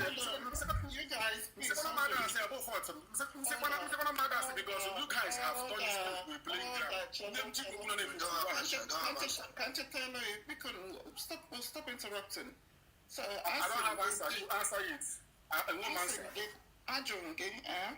Do you believe in the principle of allowing somebody cause the crime earlier? So it's only legal IPOB, Mazi Nnamdi Kanu legal IPOB. Of course, family. I also say family family. I say family. His siblings.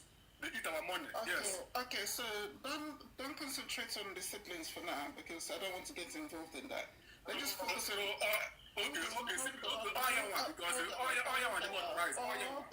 order. You need to please, okay? Ignore the family for now. Just focus on Mazi Nnamdi Kanu. So you believe in if you put an accusation on him, you said you believe in that principle, you allow him to respond. Why have you guys not allowed Mazi Nnamdi Kanu to respond to the accusations? We can never allow him to respond because one, as in inside prison now all the whole black male now that we define for all the whole black male now they are against IPOB leadership. So organ of other place I need to respond. I respond. You understand? So my brother, my sister. You understand? So if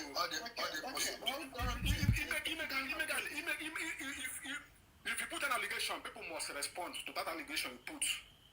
You understand? Okay, but and from allegation, investigation will commence.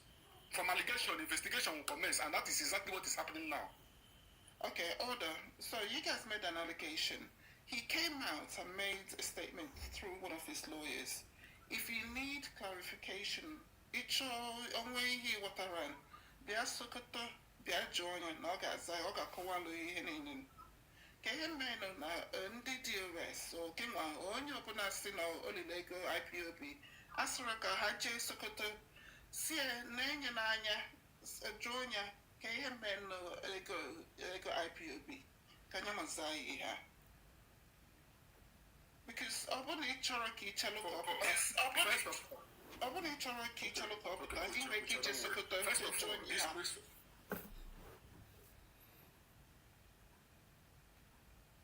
First of all, this question age now. Mr. Godigia, you will not understand. You understand? Because one, the boy are not to remember. Because Mr. Geda, I got a Sokoto, you will kiss him no bashi. You understand? DOS, people. To go there and ask him so many questions. You understand? So how to go there? He got Sokoto that in that time on DSS this now the same thing. I just want to make sure I understand. I want to get a clarification.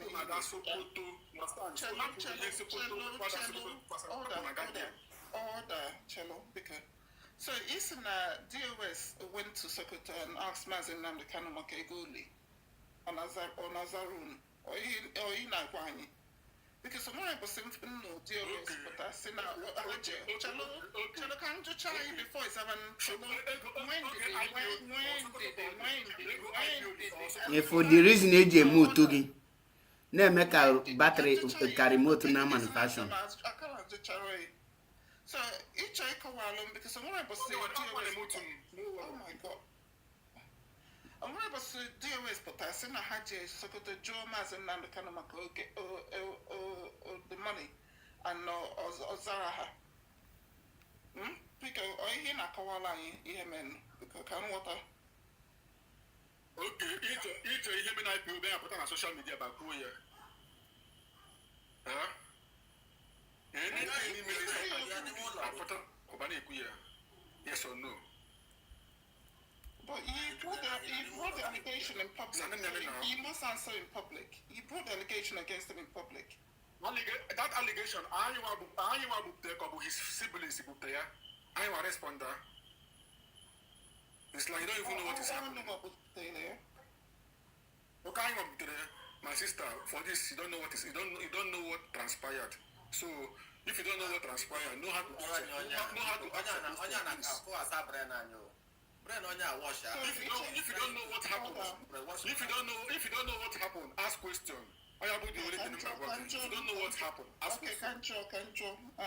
In a column that Umunne Potasina Mazi Nnamdi Kanu Lego IPOB. Is this a here in a column?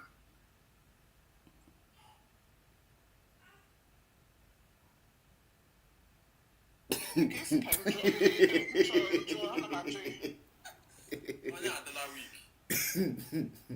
A epitome of confusion. No, order from above because I want to power tap. In a power tap, I want to worry about here. This I'm making entertaining. I want power tap. Make the power tap. But also, Igbo defense. Question. Igbo defense. You have been watching when maybe my broadcast nation with agwagi na this people the chanzuzu. Na hana bia with the question the hapota hasigi na one of the first question hi ajogi bu gini ka Mazi je na Kenya ga me ifuru ya kita here also na question ojo here. Now ko na-emu the offense of Mazi Nnamdi Kanu oshina one bu na Mazi na-ebubu ego IPOB to private account.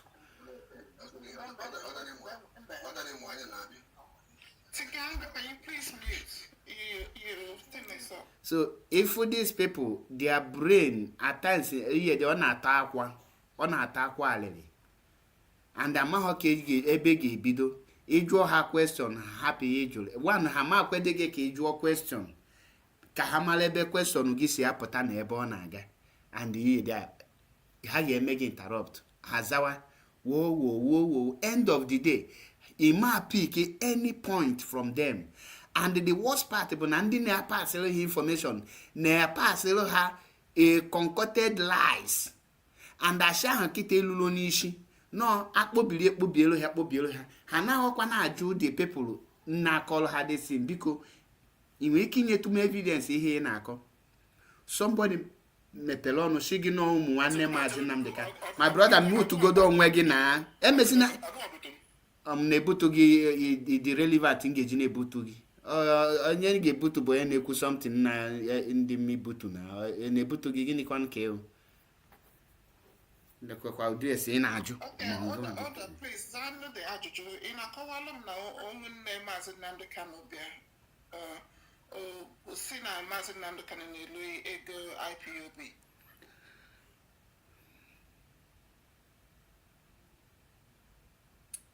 He doesn't know when he said it. Mutu ọnụ unu biko na ọbụla unu aka ajụrụ ese hapụ na ihe dị in fact any of you mmelụ onwe unu mutu mbutu ogodo onye first. Order of problems are your question biko. Order from chaos, please. I'm a man I need enjoy because I had to do. Ọ na-agọgụrụ ihe ọ ga-aza. Ị nwere right itinye any member of the US na phone ka ọ na-agwa gị ihe ị ga-ekwu. Ị nwekwa the right or privilege ka ọ.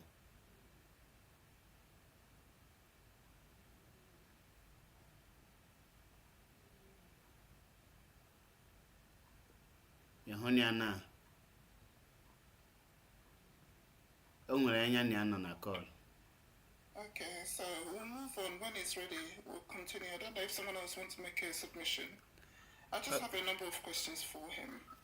And the one they can get a direct answer. One of their problem, but one Hamaza question because he deal information.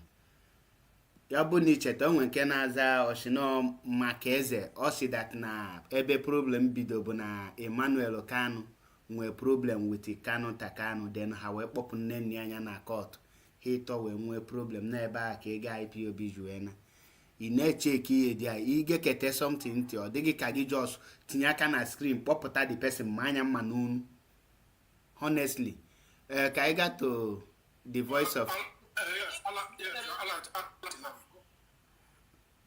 Nachetego. Okay, I'm not the person here gets the answer and we're going to hug. That's here your question now. The voice of Igbo.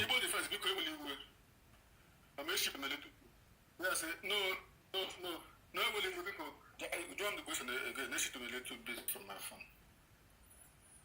Okay, in a corner, Mazi Nnamdi Kanu say now Mazi Nnamdi Kanu the Lego IPOB. Makanese no hang on with the Akako. Because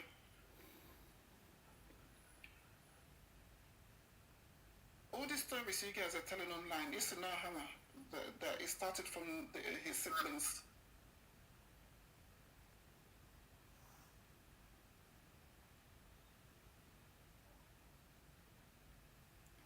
Please, maybe ask a different way, and maybe he will understand you. I don't know what's going on. Maazị question, all the corner. Sister, hold that your question. Continue to ask them that question today. Anytime we come, ask them that question again. Maazị that question, and then I have that question. Bula anole, honestly, he draw 10 question here. Man, we take one answer because had the memory card. Man, he go memory card. No, the only thing install in memory card that I can they can never go beyond that. So the only thing Astor ni made their brain ka ha na-ekwu if they are now okwu ego okwu ngwaza question ajụ gị na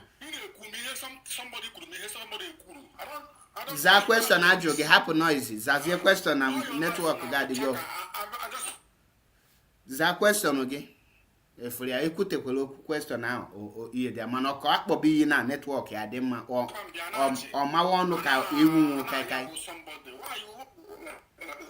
Zagodu question ajogi. That's it. Za question ajogi. Igbo defense. If you know my own name. I give up. Someone else. Oh, my own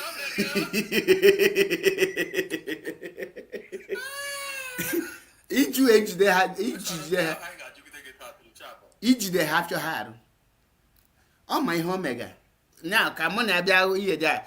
Just know, now play that thing I store na brain and na network ya dem. Kokbo bi kabawa saga. Network ya ga dem man kan.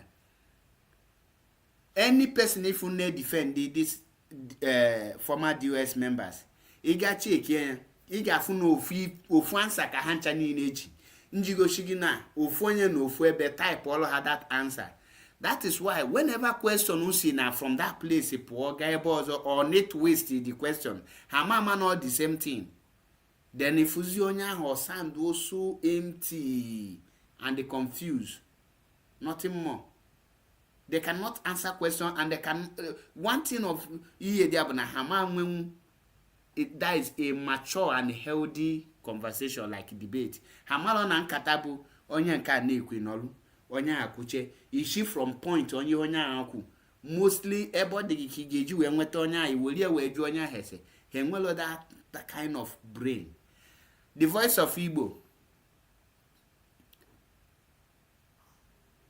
in Kanokwe Kemere no there 1 minute silence. I support that. Hey Simo alele Keni hem ga-ajụ n'onye mmadụ na-ajụ akpụ aja ihu ebe akpụrụ aja otu isi na ị na-ajụ ya ajụjụ ọbara uru ụbụla eke ịkparịkwa n'eke na ụbụla eke adịla ọ na no need of binding a deadly wound. A na-agwọ ọrịa ọnwụ agwụ chimo.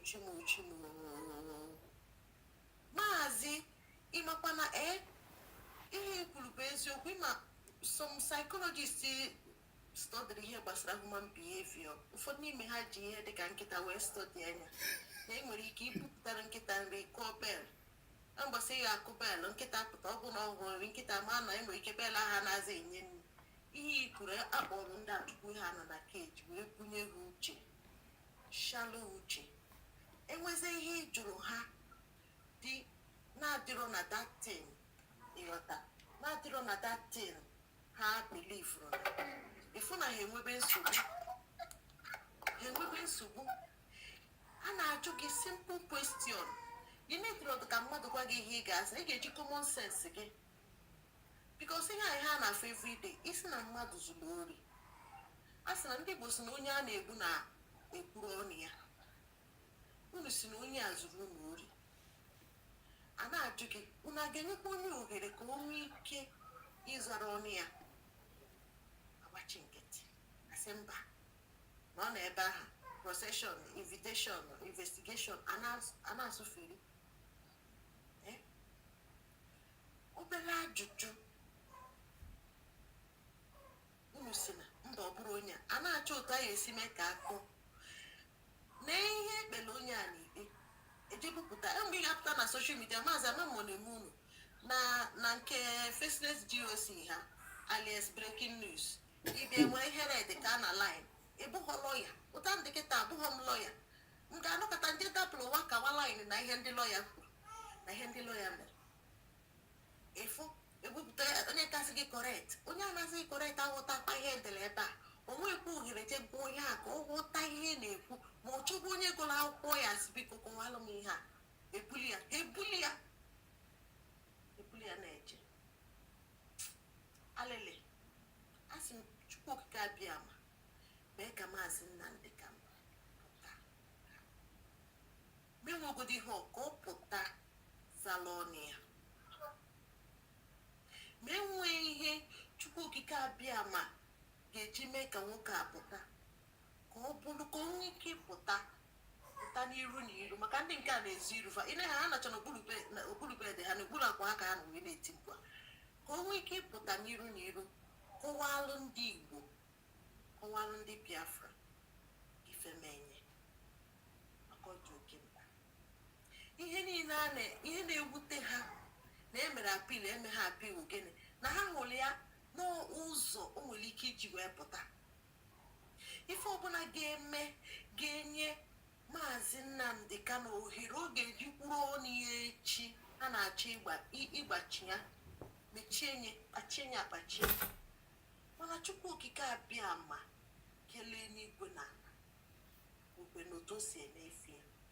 Otu o si eme ife ya dị iche na otu anyị na-esi afọ nke anyị, otu ọ na-esi emela anyị. Funaka ọhamadike ya apụta. Ise.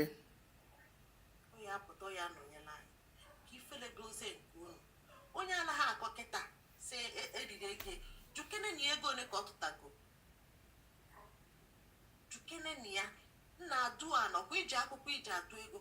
Ụgodo ego ahụ gwagodo anyị ego nna anyị tụtago n'afọ n'ịnọ. 10 euro ọ na-atụ ka o ji eme ihe ahụ. 10 euro, most of them 10 euro. Enwekwa ndị na-atụ 5 euro ihe. Enwe ife onye agwa ọ sị gị na Awụsa abatago Ọka. Ana anyị ndị abatabago na ana anyị ụlọ na-efele mba ụwa, ndị si na ha na-enye anyị unu na-enye anyị Biafra, na na-efele mba ụwa na-akụ asịrị na-agba egusi. Ndị nọ na Facebook anyị ga-endekwa na here. Facebook and YouTube anyị ga-end here. Ka chifonu. Anyị anọkwụzi obere na TikTok bifo anyị na-akpụzie na ndewo ndalụ nrienne. Biko na-ewe n'iwe. Anyị anọgo 4 hours starting 20 minutes. Ọ dịrị ezi. Ahụrụ wata. Ndị na-ejiri anya afịa na-atụ ya pam. Unu na onwe unu ọkpọbata dịka ndị enyi n'otu o ji aka wee mepe, unu a na-atọ ya. Unu ama ndụ. Ndewo. Unu ama ndụ nwunye. Onye adị ndụ.